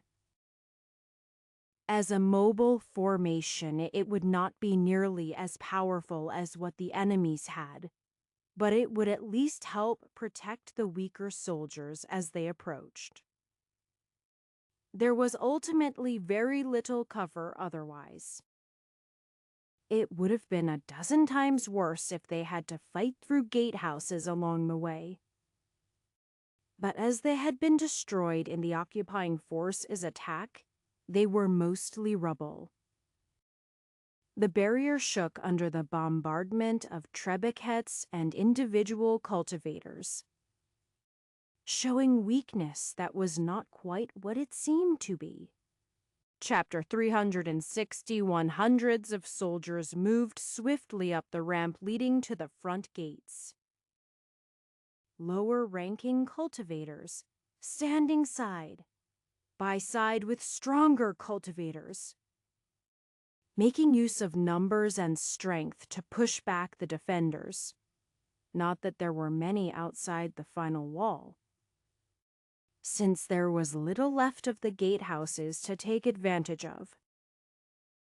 Those sent to slow them either had to be very eager for some sort of achievements or quite disfavored among the various sects of the invaders.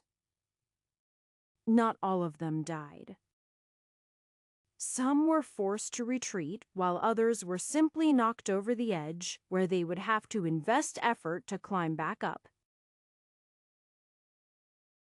And think about whether they wanted to risk being surrounded.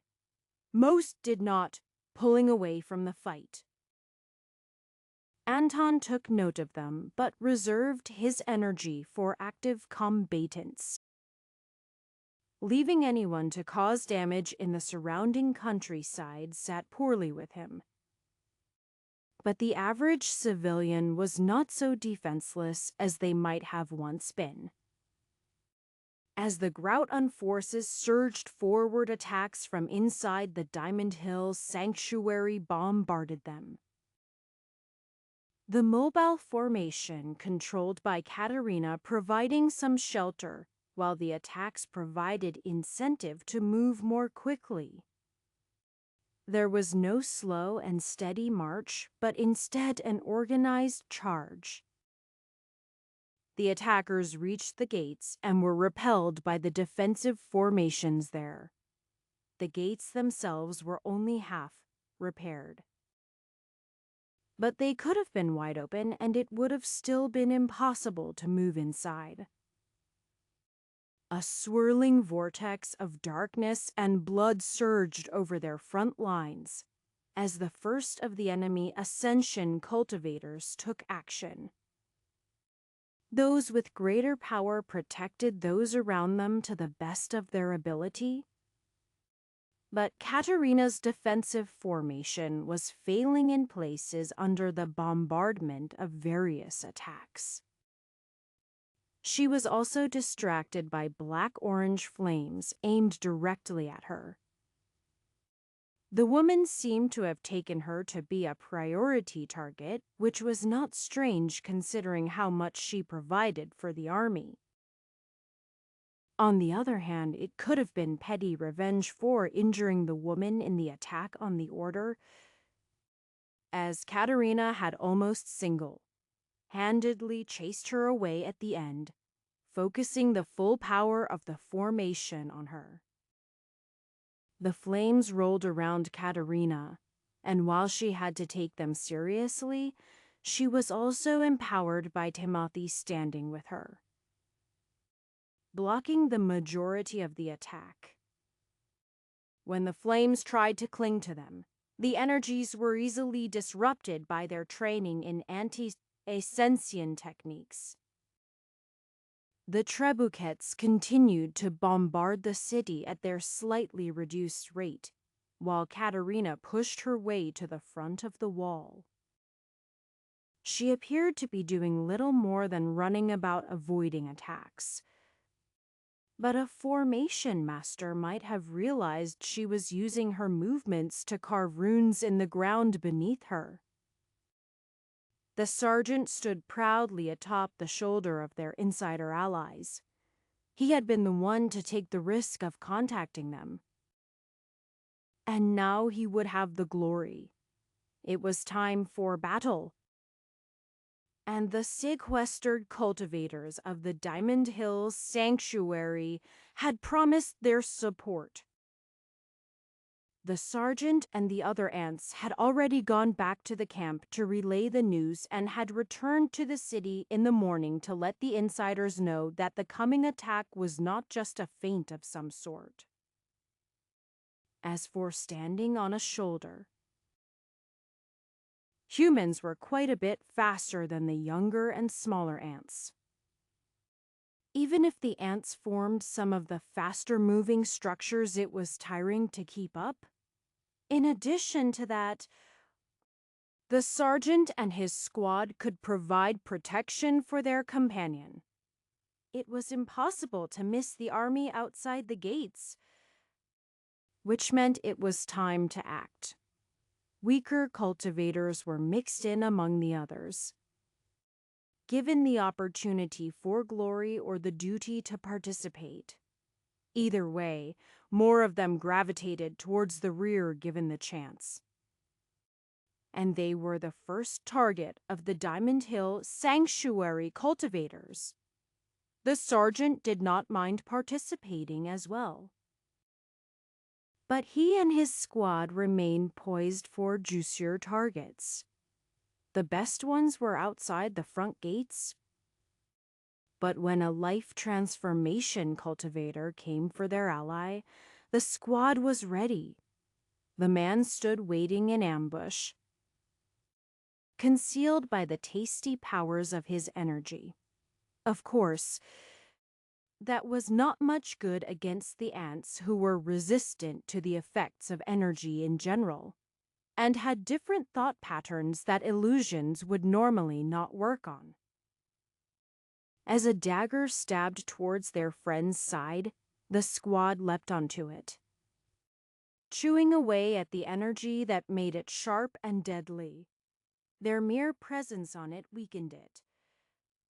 And when it stabbed into their buddy's side, it stopped with the tip barely poking into the armor. By the time the sneaky cultivator was drawing his arm back for another stab, they were already working their way onto the man's fingers. The sergeant had studied human anatomy, and while it was impossible to understand how it worked in a short time, it was fairly easy to understand what made it not work. The tendons on the back of the hand were a fine target, as fingers didn't do much without them. The squad wiggled beneath the leather gloves made from something that would have been very tasty once and began their attack. The result was a yelling and flailing cultivator that had been stealthy an instant before, trying to squish them, but finding that his own gloves and flesh were pliable enough that he had a hard time destroying enough of the sturdy ants. There were losses, but to take down a priority target at life transformation, the sacrifices were worthwhile. A boulder's eye view showed that enemies atop the walls were swarmed with ants at the same time as the back line was facing fire.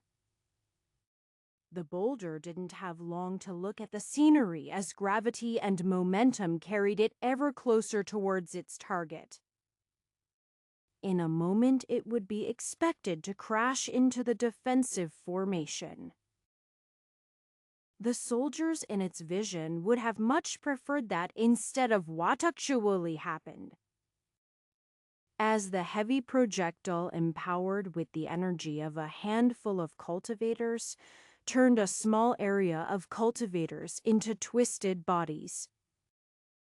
Katerina smiled as the formation faded away. She couldn't have guaranteed that that particular boulder would reach the ground. But that was why the pace of attacks had been slower.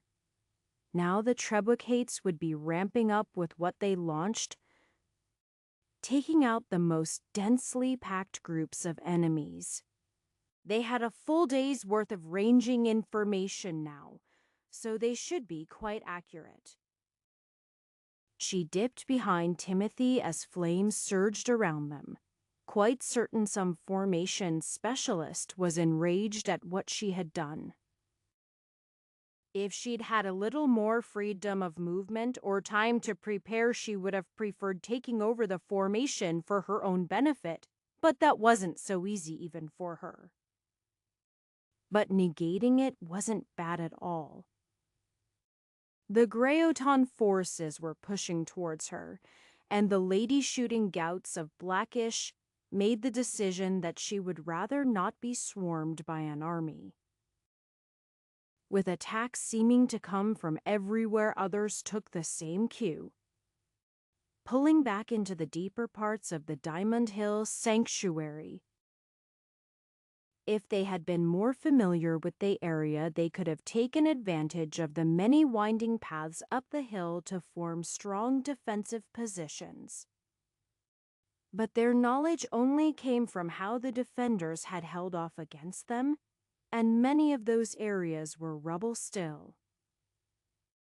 The invaders were more of a disorganized mess than an army, but they still had the unfortunate advantage of high cultivations.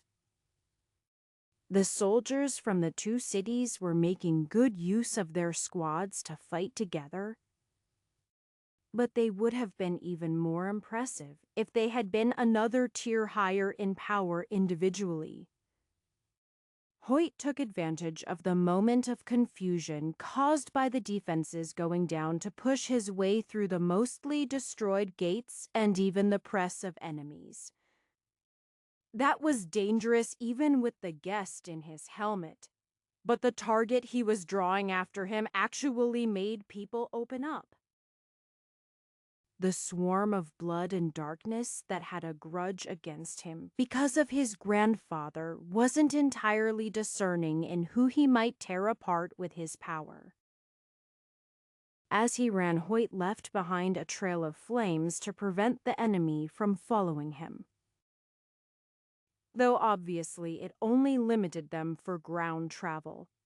They could still hop on buildings or be a swirling tornado. Anton supported his allies against both Ascension cultivators, his arrows exploding inside the tornado mass in an attempt to destabilize it. Even if he didn't fully succeed, it at least drained some energy from them, ultimately weakening both attacks and defense. He had some Ascension energy of his own to use, mostly just to spite them. He had improved in his ability to use it, and had about half of his total split between 3 different arrows, though all were aimed at the same target. The black-orange flames were menacing both Katerina and Timothy, as well as a large area around them. and that woman would be easier to directly affect with his attacks. His primary bow and 2 others not made of energy took the shots simultaneously. The arrows actually ended up with slightly different speeds, arriving at marginally offset times. The woman threw up a sphere of fire around her in an attempt to block them, and it held on. The first impact did basically nothing.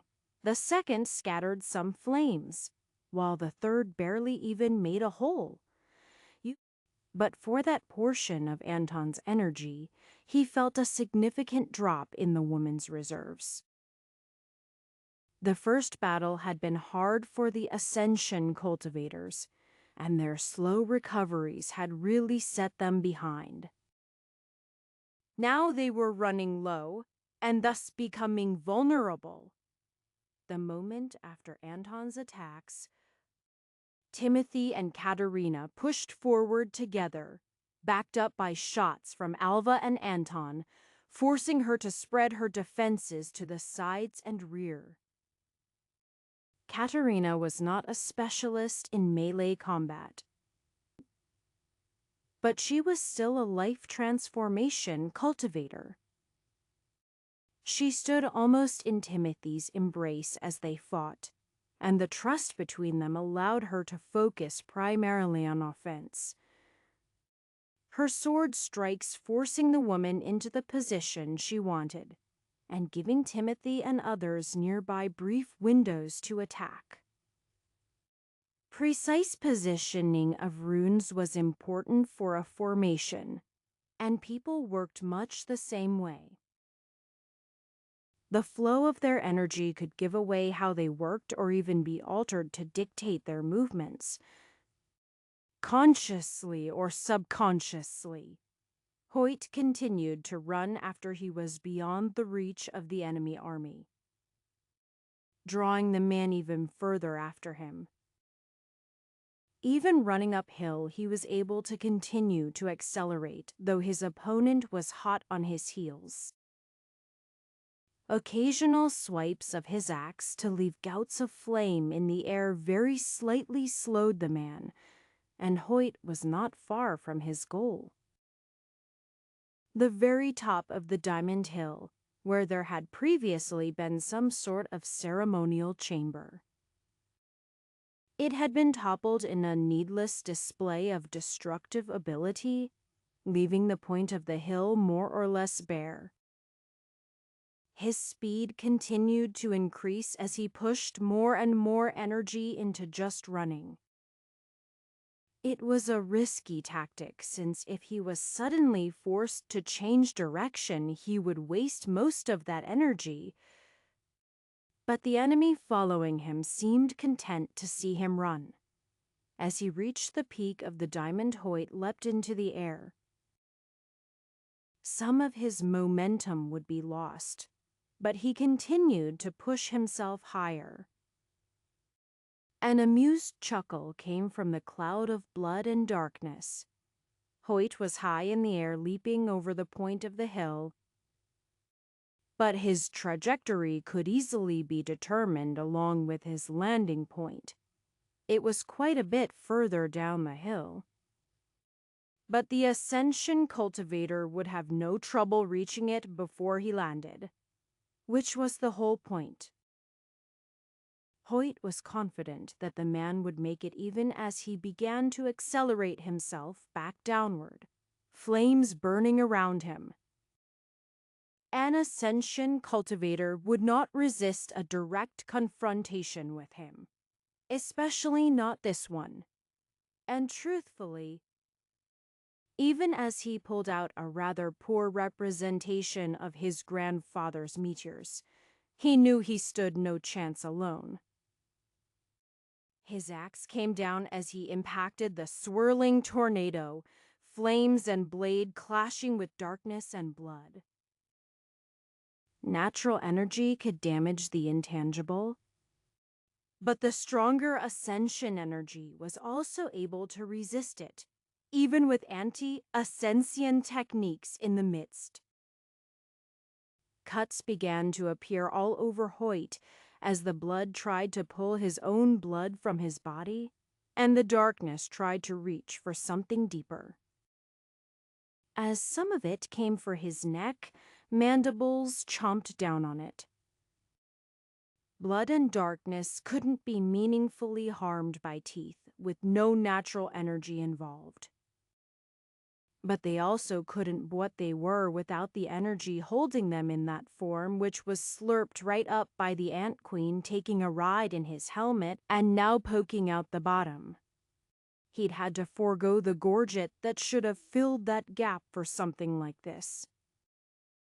Suddenly, the Ascension Cultivator found himself with a finger that was not only clamped in a jaw but very physical. Quick decision-making allowed him to pull away, divesting it from himself. A reasonable enough choice. But the Queen leapt forward into his center, and he found that more vital parts of him began to be drawn back to physical form. When he manifested a hand to try to crush the Ant Queen, Hoyt was ready. It took careful aim to slice a millimeter past the Ant Queen towards the Ascension Cultivator's hand. But the Queen was already chomping on the energy there, allowing Hoyt's attack to get through. By the time the man realized he should have turned to flee, it was too late. A portion of the tornado eventually pulled into the air, but by the time that happened there was a hand and some spare fingers on the ground, along with various bits and pieces of internal organs. As the tornado rose into the air weakly, arrows and other ranged attacks were launched into it, disrupting the energy holding that form one final time to form a mangled corpse. A pathetic sight of a powerful cultivator who could have entirely avoided the wrath of the people of Greoton if he had made better life choices. Chapter 362. Once they realized they were losing, the invaders were allowed the illusion of a path to retreat. Some were allowed to slip by out the gates, while others found their ways to the edges of the Diamond Hill sanctuary and fled over the walls to various levels of success. But they weren't actually free from there. They were simply dealt with by groups to maximize safety, or taken down by various individuals with sufficient ranged abilities. From there, the forces of Greoton moved to secure a wider area and were quite proud to find how well local areas had done at defending themselves. Smaller cities hadn't faced Ascension cultivators, but they came together to defend their homes with numbers. Not that numbers would have mattered without cultivation of their own, as they wouldn't have been able to defeat even an Essence Collection cultivator without. It wasn't quite the scenario Anton had envisioned when he had the idea to teach everyone cultivation. His thinking had been much smaller. Spirit-building cultivators like Van Hassel, that larger sects like the Order found difficult to catch. These invaders seemed to have similar motivations to Van Hassel, but less so to typical bandits. Not all of Greoton had been successful in driving them away. Smaller sects and some towns and villages that fought back were destroyed, completely demolished and stripped of anything of value. The latter was typical for bandits, but unlike with Dungan on wanton destruction was actually not a mainstay of bandits. It was wasteful to destroy a village when they might build up more wealth later, and it resulted into much notice being taken of their activities. Learning anti-Essensian techniques might have provoked them somewhat, though information previously available indicated that was how the invaders had operated before. After all, the Luminous Ocean Society was the first to be rediscovered and was completely annihilated. The same held true for others. The true mindset of the invaders was hard to determine because even as they seemed individually concerned about their lives, they were also quite resistant to answering questions. It was hoped that allies in Ophirg might be able to help, but first they would have to regain contact. If they were actually planning to venture into Ophirg, a small group would have been insufficient even if it were composed of life transformation cultivators. Instead, they were merely approaching the border, and their numbers weren't quite so small as they appeared. I don't know how you all can bear to be covered in ants. Velvet shook her head. They're just sitting atop our clothes, Hoyt remarked, and we don't have to hide. So their abilities don't cause us the same sort of trouble. It might have seemed like the ants being undetectable via energy senses should have made them perfect allies for a stealth-oriented cultivator. But in truth, they made things more difficult for her. When she was trying to display a perfect falsehood of the world to her foes, points of nothingness would ruin the whole illusion. Having to cover for them added another layer of complexity to an already difficult task. I am just disappointed there aren't enough of them with the intellect for using formations, Katerina sighed.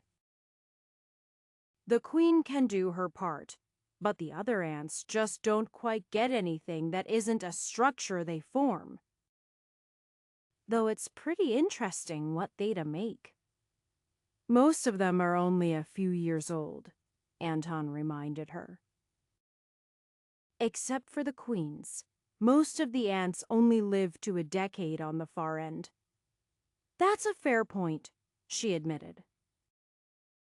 I doubt I would have been able to grasp much of anything about formations when I was 5, though I didn't have the chance until I was 15. Fuzz doesn't smell anyone, Alva commented. Nobody's crossed the border lately? Anton nodded. That makes sense. As for beyond the border, he stretched out his senses in a particular direction. He had been constantly sweeping the countryside. But there was a particular place he was looking for. Varen was just across the border, to the point that if not for trees and uneven terrain, everyone would be able to see it. For him, sensing such a city was much easier than targeting an individual with her eyes in shot. Varen looks to have run into some trouble. It's severely damaged, but it still has people moving about, mostly too weak to be invaders. Though the entire city has a haze of ascension energy lingering around, so I can't guarantee anything. He nodded. But we can ask this approaching group. It wasn't odd for a group of life transformation cultivators to attract attention, and a serious response to their presence had been organized quite swiftly. Only a single very early life transformation cultivator led the group, but there were dozens in essence, collection, and spirit building. Against their particular group, Anton wouldn't give the squad an advantage, but perhaps he was biased. After all, the people of Varen had also ordered the invasion. Identify yourselves, the man who headed the group called out. We are members of the Order of 99 Stars, Anton replied, and quite peacefully waiting on our side of the border. Everyone relaxed a little bit. But it was clear their leader was still on guard. If you are indeed from the Order, your presence would be welcome. However, we'll have to perform the test. Anton was pretty sure he knew what the man was referring to, and took the moment to sweep the patrol with a test of his own. Go ahead and approach. Borders at the moment mean little in comparison to the invaders. It was clear the man was less used to the techniques meant to pick out the members of the Twin Soul sect, as he had to get much closer, and was more obvious about it. But in a way it was better that way. The rest of the group with him would have been able to sense it as well. Good. You are not part of them. We learned the hard way. Even though sensing these invaders is quite easy, the Twin Soul sect's methods still conceal them from casual observation. We barely held together when our defensive formations were taken apart from the inside. Greyoton was fortunate to not encounter that particular trouble, though they did seem to assume there would be traitors among us. Anton shook his head. They hadn't specifically checked for members of the Twin Soul sect, but they also hadn't accepted random new people either. And while Anton couldn't guarantee his ability to read the life transformation cultivator in front of him, the spirit-building cultivators were open books that corroborated his story. "Forgive my manners," the man said. "I am Commander Tallgate. All of you. At your cultivation, you would be elders of the Order." Correct, Anton nodded. "I see." Then he squinted. You appear to have an ant on your shoulder." "I am aware," Anton said. "They are valuable allies in the fight against the invaders." The man shrugged. "Cultivators made use of beasts of all sorts. So even if he hadn't heard of these particular creatures, he wouldn't question it. If you want news about Ophirg as a whole, I am afraid we don't have it. We drove off the attackers and have been fortifying our defenses ever since." Katerina looked into the distance.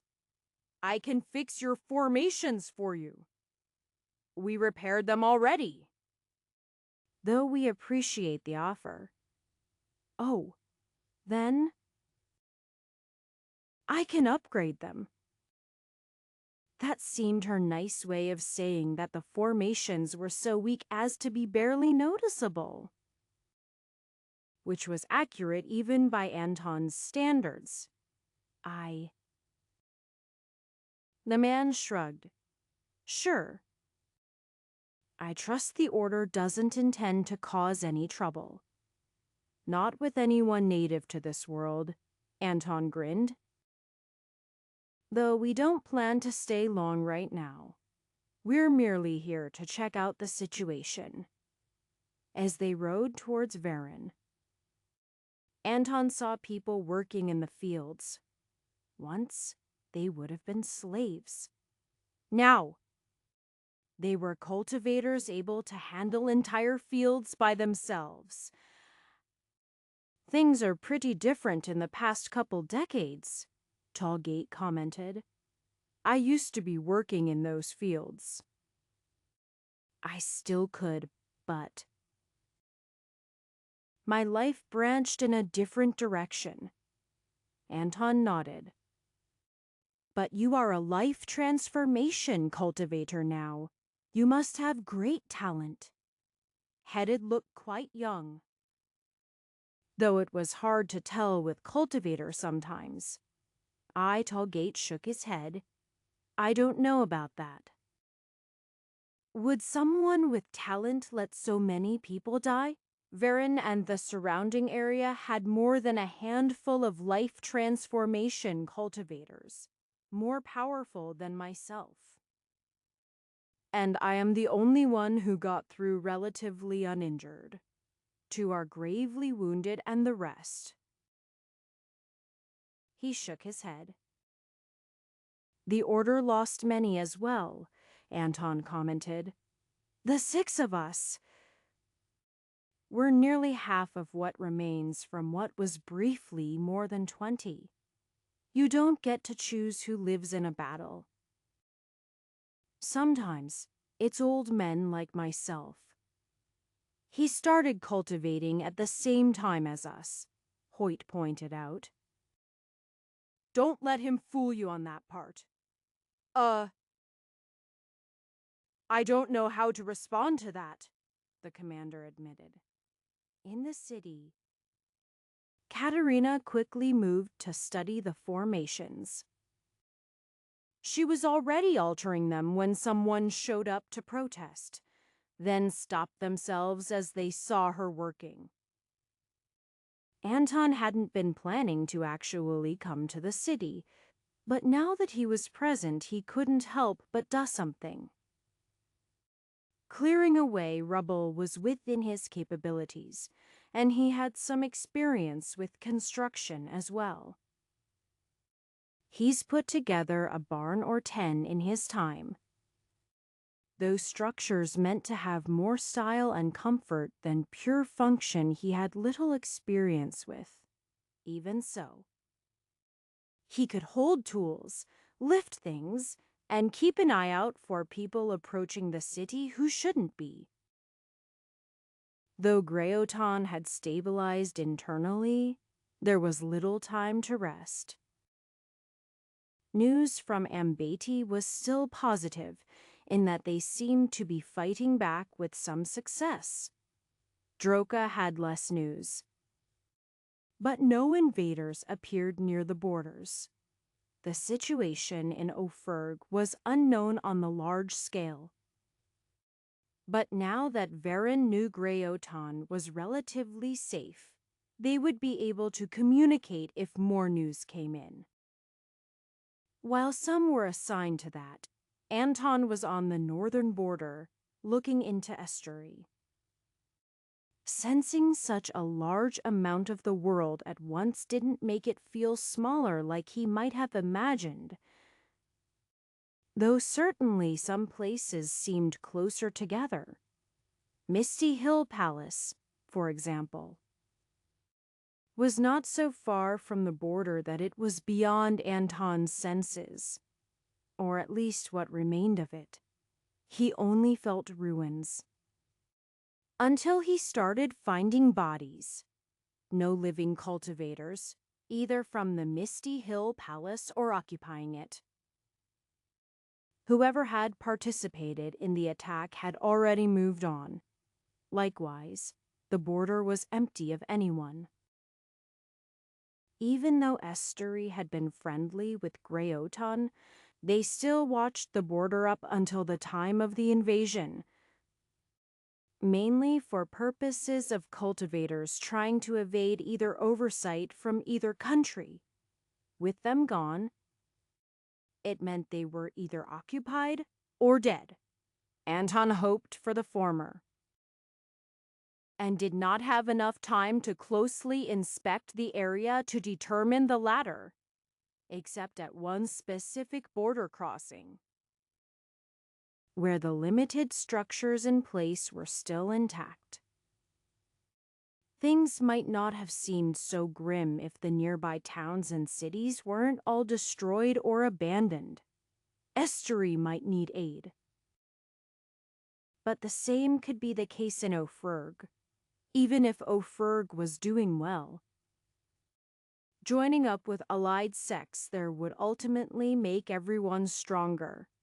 But time was an issue. Where would Grout and aid first? They couldn't reasonably split and aid both, or they would risk annihilation. It was already nearly a miracle that they had done as well as they had. And that was with a death toll that was as high as a quarter to a third of those in the country. Though obviously the counts were not finalized yet. Of course, Greoton could choose to fortify its own borders. There were even arguments for such actions. But realistically, if they waited, the invaders would simply have time to consolidate their forces and wipe them out. If they helped, they could at least work with others to minimize the destruction that could happen. Defending their homeland was all well and good, but defending their world also needed to be considered. And even if alliances with Estouri were vague promises, there were several sects in Ophirg that had sworn to aid each other during the invasion if possible. Chapter 363. Venturing into Ophirg shed light on the situation a little bit at a time.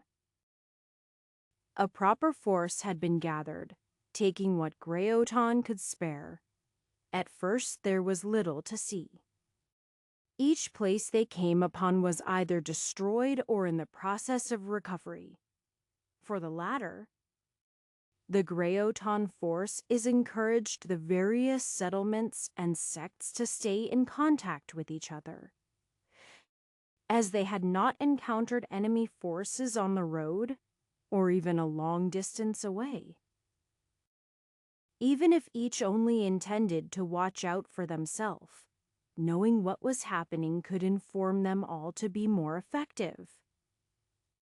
Unfortunately, they found more destruction than anything else.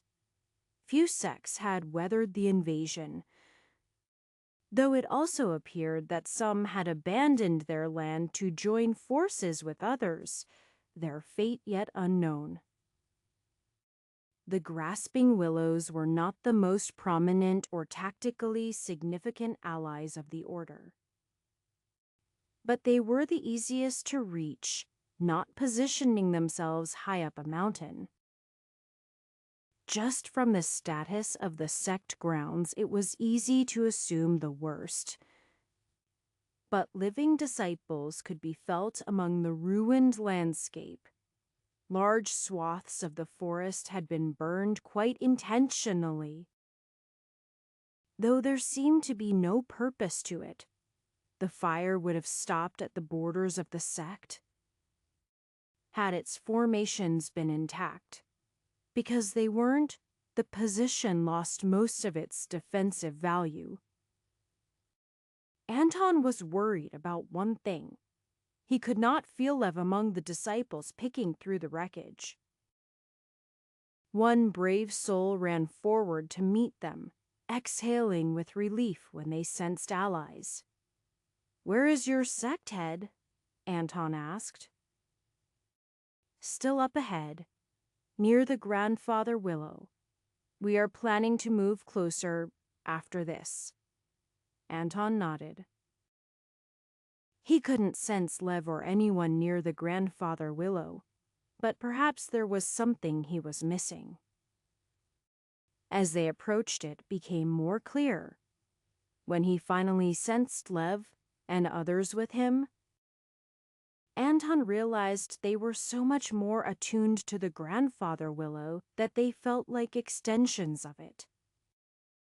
With Lev being nearly indistinguishable, except for the fact that he was in the shape of a man detached from the tree. The rest of the force is from Greoton generally broke off to rest or find ways they could help. But Anton continued forward to find Lev planting rows of herbs. The strange part was they were nearly grown, not seedlings. "I am glad you made it," Anton said by way of greetings. "Anton," Lev smiled. "I am glad as well. We almost didn't." What about Greoton? How bad was it?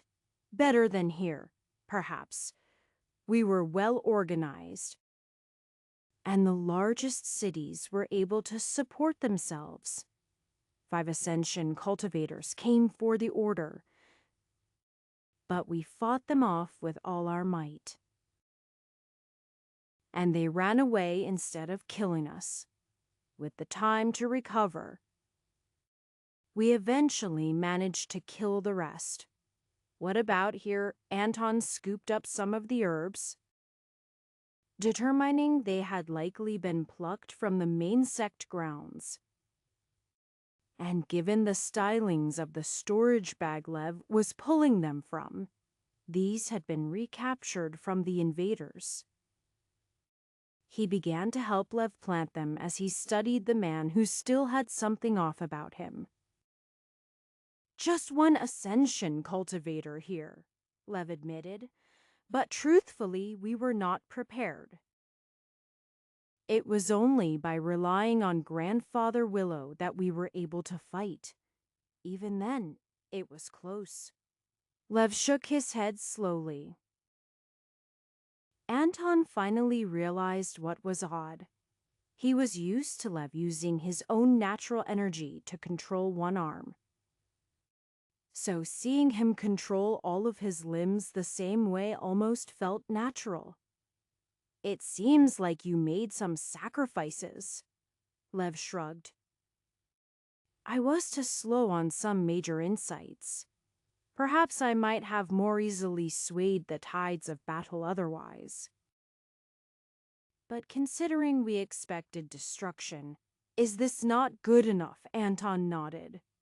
It will have to do. It is good to see you made it, but we will have to move on within a few days. We don't know what's happening elsewhere. Lev looked directly into Anton's eyes. Aren't you going to call upon us for aid? We are allies, after all. That. Anton grimaced as he looked around at the trampled, burned, and uprooted forest around them. His eyes settled back on Lev himself. It seems like it would be inappropriate. Don't make me beat you up and force you to take me along, Lev said. I don't the veto be next to Grandfather Willow to cause you trouble. I'd be interested to see you try in other circumstances.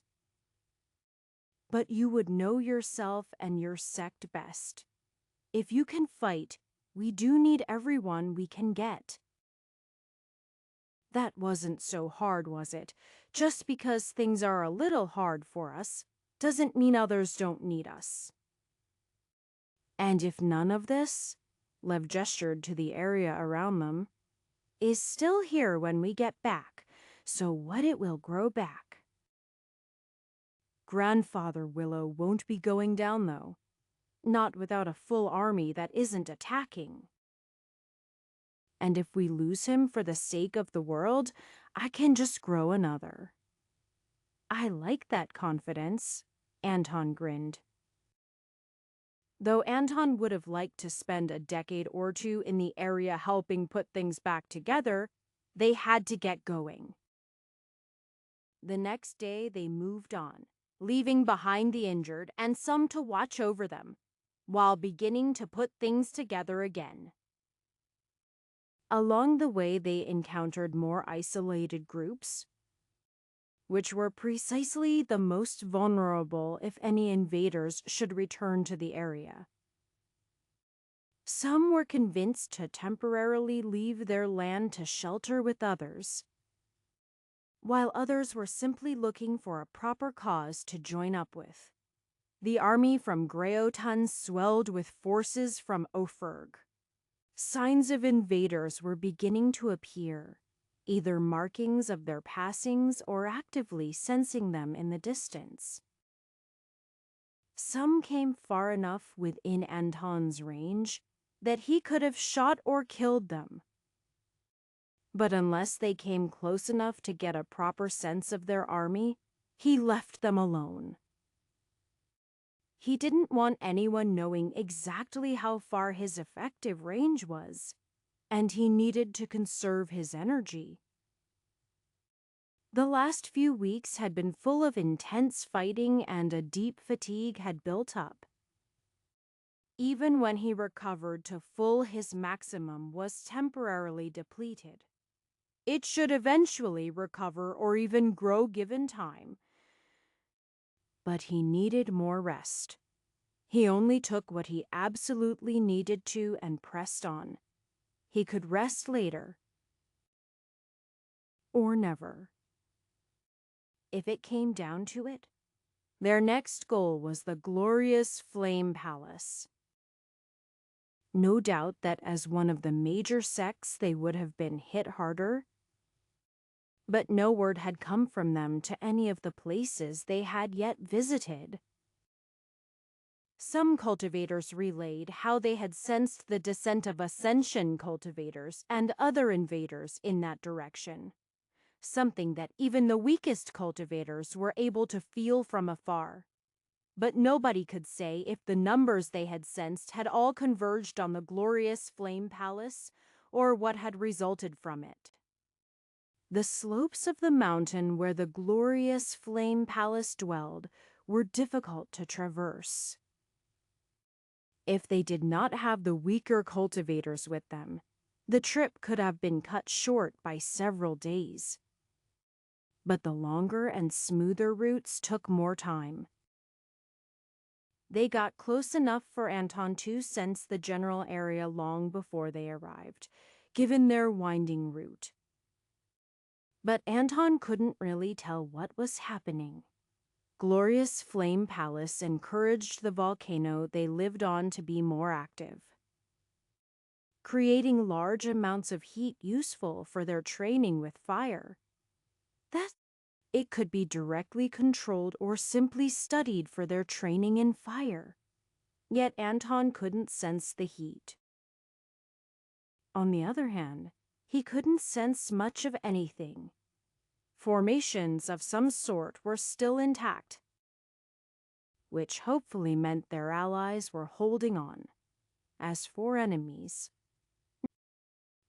they were likewise unnoticed. When they finally got close enough to see the area with their eyes, Anton wondered if perhaps they had somehow stumbled upon the wrong mountain. Instead of an orange glow, Anton only saw ice-covered peaks. Not some sort of seasonal snow either, but a solid and reflective covering of ice. The area began to become colder as they approached, cold enough to freeze even body-tempering cultivators to the bone. With an army working together to fend off the cold, it was merely an inconvenience that sapped their energy. But walking up icy slopes made them much slower.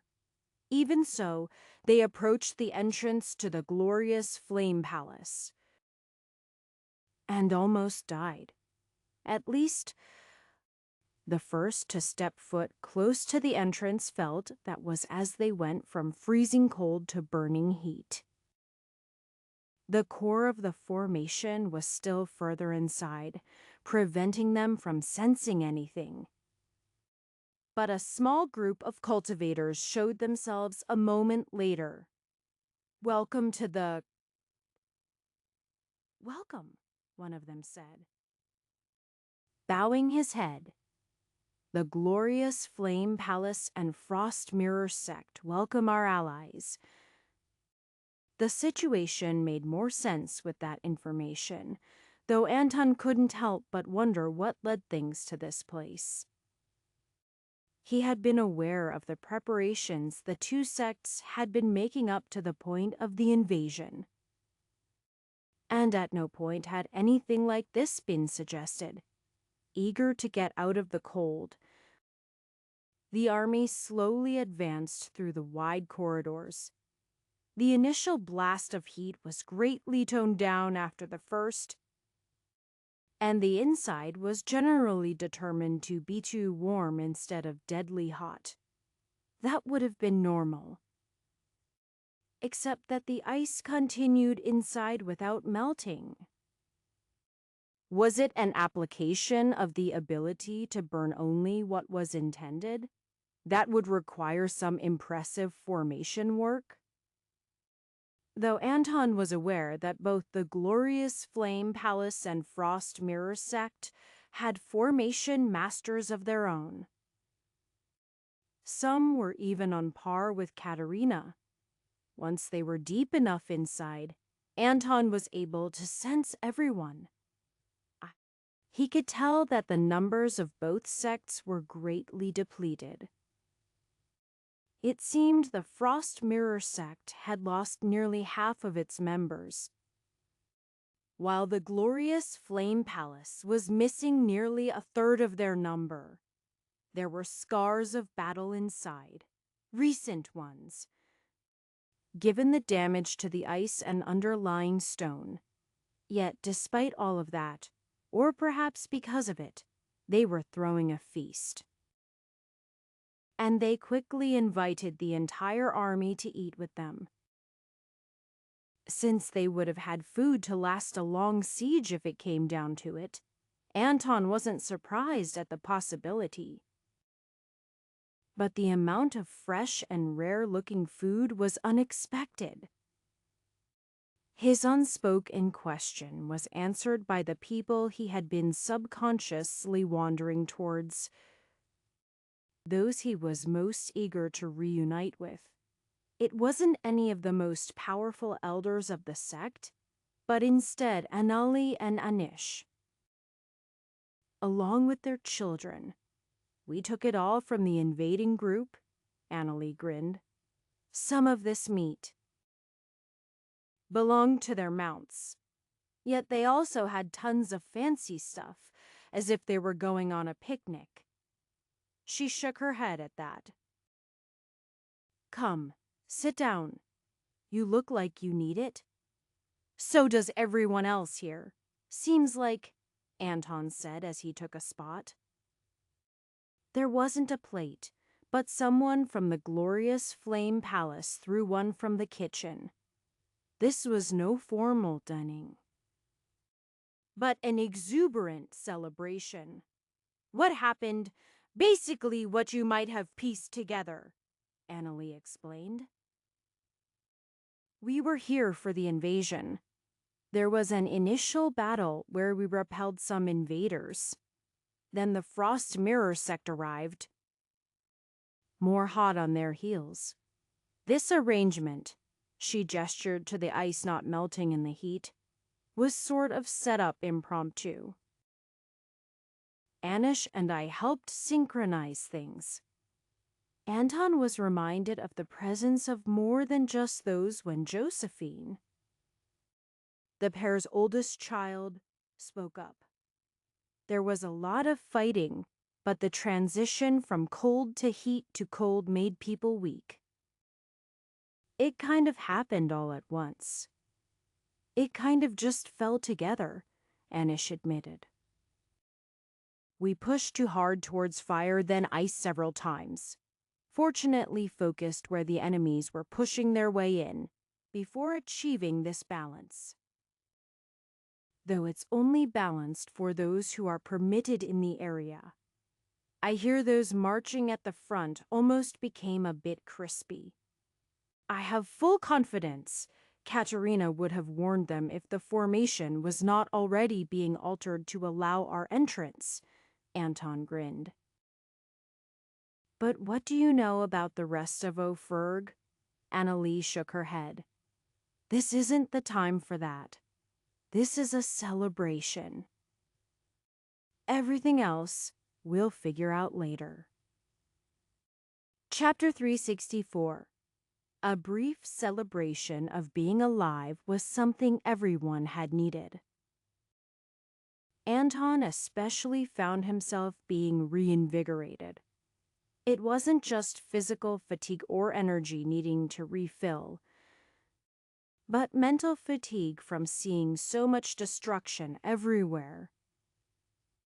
Something that had been missing was that while many had survived the last harrowing weeks, It hadn't felt like anyone was really alive. No doubt the celebration had been the idea of the glorious Flame Palace, as the Frost Mirror sect would have written it off as unnecessary.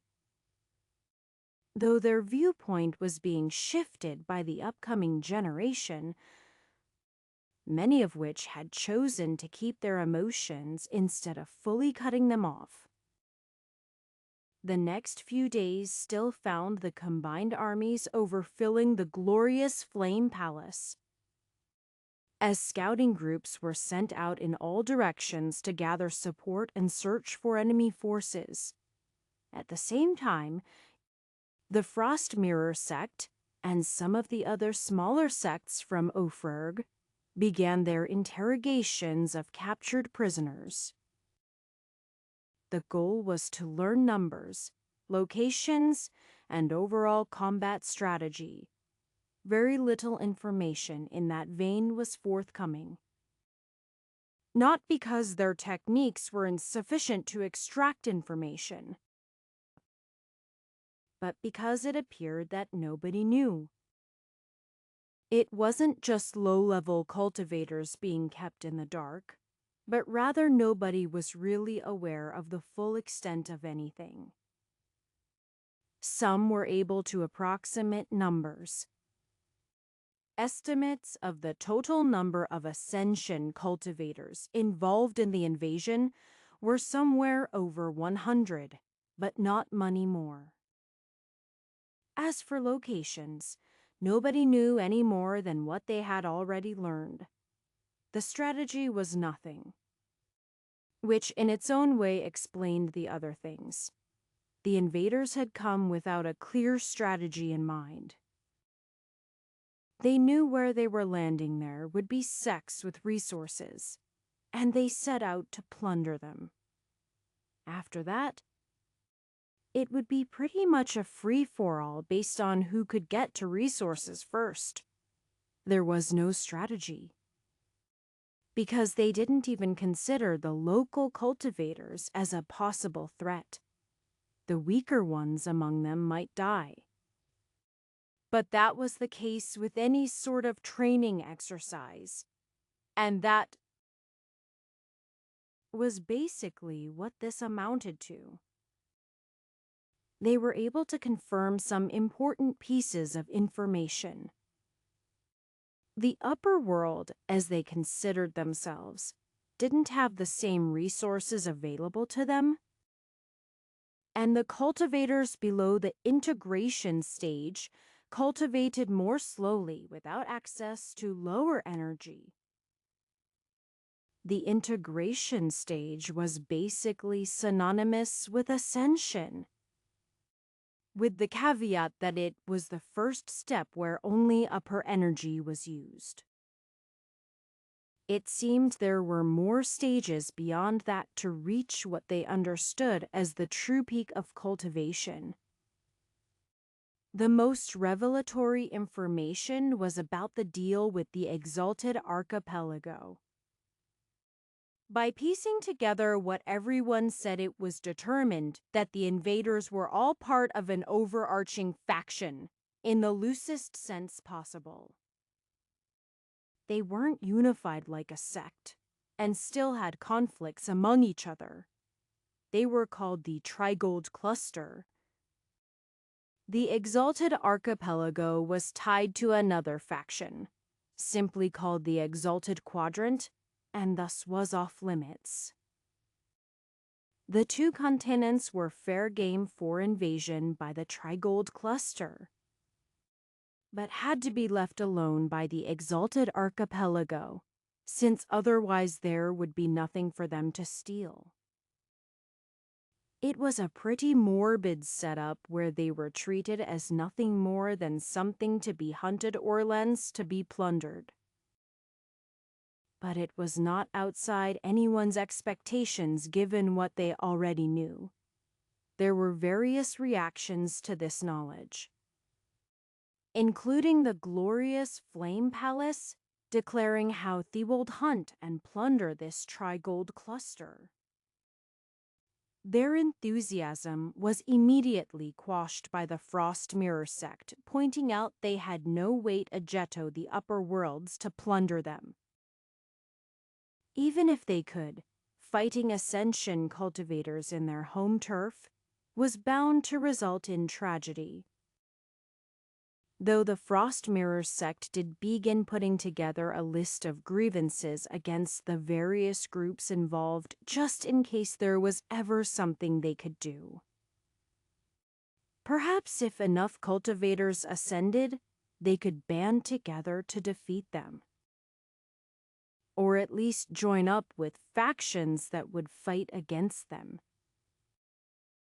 Though first everyone had to survive the war before thinking about ascension. Scouting reports indicated invading forces were amassing to the east, specifically in the area of the border between Nofurg and Fakriona.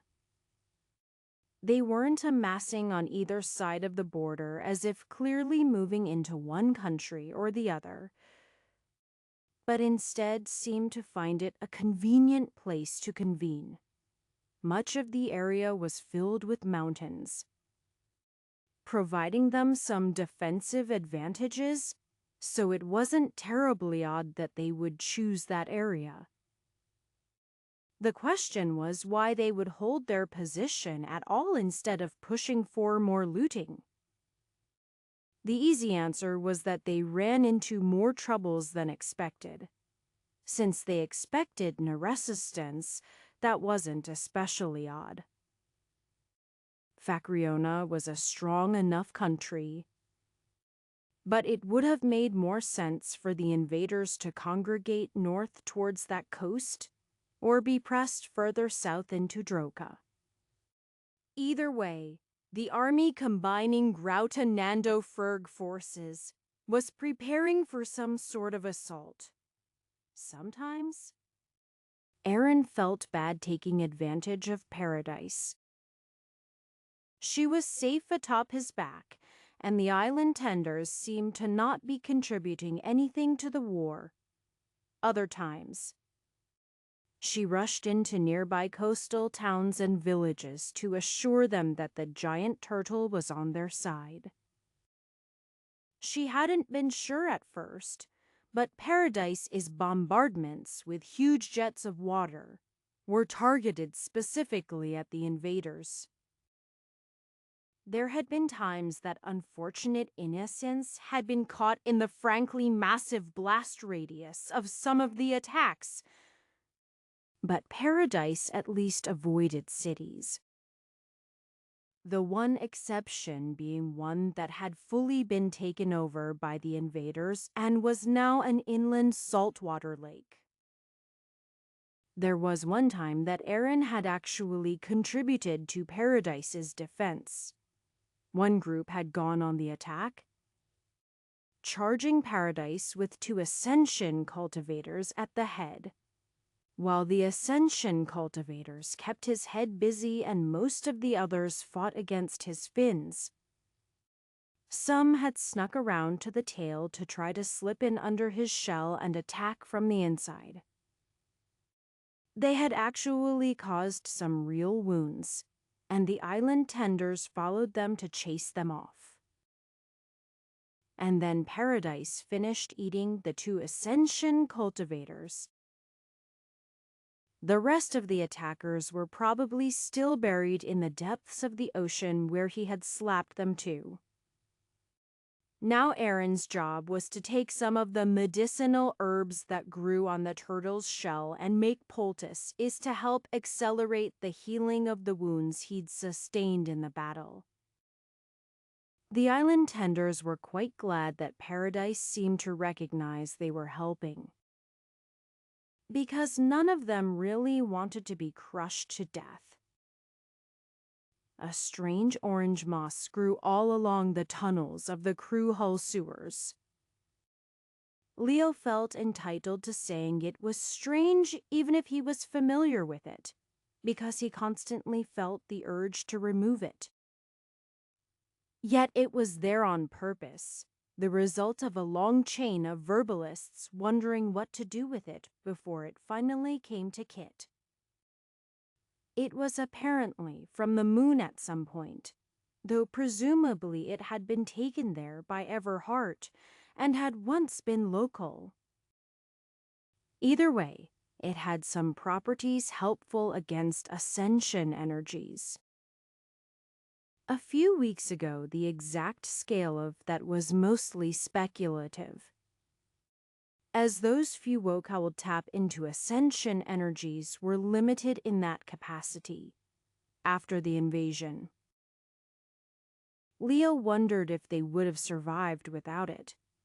Oh, sure. They still needed every man and woman who fought against the invaders, making use of their hard-fought cultivations. But the enemy cultivators were severely weakened as they entered the city. The reason the moss was being grown in the sewers was because it required a warm, moist environment, and there was none better for that. He'd basically planted the first bit to see if it was a good fit. And then it had spread on its own. Now it was part of the area. But still weird. As for how it actually affected ascension energy, it was unclear. The effects had clearly been weaker until the ground started cracking from the battles, at which point some sewer tunnels were opened up. The concentrations of the moss were much higher in the sewers than what they had taken to try to use actively. The clumps they had gathered, not doing much more than a handful of regular mass on its own. Kit said it probably had something to do with the buildup of spores or something. But either way, Crewhall had been lucky in many ways. And now, looking at the daylight streaming into the sewers, Crewhall was quite unlucky, though Leo would rather be alive and smelling sewage than not alive at all. If he couldn't handle it, he would have let himself die long ago. So now they were reconstructing the collapsed sewers, but with vents. Would they ever need them? Only if the invaders came back? But if they didn't have them, the concentrations of whatever it was wouldn't be able to be built up or be directed towards their enemies. The damage to the sewers was on the scale that would have taken years, maybe decades, to replace. At least in the world Leo was born into. Now, with everyone cultivating, work involving manual labor was much more efficient.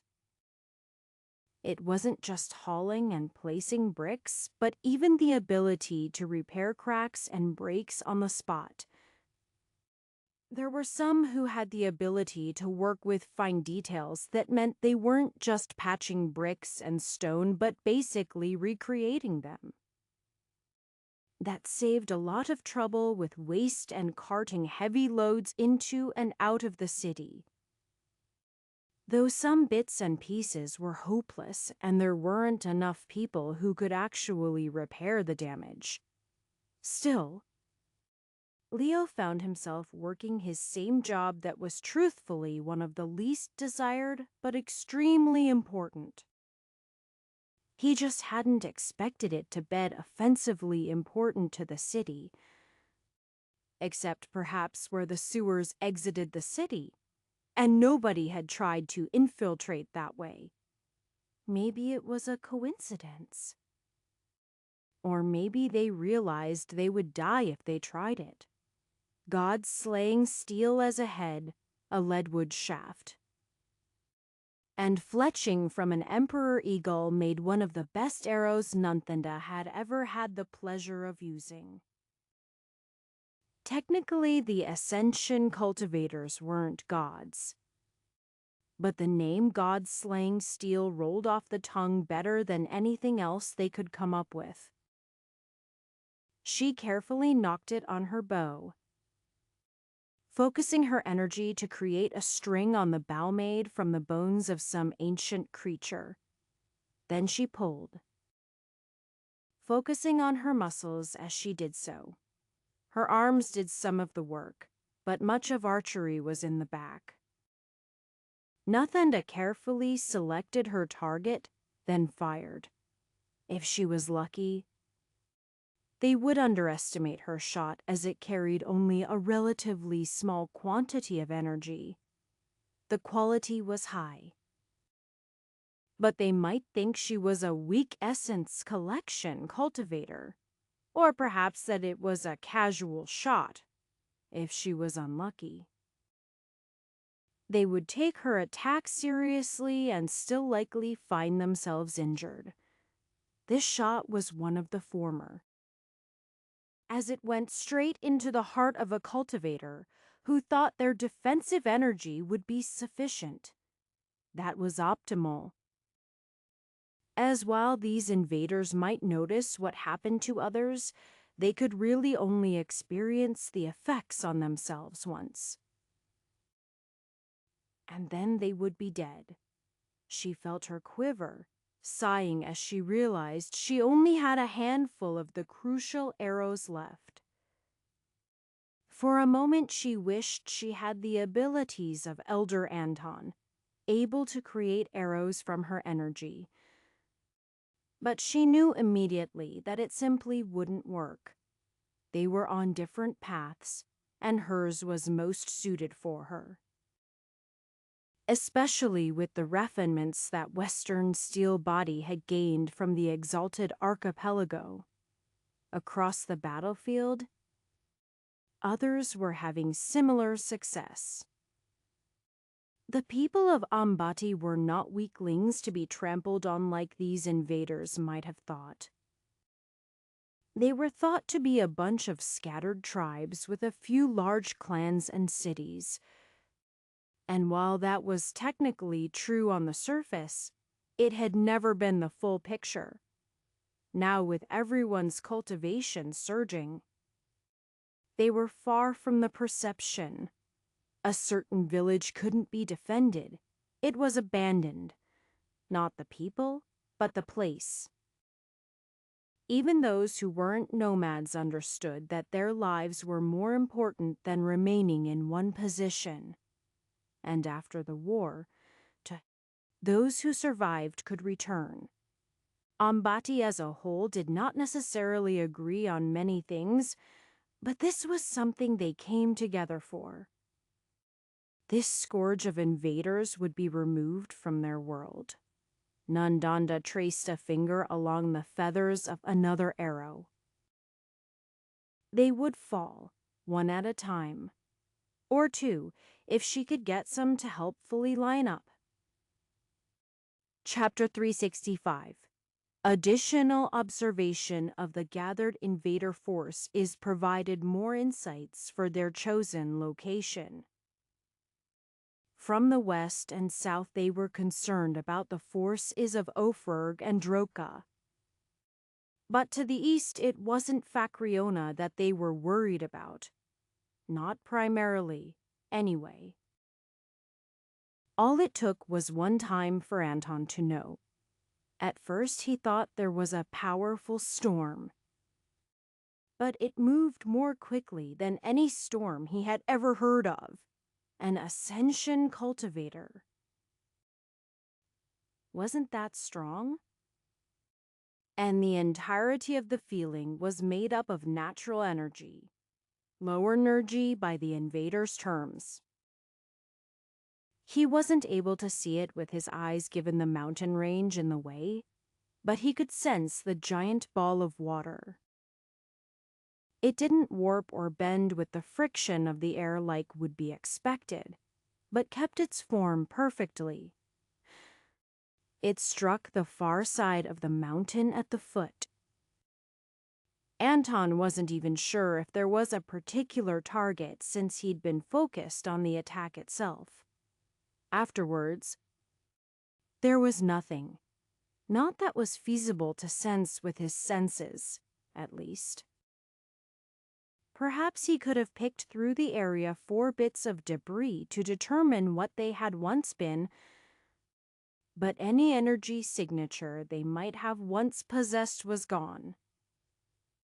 It was just chunks of rock and mud and trees and maybe some bodies, and the lingering sense of paradise. That explained why they wouldn't head towards the coast. It also left things in an awkward stalemate because the invader forces present were too much to reasonably attack, even with the combined forces of Greotanandofrerg. The numbers were a close match. Fighting an entrenched group wasn't appealing for anyone who wanted to live. And since they weren't currently moving to attack anyone, throwing away their lives seemed unnecessary to everyone involved. They would be dealt with, of course. It was simply a matter of when. Contacting Droka and Fakrona to combine with whatever remained of their forces was the next priority. And if they could be trusted to remain there, assisting Estery first was reasonable. But going around the enemy army forces with sufficient stealth would take days at minimum. Probably more if they wanted to negotiate any combined form of attack. That would allow their enemies to recover much more than they wanted. So harassing them in the meantime was absolutely essential. They had defensive formations, but now there were multiple formation masters to match against them. Greoten had a relatively centralized location on the continent, and combined with Katarina being one of the primary formation masters, creating the teleportation formations. That meant they had one of the big ones. The intercontinental teleportation formation was thankfully intact, and even active. It just happened to be watched by a mid-sized army at the moment. That included most of the order that was still in Greoton, though some others were back at the sect itself. The other, smaller-scale one that went between the glorious Flame Palace and the Order had been reopened, though there wasn't actually much activity at the moment. At least emergency messages could be passed back and forth instead of taking days of travel even by the swiftest cultivator traveling at top speed. Grand Elder Sinaya had recovered enough to participate and was tasked with watching the intercontinental formations. So far, there hadn't been a glimmer of any activity, though Katarina had determined the Farans should still be active. Unless it had been destroyed in a very select manner. As for why they didn't just disassemble the formation on their end, not only might they need it, but it was actually conveniently safe. It took energy to transport cultivators, especially if their reserves were full. That energy would normally come from them.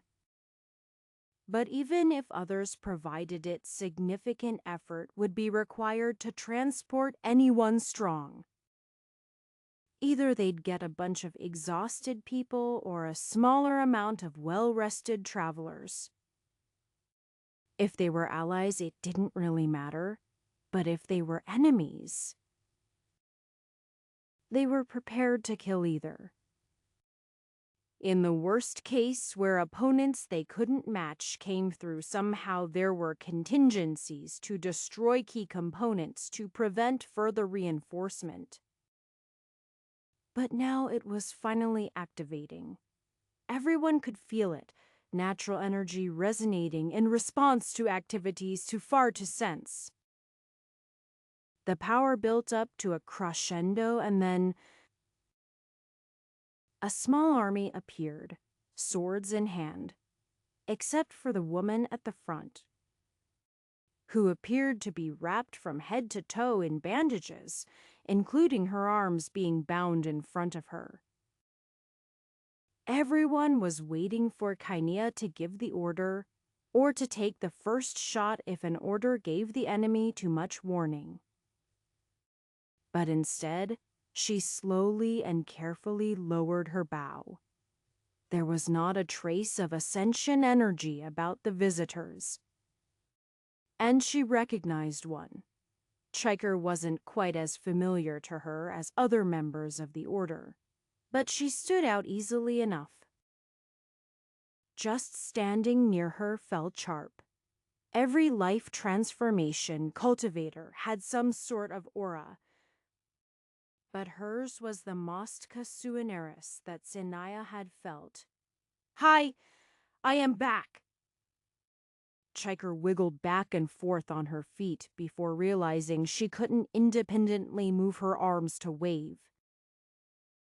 Sinaya felt the bandages, and beneath them some sort of plaster covering her arms, strain against the movement.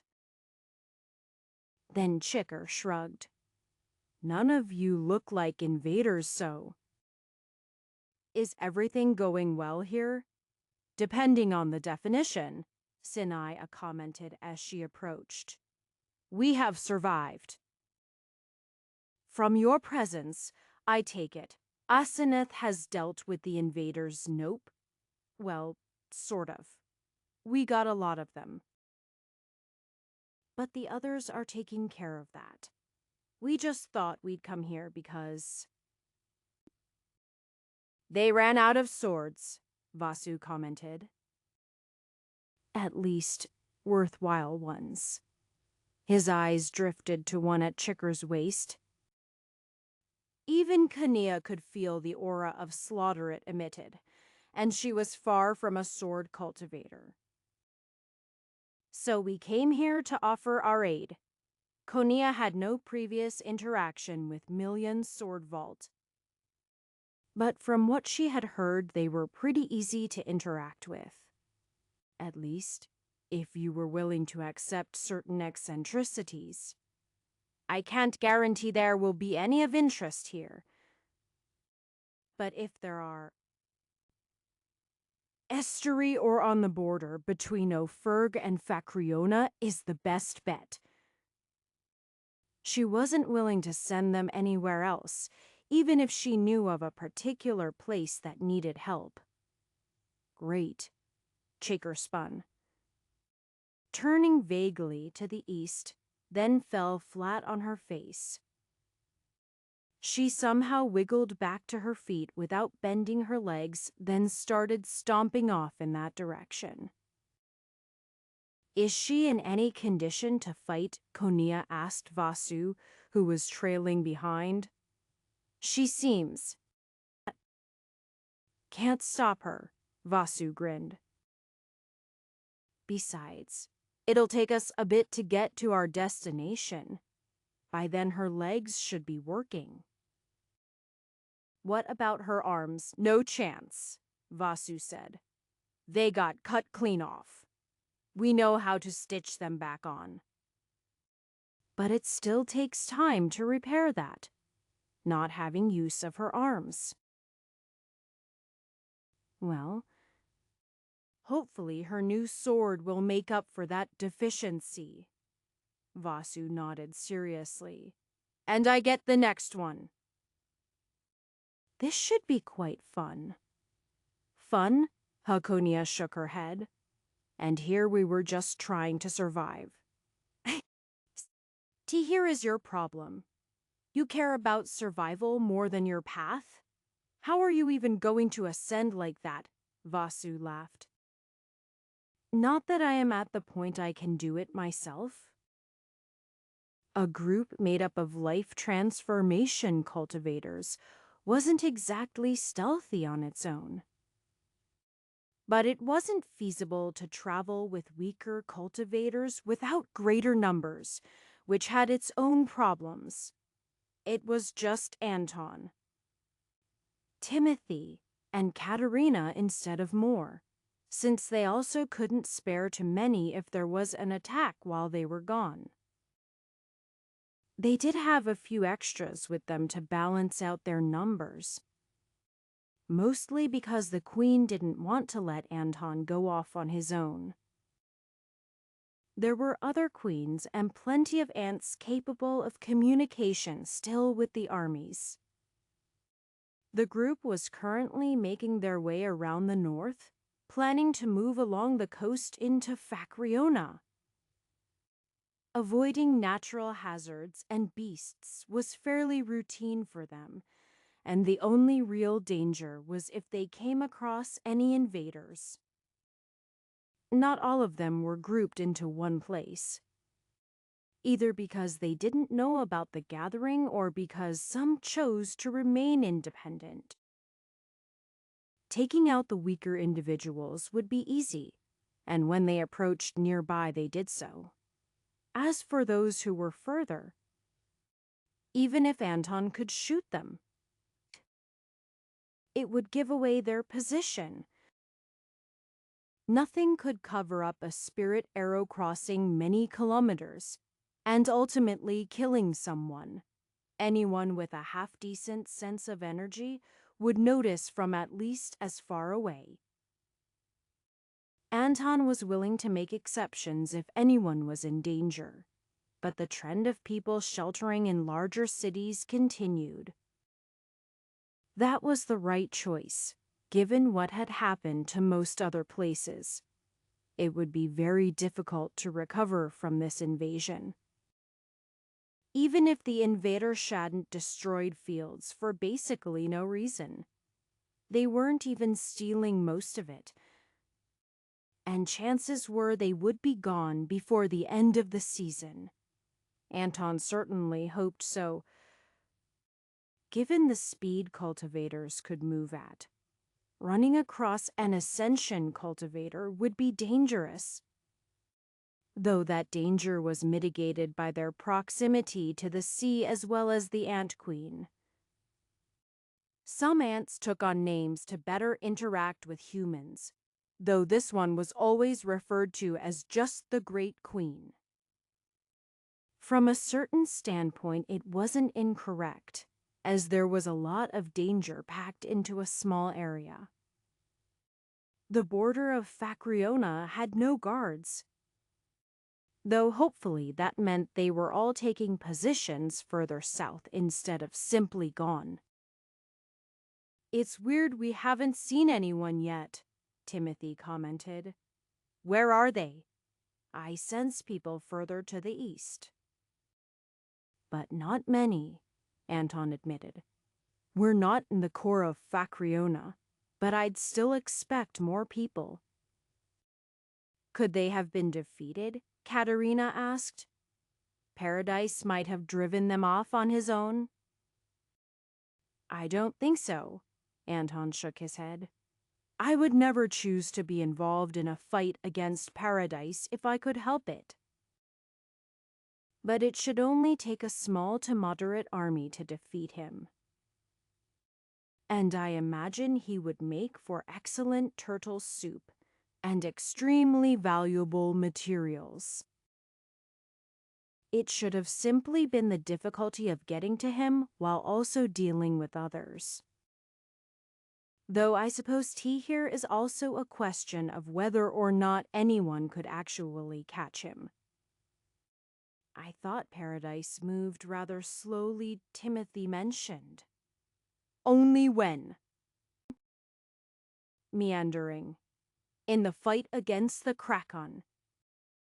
He was swift. The trio of humans made their way further into Facreona, where they found more of the same. Death and destruction with pockets of firm resistance. Attempts to contact some locations resulted in unfriendly welcomes, even though they were clearly not connected to the invaders. While they could have pushed their way close enough to try to communicate, they decided to look for a friendly sect instead. Or at least one they had prior communication with. The courageous Hart clan was at the top of the list. But they were on the far eastern side of Facreona. Instead, the Crimson Trail sect was closer. Though their reputation was quite poor given their status as blood cultivators, Anton hadn't heard Danny factually guns against them. It seemed they lived up to their tenets of using only their own blood for their techniques, which mostly meant they focused on other areas given their limited supply.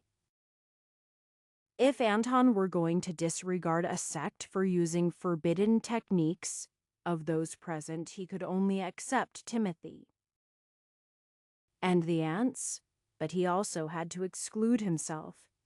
As they got close enough, Anton considered various ways to contact them.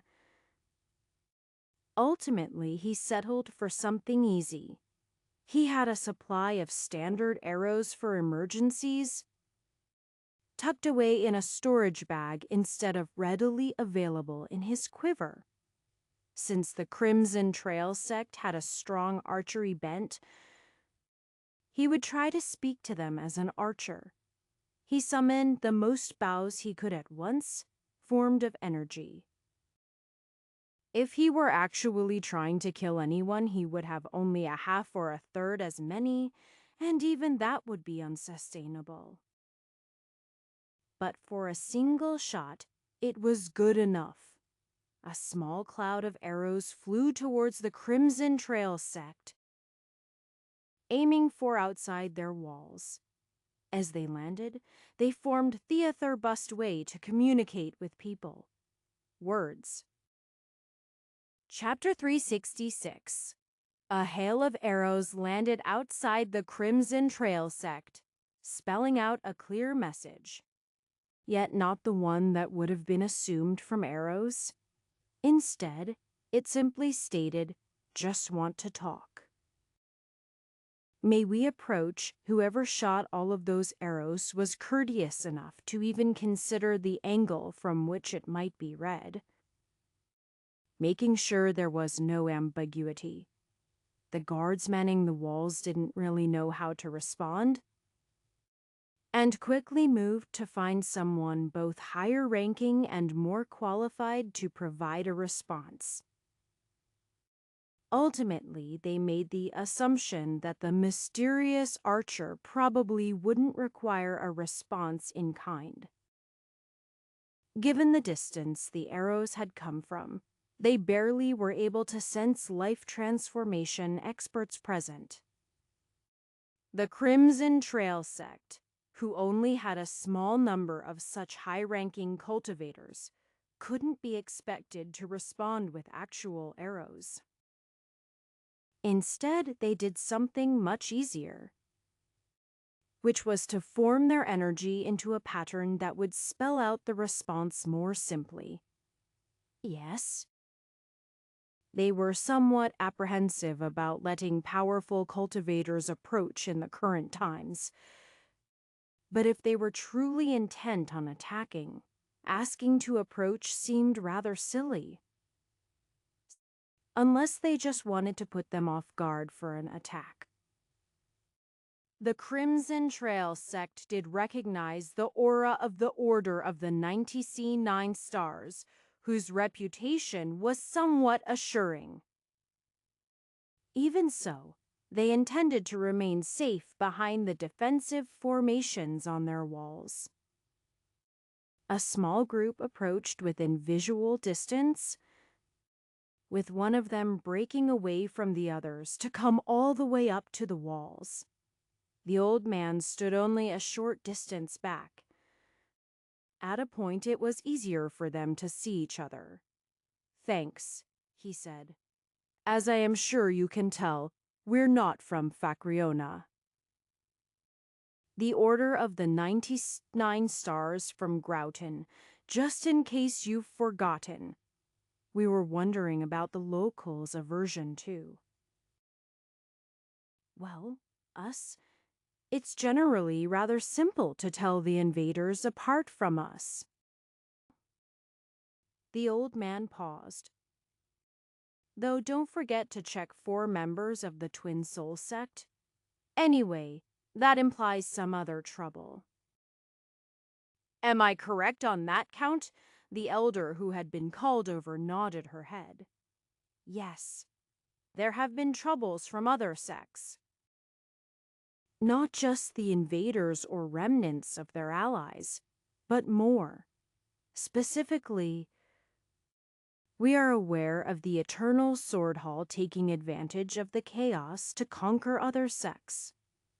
That they were actually involved with the Flying Blood Cult and the Heavenly Lion sect, but weaseled their way out of being annihilated by blaming their actions on personal grievances.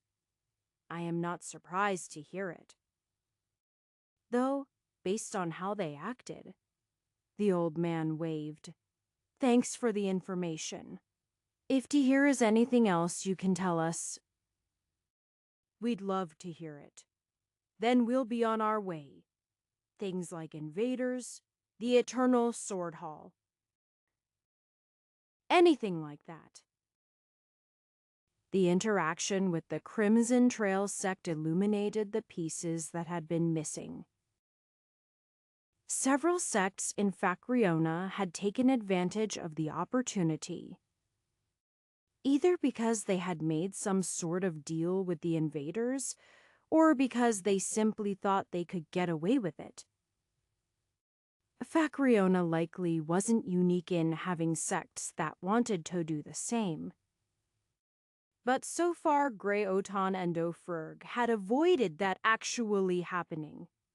Then again, Grey Oton had basically been under the Order's control and watchful eye, while Ferg had undergone some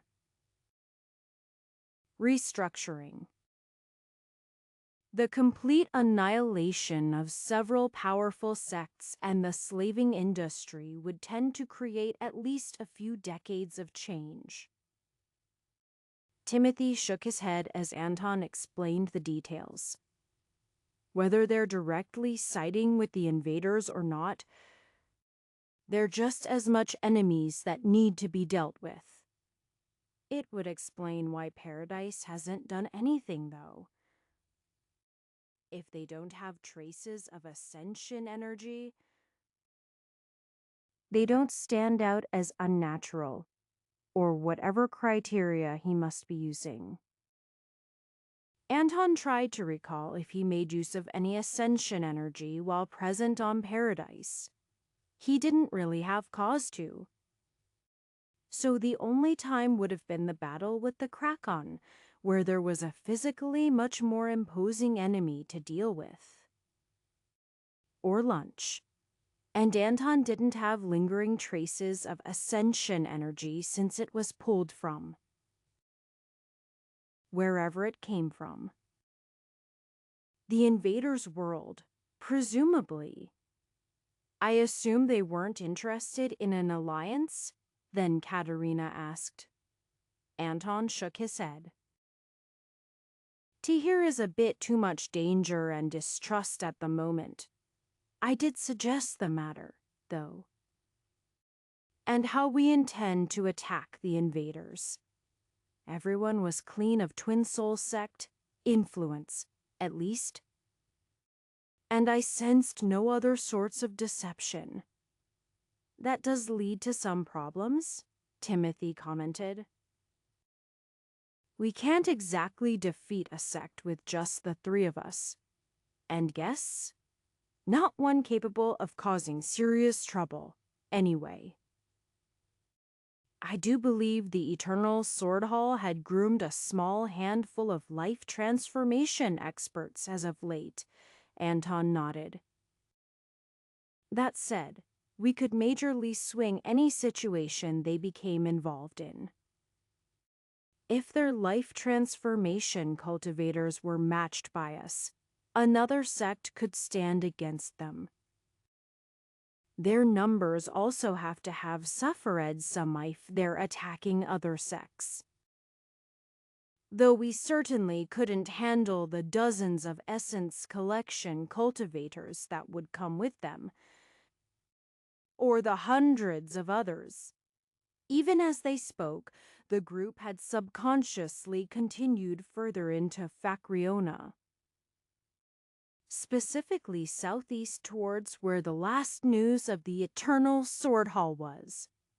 Katerina commented, "We can at least check them out.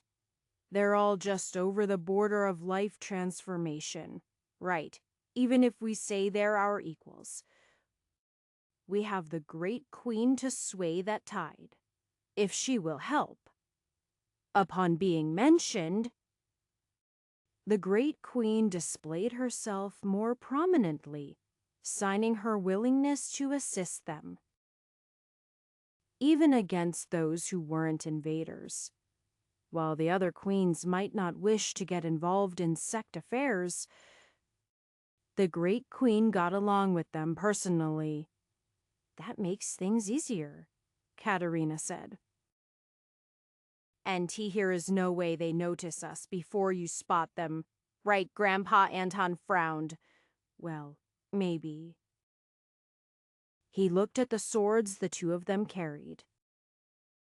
"It depends on whether they have the unnatural sense for weapons that some people possess.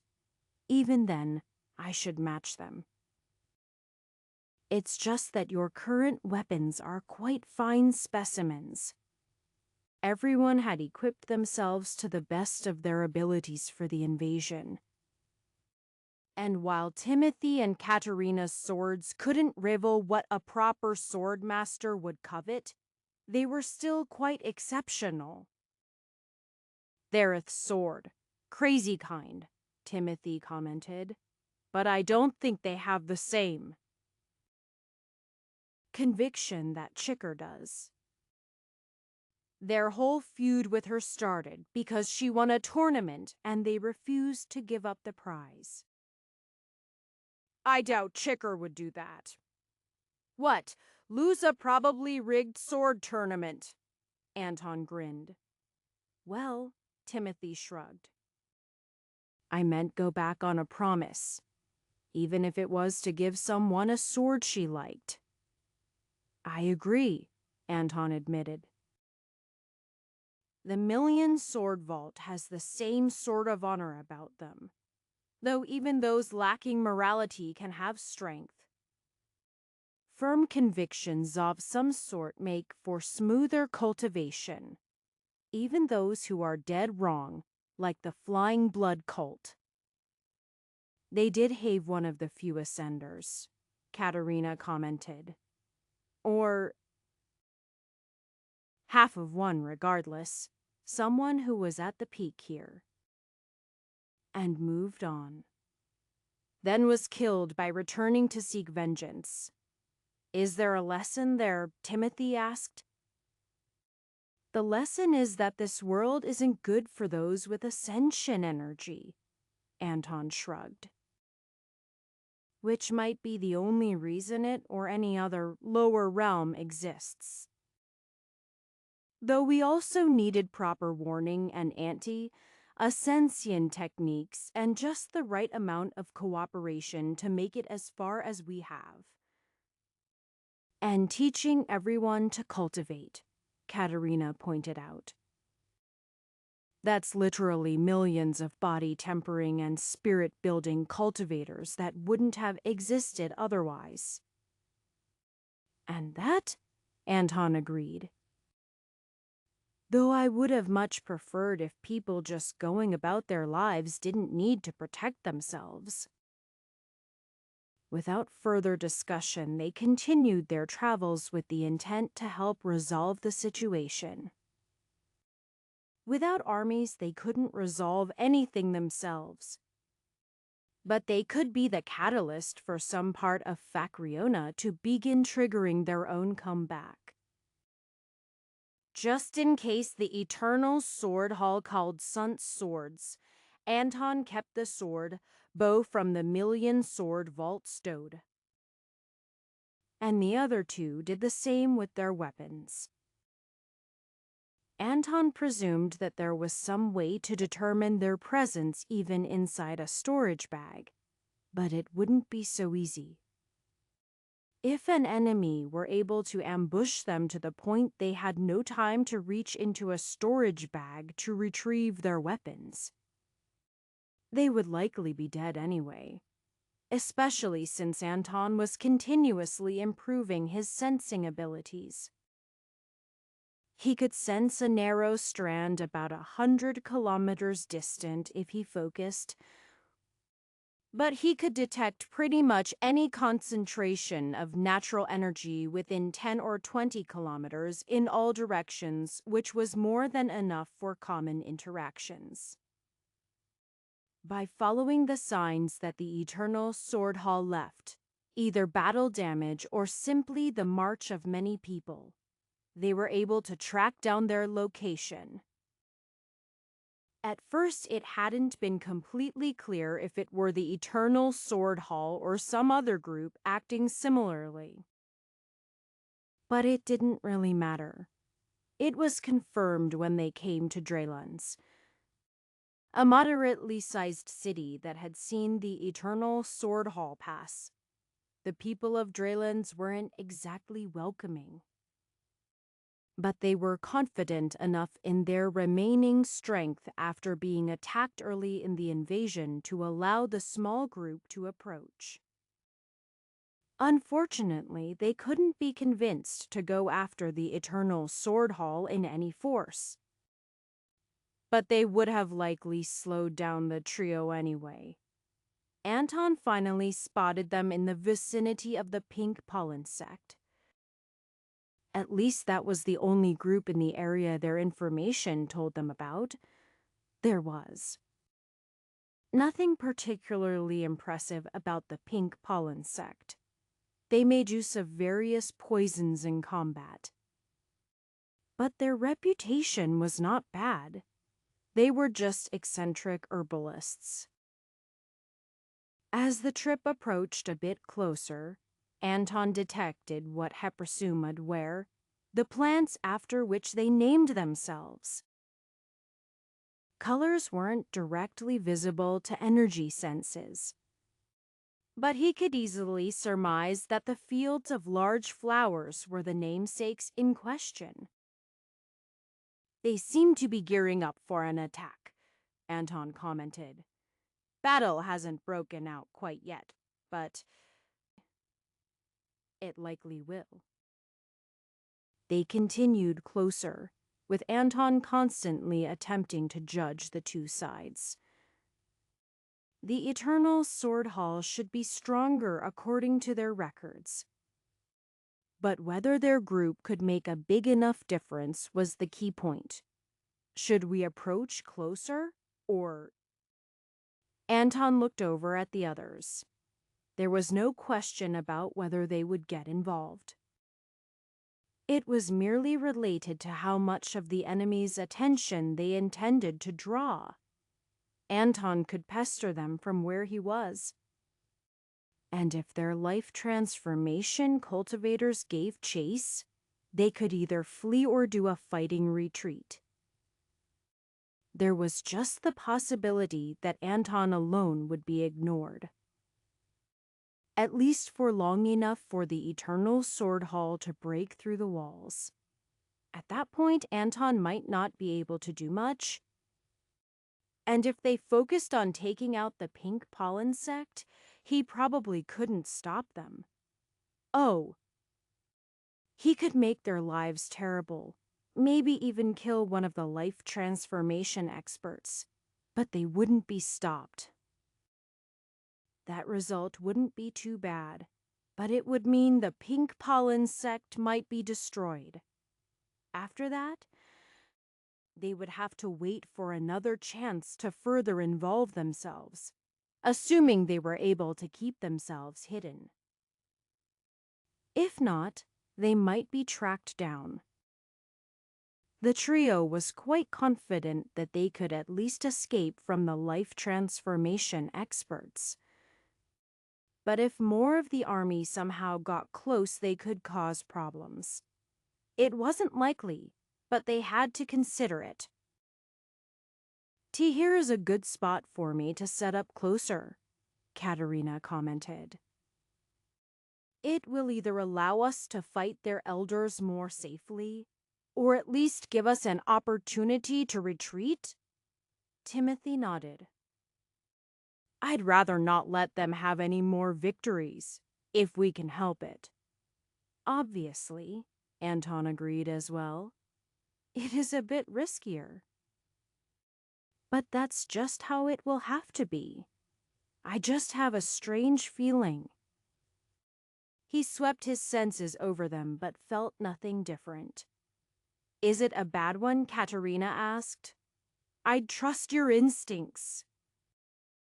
It's not bad, Anton shook his head. But we shouldn't reveal ourselves too early. If they begin the assault when we attack from the rear, it will be more difficult for them to react. And we can see if they're hiding anything. Here is also a small chance no conflict happens, and I'd hate to provoke it if it's unnecessary. Though we really can't risk letting them move on to another weaker sect, either. What was it Anton couldn't quite tell? Though he swept his senses back and forth through the area, it strangely felt like something familiar. But he couldn't lock onto it. Was it velvet for some reason he didn't know any others who were particularly stealthy? But if she was close enough for him to sense, she might as well have revealed herself to them. No. That wasn't it. But he'd keep an eye out. It would be a shame if he missed something critical to their survival. Anton wouldn't mind dying to save a large group of people, but it would be worthless to die and not save them. Chapter 367. It didn't take long before the Eternal Sword Hall launched their first attacks on the gates of the Pink Pollen sect. Their handful of life transformation elders simultaneously slashed with their swords and nearly chopped through the defensive formants and the gates together. It likely wouldn't take them more than a few strikes. It had to be admitted that their technique was strong, but it seemed far too effective. The immediate response from the Pink Pollen sect was throwing tiny packets of powder towards the attackers, though they batted most of them away without trouble. It seemed the small packets couldn't be thrown far as more of the defenders shot bows into the main army. The Pink Pollen sect's technique didn't focus on raw power. So many of the arrows were blocked without effort. Others were evaded. And some just missed. Or at least, they appeared to miss. In actuality, they were right on target. As the rain of arrows landed in the fields, they struck flowers, spraying up pollen. The Eternal Sword Hall cultivators had walked through the fields just fine, but something about the arrows triggered the flowers. Cultivators began hacking and coughing, spreading out away from the clouds of pollen. Nothing stopped the life transformation cultivators, however. They positioned for their next swings, gathering power for stronger attacks. As their swords swept towards the defensive barrier, two of them spun around to counter the arrows Anton was shooting at them, while the other attack struck the barrier. Anton fully expected his attacks to be countered, but he didn't expect it to be done so casually. The two Heat Argeted did have to halt their attacks, but they actually shifted most of their energy to general defenses instead of augmenting their weapons. Anton continued to harass the life transformation cultivators while occasionally attacking some of the others who were easier to actually injure or kill. After a couple volleys, he also worked in the pink pollens technique. Even their spirit-building cultivators could do what they did to activate the flowers, so it wasn't too difficult for Anton. Though he had to admit his first shots were imperfect, the battlefield was beginning to be flooded with pollen, making it nearly impossible to actually see. For weaker cultivators, that could be a problem. But for those inside the cloud, the actual problem was the pollen itself. After the initial surprise, the attackers were prepared to keep the pollen away with their defensive energy, though it seemed that most of them couldn't perfectly filter the incoming air. They had to choose between breathing and not being poisoned. And while they could get away with the former for a short time, it was more difficult in battle. They still had to worry about the arrows and darts from the wall, after all, even with the weaker forces basically being in chaos. Their participation was barely required to break through the gate. Only the 5 life transformation cultivators and slightly larger number of peak essence collection cultivators continued to attack the gates. The pink pollen sect was not so prominent that they were prepared to resist that magnitude of attacks, and had merely been fortunate to avoid the attention of invaders thus far, likely due to Paradise's efforts. Unfortunately, they weren't lucky enough to avoid opportunists. As the gates were broken open, eternal sword hall cultivators began to pour into the sect. Those leading the assault, however, broke off and began to move towards Anton and the others. It seemed they didn't want to take any chances, and they trusted in the rest of their sect to deal with the pink pollen sect for a time. Anton hoped their judgment was wrong, but he had to focus his attack on the incoming enemies instead of the rest. To his chagrin, even the 6 Essence Collection cultivators were consistently able to block his attacks. They crossing over from Essence Collection to Life Transformation was a serious step, but it didn't seem to be quite enough. The determining factor seemed to be their swords, which they wielded with great agility.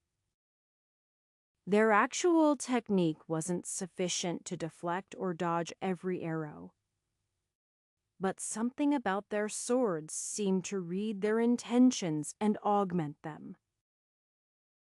It wasn't strange for sword cultivators to have fine swords, even very exceptional swords.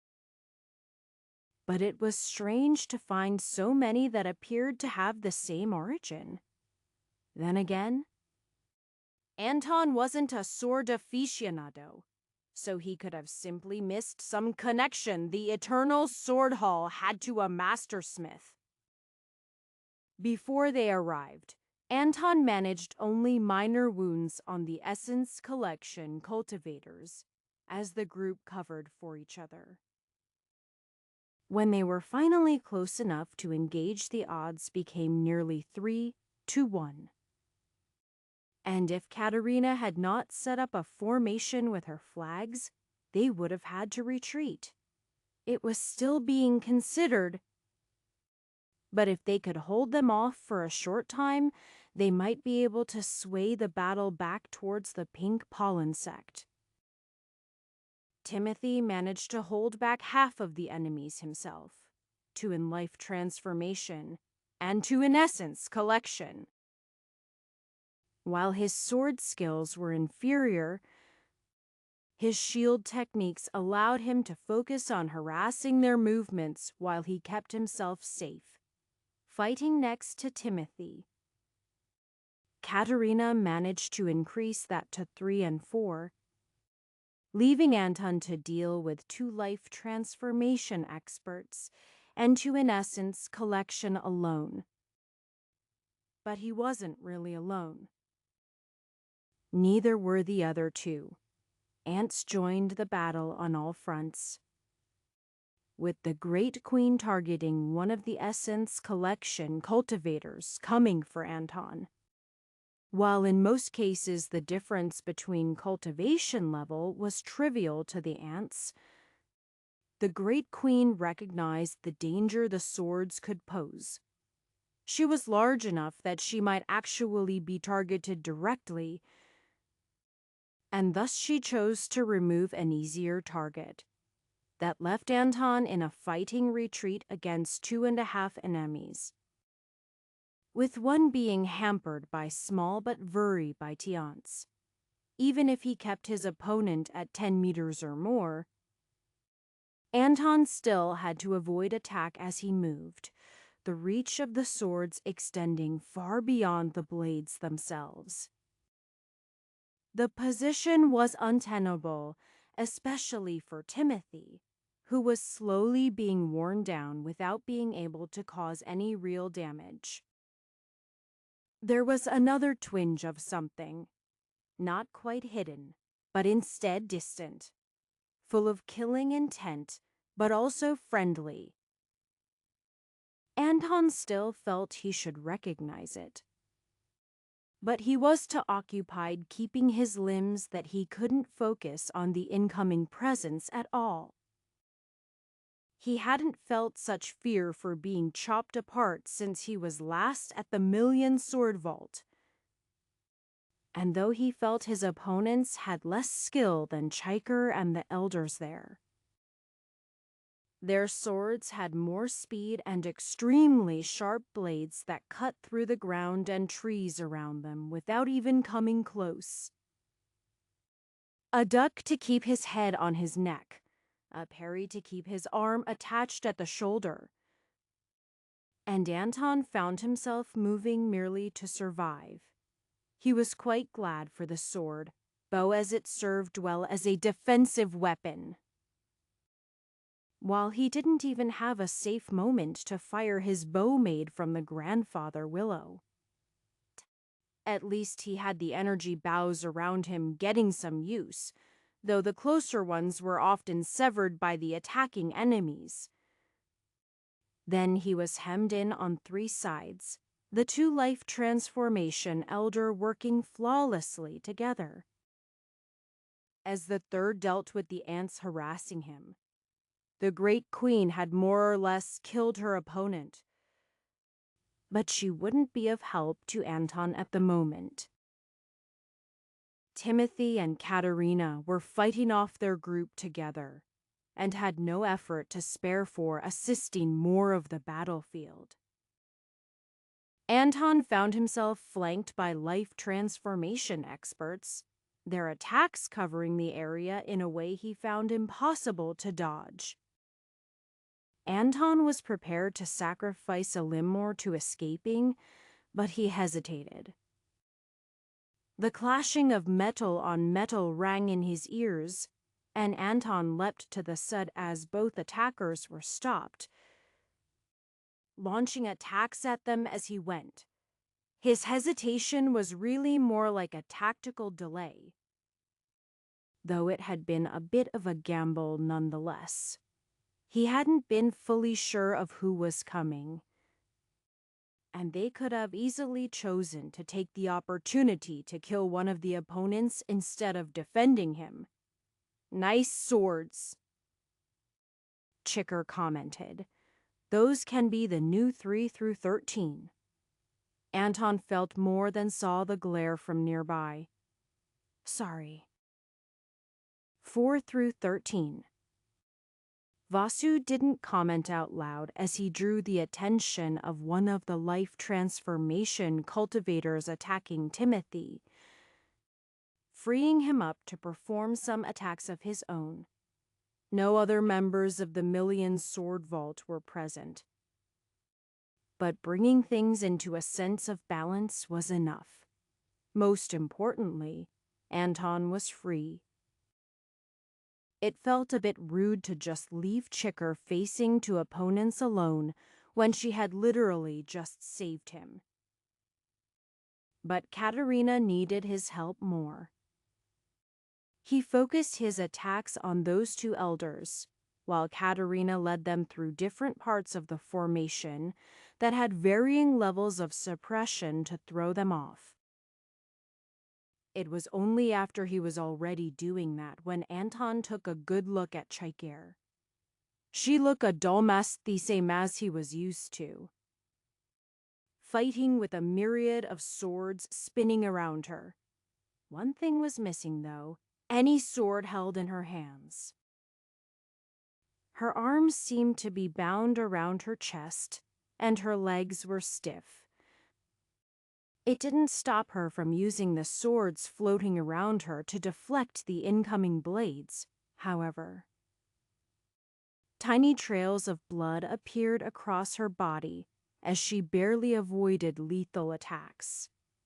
Just as he was preparing to assist her, one of the swords was twisted out of the Eternal Sword Hall's grasp. "I'll take this one for what you owed me for winning the tournament," Chiker said, but Tahira's still interest. Anton was fairly certain she'd already stolen a large number of swords from them after that incident, but it didn't really matter. What mattered was the following move. The blade floated into the air, controlled by Chiker. She thrust forward with it, stepping away from the field of blades that now solely dealt with the other opponent. He took a stance just like he still had a sword in his hand, grinning slightly as he thrust in return. When his heart was impaled, he looked surprised. "How?" "I stabbed you," Chiker commented. "Never been stabbed through the heart before?" "Impossible. That's a bound weapon." "So what?" Chiker said. "The thing about bound weapons that they probably forgot to tell you. They're useless if you suck." With that, she chopped off the man's head with what had moments before been his own weapon. The battle began to quickly tip against the Eternal Sword Hall from that point. The Great Queen and Anton were free to attack distracted life transformation cultivators. And a single opponent wasn't going to last long against Chiker. Vasu was actually facing the strongest opponent on the field, which suited him as the one who had actually been in life transformation for more than a handful of years. He engaged in risky moves in a different style than Chiker, ultimately winning out over his opponent by being willing to sacrifice an arm for the victory. His opponent withdrew his attack to try to stop his own arm from being severed. But his lack of commitment resulted in a swift defeat. Timothy took an attack head-on, his shield groaning in the exchange. But he reflected the force of the blow, sending the weapon flying. He didn't have any fancy techniques to take an opponent's bound weapon, but he still stepped forward confidently as he stabbed with his sword. His opponent caught Timothy's blade with his left hand, while his own sword reappeared in his right. Yet Timothy didn't stop, barreling into the man and tackling him to the ground. Despite having control of both swords, there was no good angle to swing at Timothy. It was only due to the exceptional blade that he managed to even scratch Timothy's armor from an awkward angle. Meanwhile, Timothy pulled out a dagger as he sat on his opponent and stabbed for his eyes. There was only so much one could move in such a position. And though he was dodged once, the second stab required his opponent to grab his wrist, but Timothy continued to press forward, extending his energy beyond the point of the dagger as he pressed against the man's arm and energy defenses, slowly piercing through and then finally running out of resistance. If the grapple had gone on a moment longer, Anton would have taken a shot. But he'd been occupied by shooting towards the pink pollen sect. Now the only life transformation expert remaining was the one trying to get the Great Queen off of his sword's hilt, while she chewed on his gauntlets and the energy he was trying to use to crush her. She could truly be in danger if he got a proper hold on her. But he was a lone enemy among melee opponents and quickly found himself with a sword through the back of his neck. Yet not deep enough to kill him. Only enough to make him fall to the ground unable to move. It probably had something to do with confirming where the swords came from. By the time the Battle of Life Transformation Cultivators was over, the pink pollen sect was so full of toxins that nobody was willing to go near it. Anton continued to shoot into the haze, but the others had to wait for some of the Eternal Sword Hall to begin fleeing before they could assist. It was clear that the members of the pink pollen sect weren't all immune to whatever they were using. But they had been backed into a corner. More and more cultivators were fleeing, and Anton continued to take shots, until an old woman called out to him, "Don't bother." She coughed slightly and shook her head. No more enemies were present. "They'll die soon anyway. Thank you for your assistance. We'll thank you properly in a moment, but..." She looked towards the rest of the pink pollen sect, who were currently trying to disperse the various toxins in the air and treat their own maladies. The ultimate toll of the battle was heavy damage to the pink pollen sect, which, if had been against the invaders, would have at least felt like some sort of victory, as it was simply against another sect from their own country. It could be seen as a big loss, though the Eternal Sword Hall was decimated. They might have had other smaller groups, but unless the information was quite wrong, they shouldn't have any more life transformation cultivators. Chapter 368. Now then, Cheeker was lecturing Timothy and Katerina. "To keep these swords you have toe in them more than these dead guys. Otherwise they might be able to pull them away from you. Even into the next life. Even though her energy wasn't depleted to any serious extent, the two swords she lifted to them were trembling. Because we're longtime friends, you two can have. Number 4 and 5. Katerina raised an eyebrow at the shaking, then smiled. Why don't we take 'em? Some of the slightly less potent ones. I'd rather not have to match wills against a life transformation sword cultivator. Regardless of their relative degree of attachment. A great sigh of relief came from Chiker. Oh, thanks. The swords she was holding immediately stopped trembling as they found their way to her side. You hear that 4 through 7 I'll be taking care of you from now on. Shaker tossed 2 others to Timothy and Katerina, using just her energy as her arms were still bound. These 2 should suit you most of that batch. How did you find us? Timothy asked. Anton laughed. I am going to make a bet. That she was here for the swords. Hey, Chiker frowned. I also came this way because I heard you guys had come to Facriona. And you hurried towards this battle because... Anton dragged out the question. Because they had nice swords, she admitted. But when I was close enough to tell it was you, it was also for that. And the first thing I did was save your life. Well, Anton shrugged, probably just an arm or 2, but since I don't have the expertise to reattach them. That's pretty close. He looked pointedly at her arms. What happened there? I temporarily lost the use of my arms for the sake of number 1.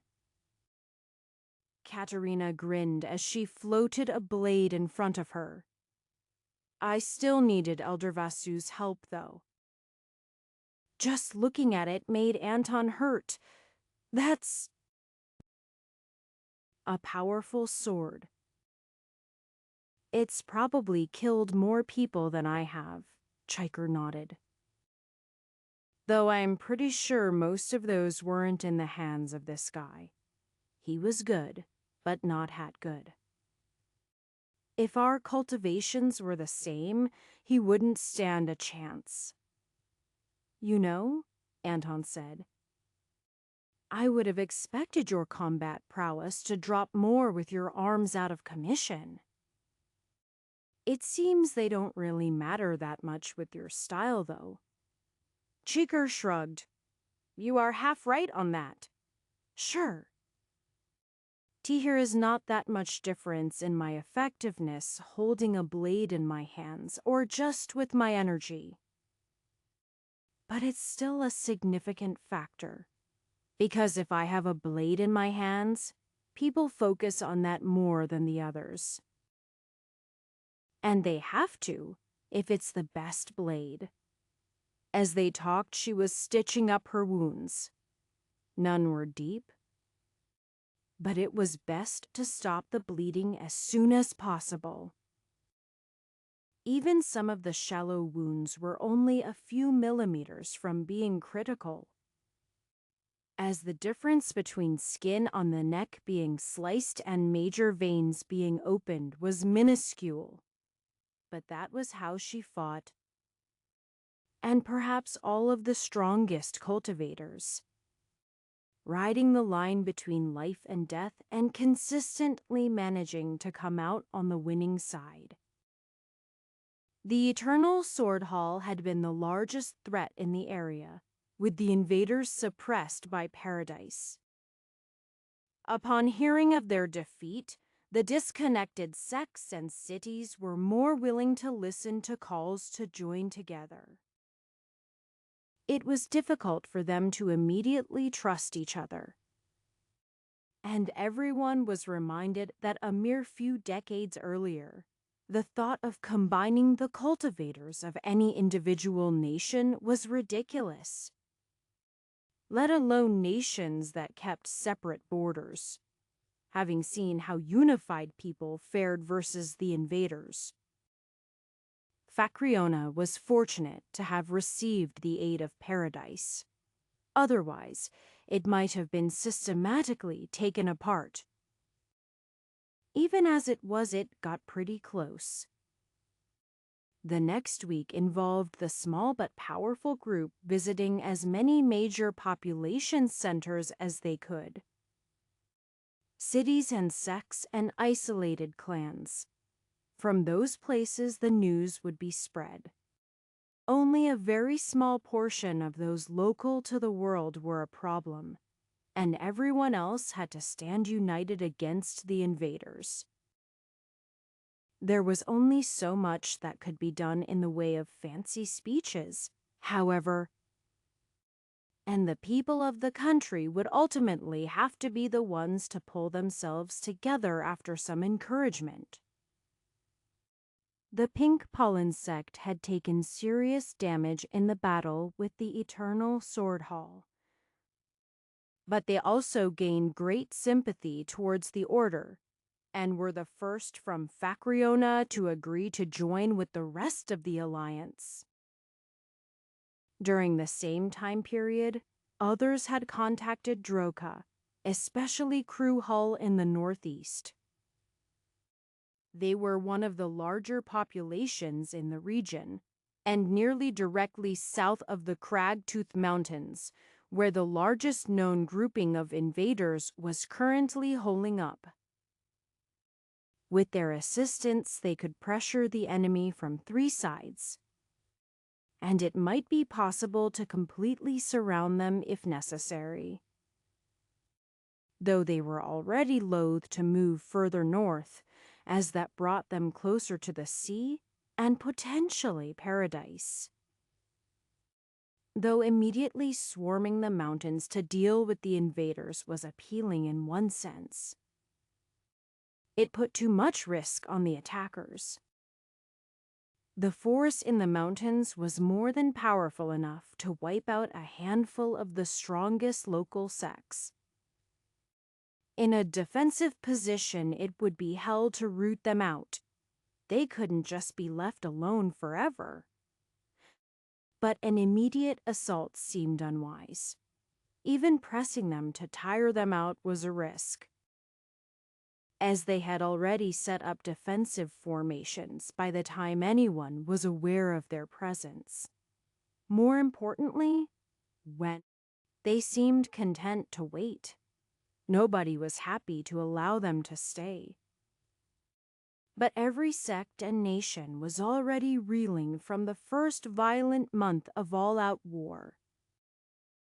With the abilities of cultivators to move large armies quickly, more than a month of active conflict without a resolution was already an eternity. Even of those groups that survived so far, many had casualty rates from 1/3 to 1/2 of their total forces. Many were deaths, but some were injuries that could be recovered from. Eventually, cultivators from the majority of Brogora, with the notable exceptions of Estuary and Ambati, were gathered together to finalize their plans. I believe we should move as soon as possible, Elder Sarka of the Glorious Flame Palace declared. We cannot know how the situation might develop if we wait, and delaying might allow them to organize another offense on anywhere they choose, perhaps even Facrona, if they figure out a way to deal with Paradise. Not quite directly opposite in the room stood Elder Adelina. The Frost Mirror sect agrees, for once.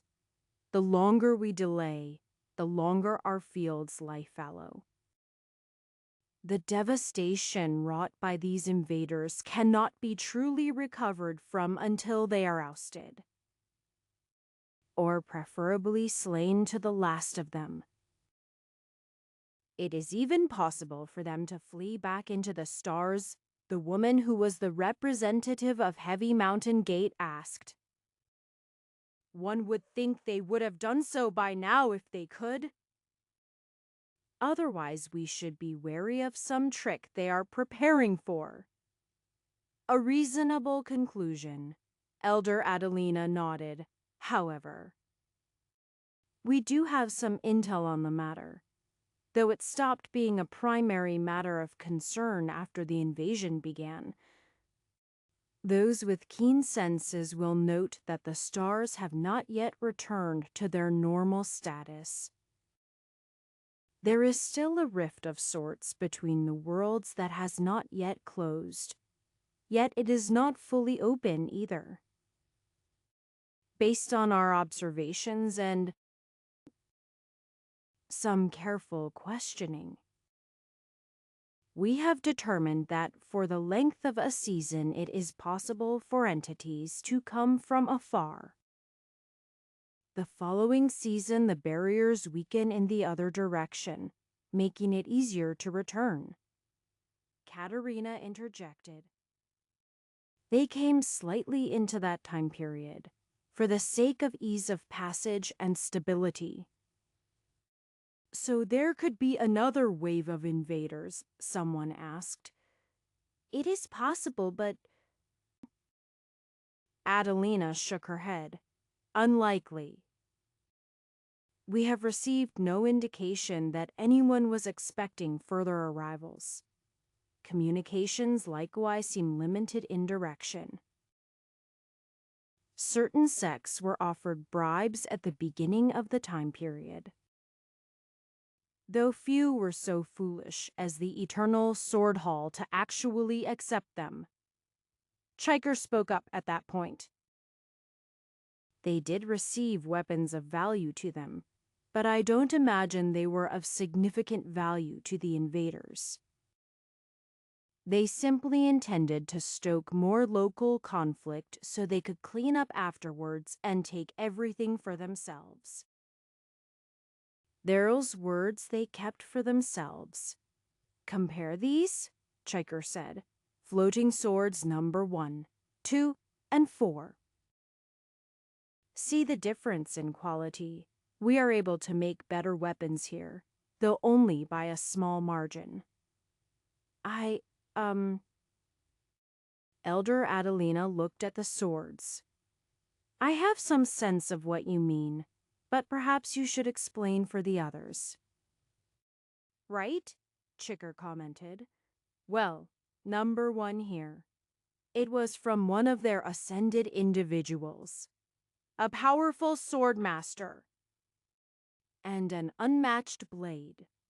Number 2 here once belonged to Vion until her defeat by Swordmaster Rahayu's blade.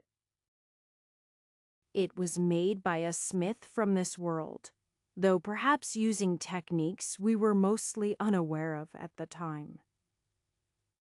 The Twin Soul sect was related to its creation. Chiker flicked another sword to float between the others. Number 3 here was made purely by skills and techniques developed in our world. And number 4 through 7 here were the prizes given to the Eternal Sword Hall. Fine blades. But certainly not the best the so-called upper realms could provide. That's right, Adelina continued. Though they seem to have high-quality herbs and materials, what they seem to be lacking are materials that develop more easily in the presence of lower energy, along with herbs and beasts that thrive here. This was guessed previously, but can easily be seen in their actions. How even now they are stripping bare the mountains and digging beneath them as we watch and wait. And if we don't act quickly, Sarka pointed out, we can't be certain what will happen with Estery. If the invaders join forces, we might be in trouble. Asaneth seems to be handling its own issues for the moment, with enough certainty to allow Chiker and others from the Million Sword Vault to join us. But there is no guarantee the situation won't change for the worse. We need to crush these invaders. Though I won't suggest an immediate attack, but rather whatever we ultimately deem to be most effective. Katerina gestured to the map of the Cragtooth Mountains. The enemy forces are located in this region. It is a rather large area, up to tens of kilometers on a side. It is not exact, and likely somewhat smaller than this representation, but it wasn't possible to get precise measurements for obvious reasons. Efforts have already begun to discern weaknesses in their defensive formations and organization of their forces within. If they were actually spread out throughout the area, and we could quickly break through the formation, we might be able to sweep over smaller pockets of enemies. But if we make an attempt and it fails, we'll ultimately weaken our own position. Discussion of various methods began. The Cragtooth Mountains were difficult to traverse, though there were several routes up. Coming from the northern part of the range would involve a longer duration of difficult navigation that would be especially hard on the weaker cultivators among them. But it would also allow them to avoid the most difficult portions of the journey under the watchful eye of the enemy. Unfortunately, it would also mean taking several days extra to begin the assault, which would likely be quite obvious and allow the enemy to prepare a combined defense. Knowing that the invaders were from various factions, it was proposed that discord might be sown among them, but unfortunately that relied on having a safe method of communication with them along with some knowledge of how the involved sects got along. Bits and pieces had been gleaned through interrogations of captured prisoners, but ultimately they didn't have enough to go on. It was kept in mind for use during the actual battles. Since they might be able to count on certain sects being marginally slower to aid certain others, but there was nothing that could be done immediately. The ultimate goal was also discussed. While it was possible to pressure them from Facreona in the east as well as the areas to the south and west, it was also valuable to potentially let them push eastward. If they came into range of Paradise, it would be of great detriment to them. Facreona, of course, didn't want to allow them into their land even for the duration of a battle. And it had to be admitted that they didn't need any more inland salty seas. One was enough, even if it was rather small. Still, it had to be considered as a factor. Discussions went late into the night and dragged on through the next day before something solid was ultimately put together. Chapter 369.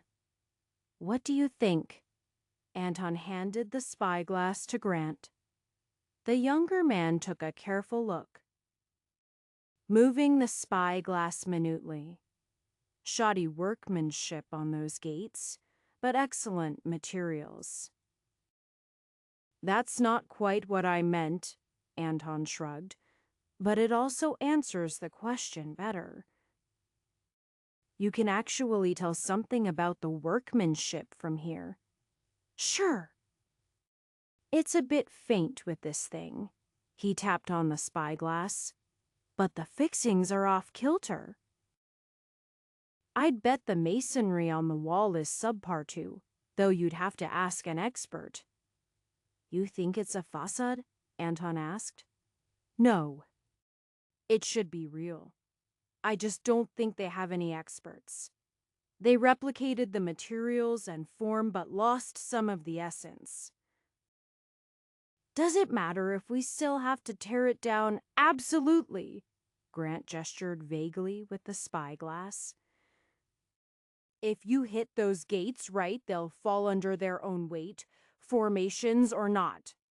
They've set up a fortress, but they don't really have the technique. And those materials, they're from the Cragtooth Mountains, should be for the most part, Grant shrugged. Could have brought some with them, or stolen some in their early successes. Grant carefully turned the spyglass over in his hands. How does this work? Anton shrugged and looked directly at the fortress in the distance. Don't know. It's got something to counteract Thut. He gestured towards the dark mass on the horizon. Large-scale formations could block energy sensing, and if some effort was taken, they could block other senses as well. For targets inside a formation, there were various options, including illusions. But for the outside, the only real method was to lock down anything leaving the area. In short, light and sound would have to be stopped. Yet such methods were never going to be perfect. I suppose I should ask later, Grant said. It's not perfect, but I can make out the important details. Very useful. Perhaps realizing that an attack from the north was one of the easiest options. The invaders had focused on that side for their defenses. Yet they did not have very long to put together a sort of fortress, and they were stretched quite thin. The fortress itself covered a much smaller area than the formations that stretched their effects beyond it. But in its current state, reaching the fortress would still require a concentrated effort to break through the formations to begin with. Efforts were being made to ascertain details on the actual formations themselves. But that information was being discovered a little bit at a time. At the current moment, there was no way to set up a sustained bombardment to see how the defenses reacted. And Anton acting alone was insufficient to cause significant enough fluctuations to reveal much in the way of weaknesses. Yet there were some universal truths about formations. They took energy to operate. And though the efficiency of how the energy was used depended somewhat on the skill of the creators, it had its limits. With enough power, any formation could be broken through from the outside. If the defensive formations were relying strictly on the natural energy in the surroundings, they wouldn't last long against the armies. The chance that they were counting on the freely available energy was minimal. And more likely, they had some sort of power source ready to assist it. Formations could even be powered by cultivators directly. Large groups could resist powerful attacks together. If the invaders were relying mainly on their own power, it would actually be advantageous to attack the formations even if they didn't break through. After all, the invaders would recover more slowly. But if they had another power source, which they almost certainly did, then the attackers would risk fatigue for nothing if they didn't make any progress. The assault could only wait so long. Within a matter of days, an attack plan was prepared and executed, making use of the various options available. A contingent from Facriona menaced the eastern side of the Cragtooth Mountains, threatening an assault. To the south, the forces of Droka had fortified the area, though some of their forces were also being lent to the attacking forces. The main contingent of the attacking forces came from the north, in a not unexpected but still logical route that allowed them to avoid vulnerability when navigating the mountains. Siege engines were disassembled and arranged piecemeal in storage bags. It would require some time to properly put them back together. But it was much easier than navigating steep slopes and rocky terrain. The various advantages the locals had were all considered. Every scrap of information left behind by Everhart had been tested for efficiency and would be used if possible. As they had to advance on an enemy position, it wasn't possible to rely on the growth of plants that hindered their enemy. But there were various beasts that could contribute to battle. Specialized anti-ascension equipment was redistributed from those injured or killed to those who could still make use of it, bolstering sects who were not prominent enough to arrange for their own such equipment. And then there were ants. Their ability to consume energy was useful in any battle involving cultivators, but especially where it involved formations. The distributed energy of a formation was more difficult for them to interact with than that of cultivators. But they had already begun climbing up from the southwest to harass the barriers, though not before the main armies were in position. Several decades of growth and expanding to new colonies had allowed their numbers to grow significantly. But alone they would be vulnerable to the enemy once they figured out how to fight them. A single cultivator could crush hundreds of them at once. And if they were not occupied by other concerns and could simply focus on the ants, they would be only a fraction of their potential effectiveness. A lone young man nervously stepped into a tall pagoda. That was one of the few structures that had already been in place when they chose their current location. It was undignified to have to set up in the remains of a long-destroyed or abandoned sect. But the young man certainly wasn't going to mention that. Everyone already knew. And as he was already delivering bad news, he didn't want to make things worse. Step by step, he made his way up the stairs. It wasn't fair that he'd drawn the short stick, but that was what he got for coming from a smaller sect.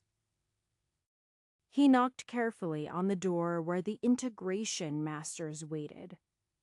"Come in." He opened the door carefully and stepped inside, bowing deeply. "Great integration masters, enemy forces are approaching." He refused to look at the large table around which sat more than 20 integration masters, representing more than a handful of groups combined together. "We know," boomed an annoyed voice. "What else do you have for us? Stop wasting our time." Of course they knew, but he had to deliver the information anyway. If he left anything out, they'd simply be mad about that instead. It was Unthi's fault that this expedition to a lower world was a disaster, but everyone weak had to deal with the consequences. Our scouts have observed the various groups and assessed their threats, just as they have been observing us. Along with the previous information, troubling news came. Among other things, there are void ants. Ants, one of the women scoffed. "They are of no concern to us." The youth cringed. He could only report the information and had no control over it. Fortunately, one of the other masters was on his side. Or at least they were happy to take advantage of the woman's ignorance. Void ants are no laughing matter. If there truly are any, but there can't be. They were wiped out to cycles ago. It was confirmed in the previous cycle as well. And by all of the reports leading up to this cycle, a heavy pressure fell on the messenger, making it difficult to speak. More than just the thought that he might get killed for no reason. That was, scouts confirmed it. And they even captured one of the larger specimens to verify. They ranged between highly resistant and completely immune to the effects of both lower energy and upper energy. Preposterous! The woman continued. Exaggerated myths, no doubt, and sloppy investigations. The youth kept his eyes away from any of the masters to limit what they could intuit of his thoughts. It would not do for them to guess. He wouldn't care if they were the ones swarmed by ants and eaten alive as long as she didn't have to be there. Is that it? One more asked impatiently. The messenger held out a sealed report. There is also this missive. I don't know what is inside. Of course. Then leave it behind. Go.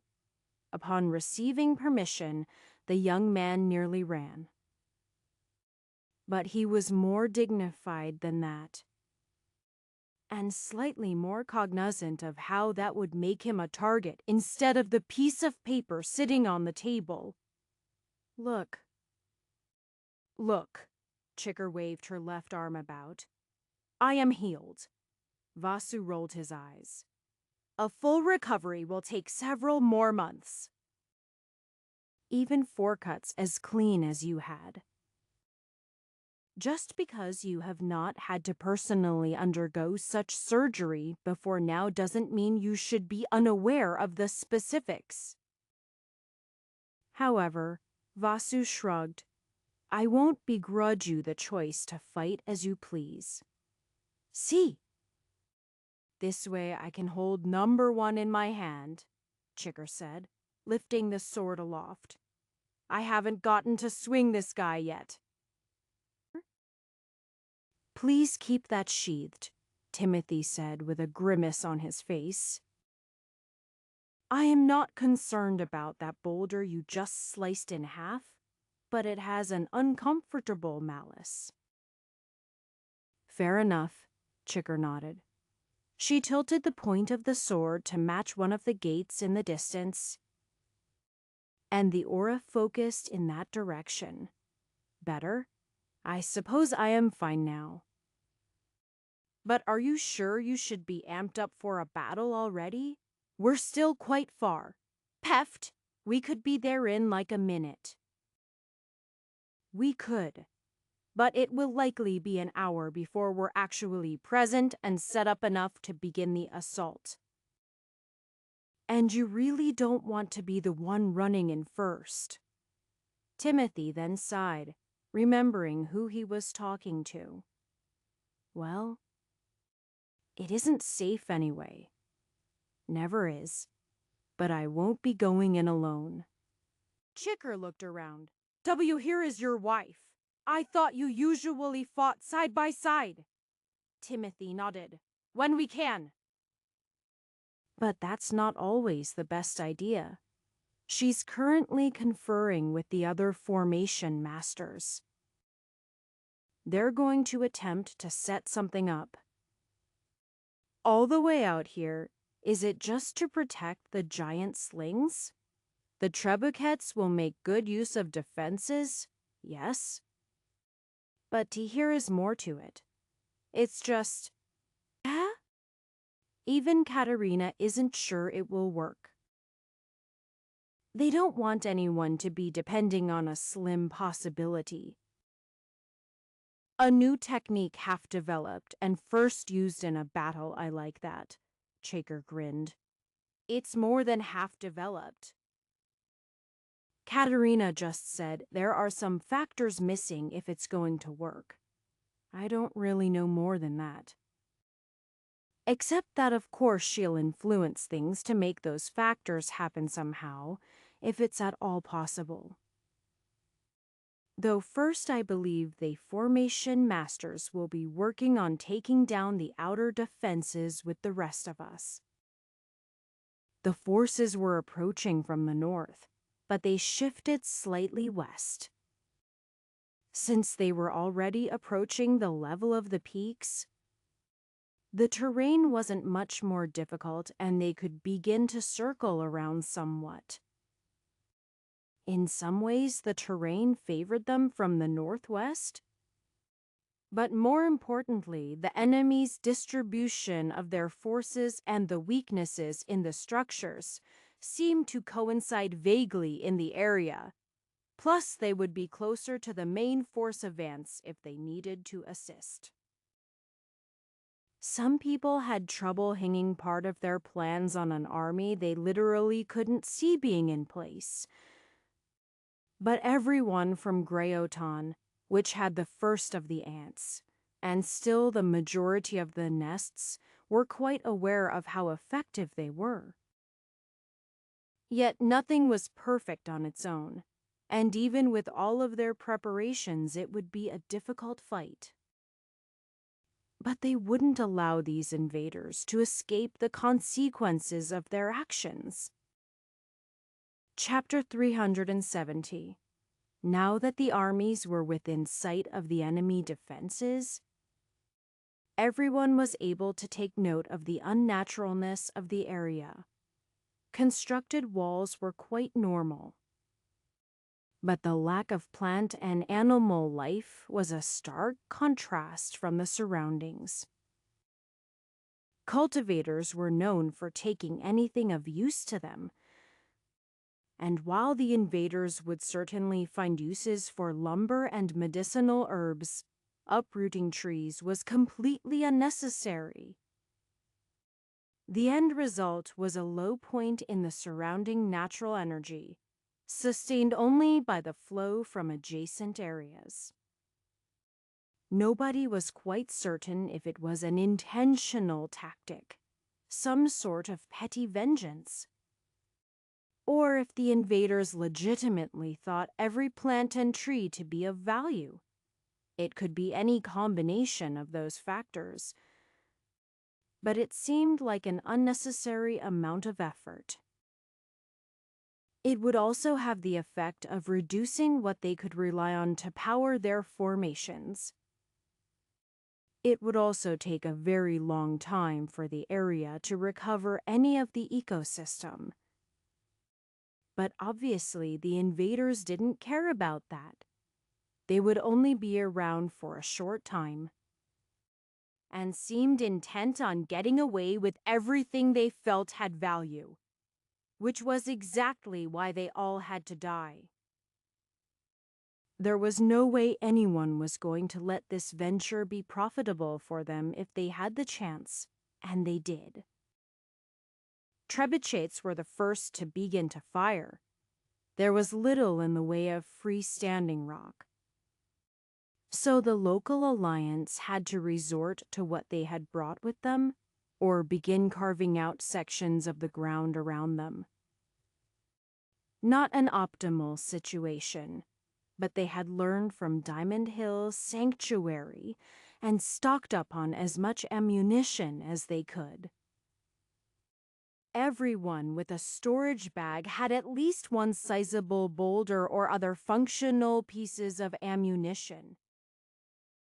With only a few dozen rebequets, they would have over 100 shots each and thus not have to dig into the local supplies. The cultivators had little else in the way of bulky items they needed to carry, with only the formation masters requiring much other space. And while everyone might have liked to bring a mountain of medicines with them, they simply didn't have them to take up that space. The trebuchets began the bombardment, boulders smashing against the enemy's formations a significant distance from the walls. With the ability of multiple cultivators contributing their energy to each trebuchet, hundreds of cultivators were able to contribute.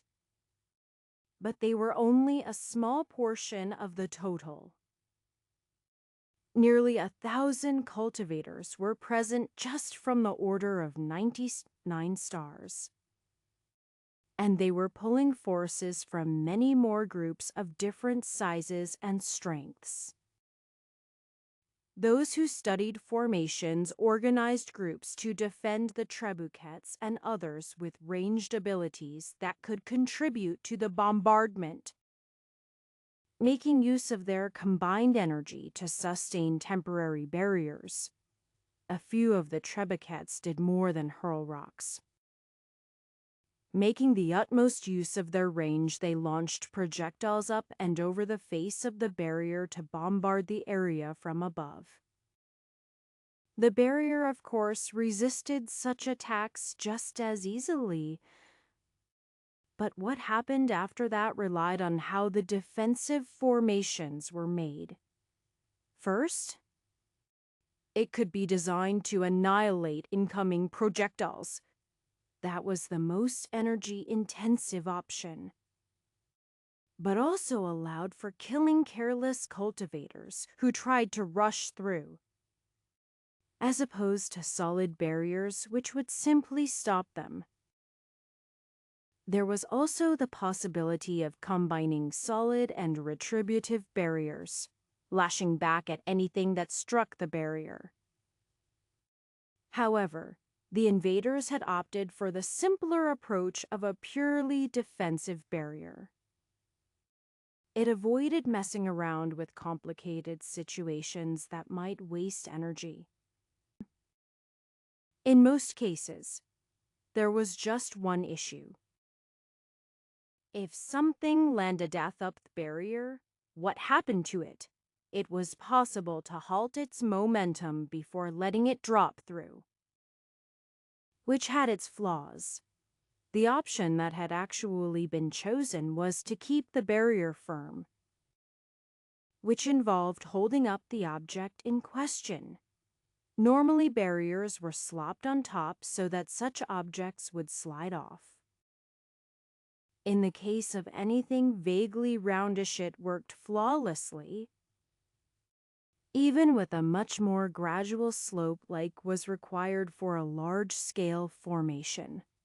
However, for oddly shaped objects, it worked quite differently. A tangle of western creepers certainly didn't function as a ball. It also had the advantage that its thorns were quite adept at piercing through energy. For something with the power like the formation they were up against, it couldn't truly ignore it. But it didn't need to. All it needed was a slight hold, and then it could just sit there. At that point, it was a constant drain on the formation, which would either try to reform around or through the thorns, or have to deal with imperfect flaws and the weight of the plant. While minimal, it still required support from the formation's energy. Formations simply set up and left to their own devices were easily exploited by such tactics. But the invaders clearly had actual formation masters with them. A quick adjustment on their part, and a tangle of western creeper could be allowed to fall through the barrier with no further expenditures of energy. And the opening would only be formed for the briefest moment. Some attempts were made to attack through the openings, but few had the skill to do anything with it. Those who could make such shots chose not to. The western creepers were only one part of the puzzle. They might fall harmlessly where there were no enemy soldiers standing. But other combinations were possible. The grasping willows, wandering bush sect, and the pink pollen sect all added their own little additions to the puzzle. Well, bundles of poisonous powder that would be happy to scatter about came along with anything that could perform the same function as the western creeper of sticking atop the barrier. They could either stay there, causing a constant drain, or drop through, hopefully causing damage to those below.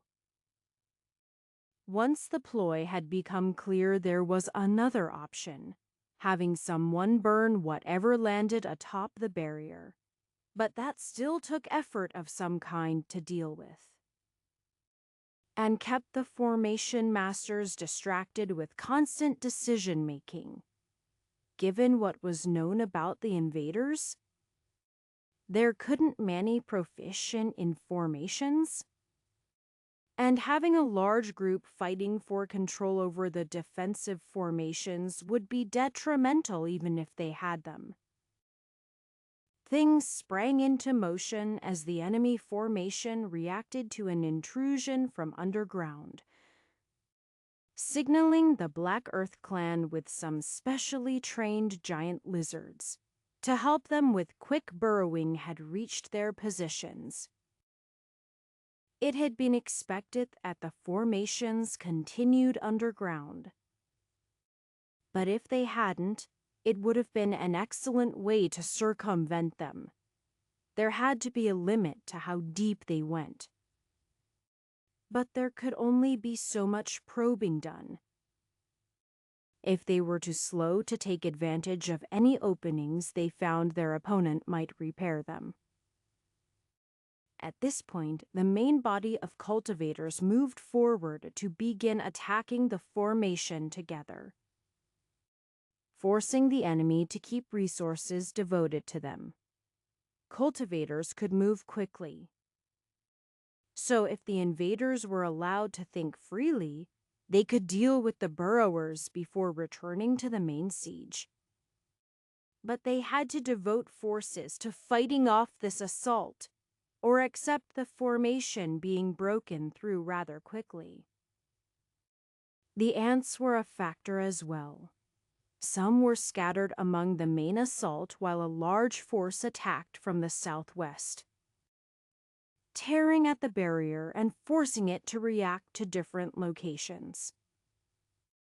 Because all of the visible forces were further to the north, the forces ready to react to the ants who were ripping and tearing directly at the barrier and thus the energy powering it were unprepared. And there were precious few response as they had to deal with them at range. Were they supposed to shoot arrows that might kill 1 or 2 ants each? They certainly tried that and were disappointed. Lobbing large balls of fire at the ants would have been highly effective. If they were easily damaged by energy, as it was, the distributed nature of the attacks focused insufficient power on any single point, which meant even the younger and less developed ants were able to resist it. There was also the ever-present difficulty of attacking out of such a formation, which caused ripples in the energy flow even when a formation was developed by formation masters. The formation simply couldn't hold as it was. It wasn't quite at a failure point, but it was voluntarily retracted to cover a smaller area directly defending the walls. That forced the attackers to move closer and left them more vulnerable, but they had momentum on their side. They pushed forward as great waves, weathering the attacks of their enemies and countering with their own. The walls had already been scoured for weak points, and they were the primary targets. The formation was no longer able to hold itself completely, breaking apart in limited areas and leaving the walls open to direct attacks. Heavily armored cultivators from the Iron Fist sect crashed into the walls and sent a section tumbling back. A particularly eager young man from their ranks let his momentum carry him all the way through the wall, where he found himself suddenly over an open pit. Sias was yanked backwards by his fellow disciple Prinsa as they observed what very well could have been a trap. but was in fact just a large hole in the ground. Any who had the experience could recognize it as a quarry, though not a particularly well-organized one. Large pits seemed to go everywhere, with some being backfilled with tailings from other work. Small tunnels shot off from the pits, which were more like proper mines, but without any of the structural integrity. A many-legged lizard burst through the bottom of one such pit, providing another avenue of entrance for or attackers, starting with the Black Earth clan. It was unclear if the invaders had overestimated the structural integrity of their walls or the power of their formations, but neither were holding as well as they might want, nor was the morale of those assigned to the walls. As they began to retreat through what winding paths that were all that remained between the holes filled with rocky rubble or nothing at all, only a small number of structures stood in the middle of the area. Most prominently a large pagoda surrounded by a number of buildings similar in style. Then there were various cobbled-together rocky structures and fields of tents that were barely half sound. The attackers were tempted to give chase while their opponents were out in the open. But great power could be felt from the pagoda and those within it. Instead of rushing into danger, orders were given to halt so that the situation could be reassessed, though work continued at properly capturing at least one section of the walls, or the ground beneath them in some situations.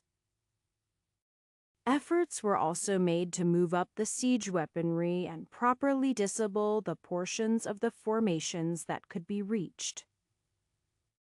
Katerina involved herself with the latter, of course, but she found her previous plans were thrown completely off target. In a good way, perhaps, but it still involved significant recalculations. She was already exchanging excited glances with the other formation masters present. The battle turned into an unofficial ceasefire for the moment, with the invaders retreating to their central section where they had put up smaller but slightly more structurally sound-looking walls. The formations there seemed more strictly put together as well, and great power radiated from there. But the area encompassed by the walls seemed to make it suboptimal for them to harass the attacking forces from that distance. The defenses seemed poorly thought out in the larger section, where they simply didn't have the manpower to hold the entire area. It seemed a waste of time and lives to even attempt to protect the outer walls, but there was doubtless some reason for it. Perhaps they were waiting for something,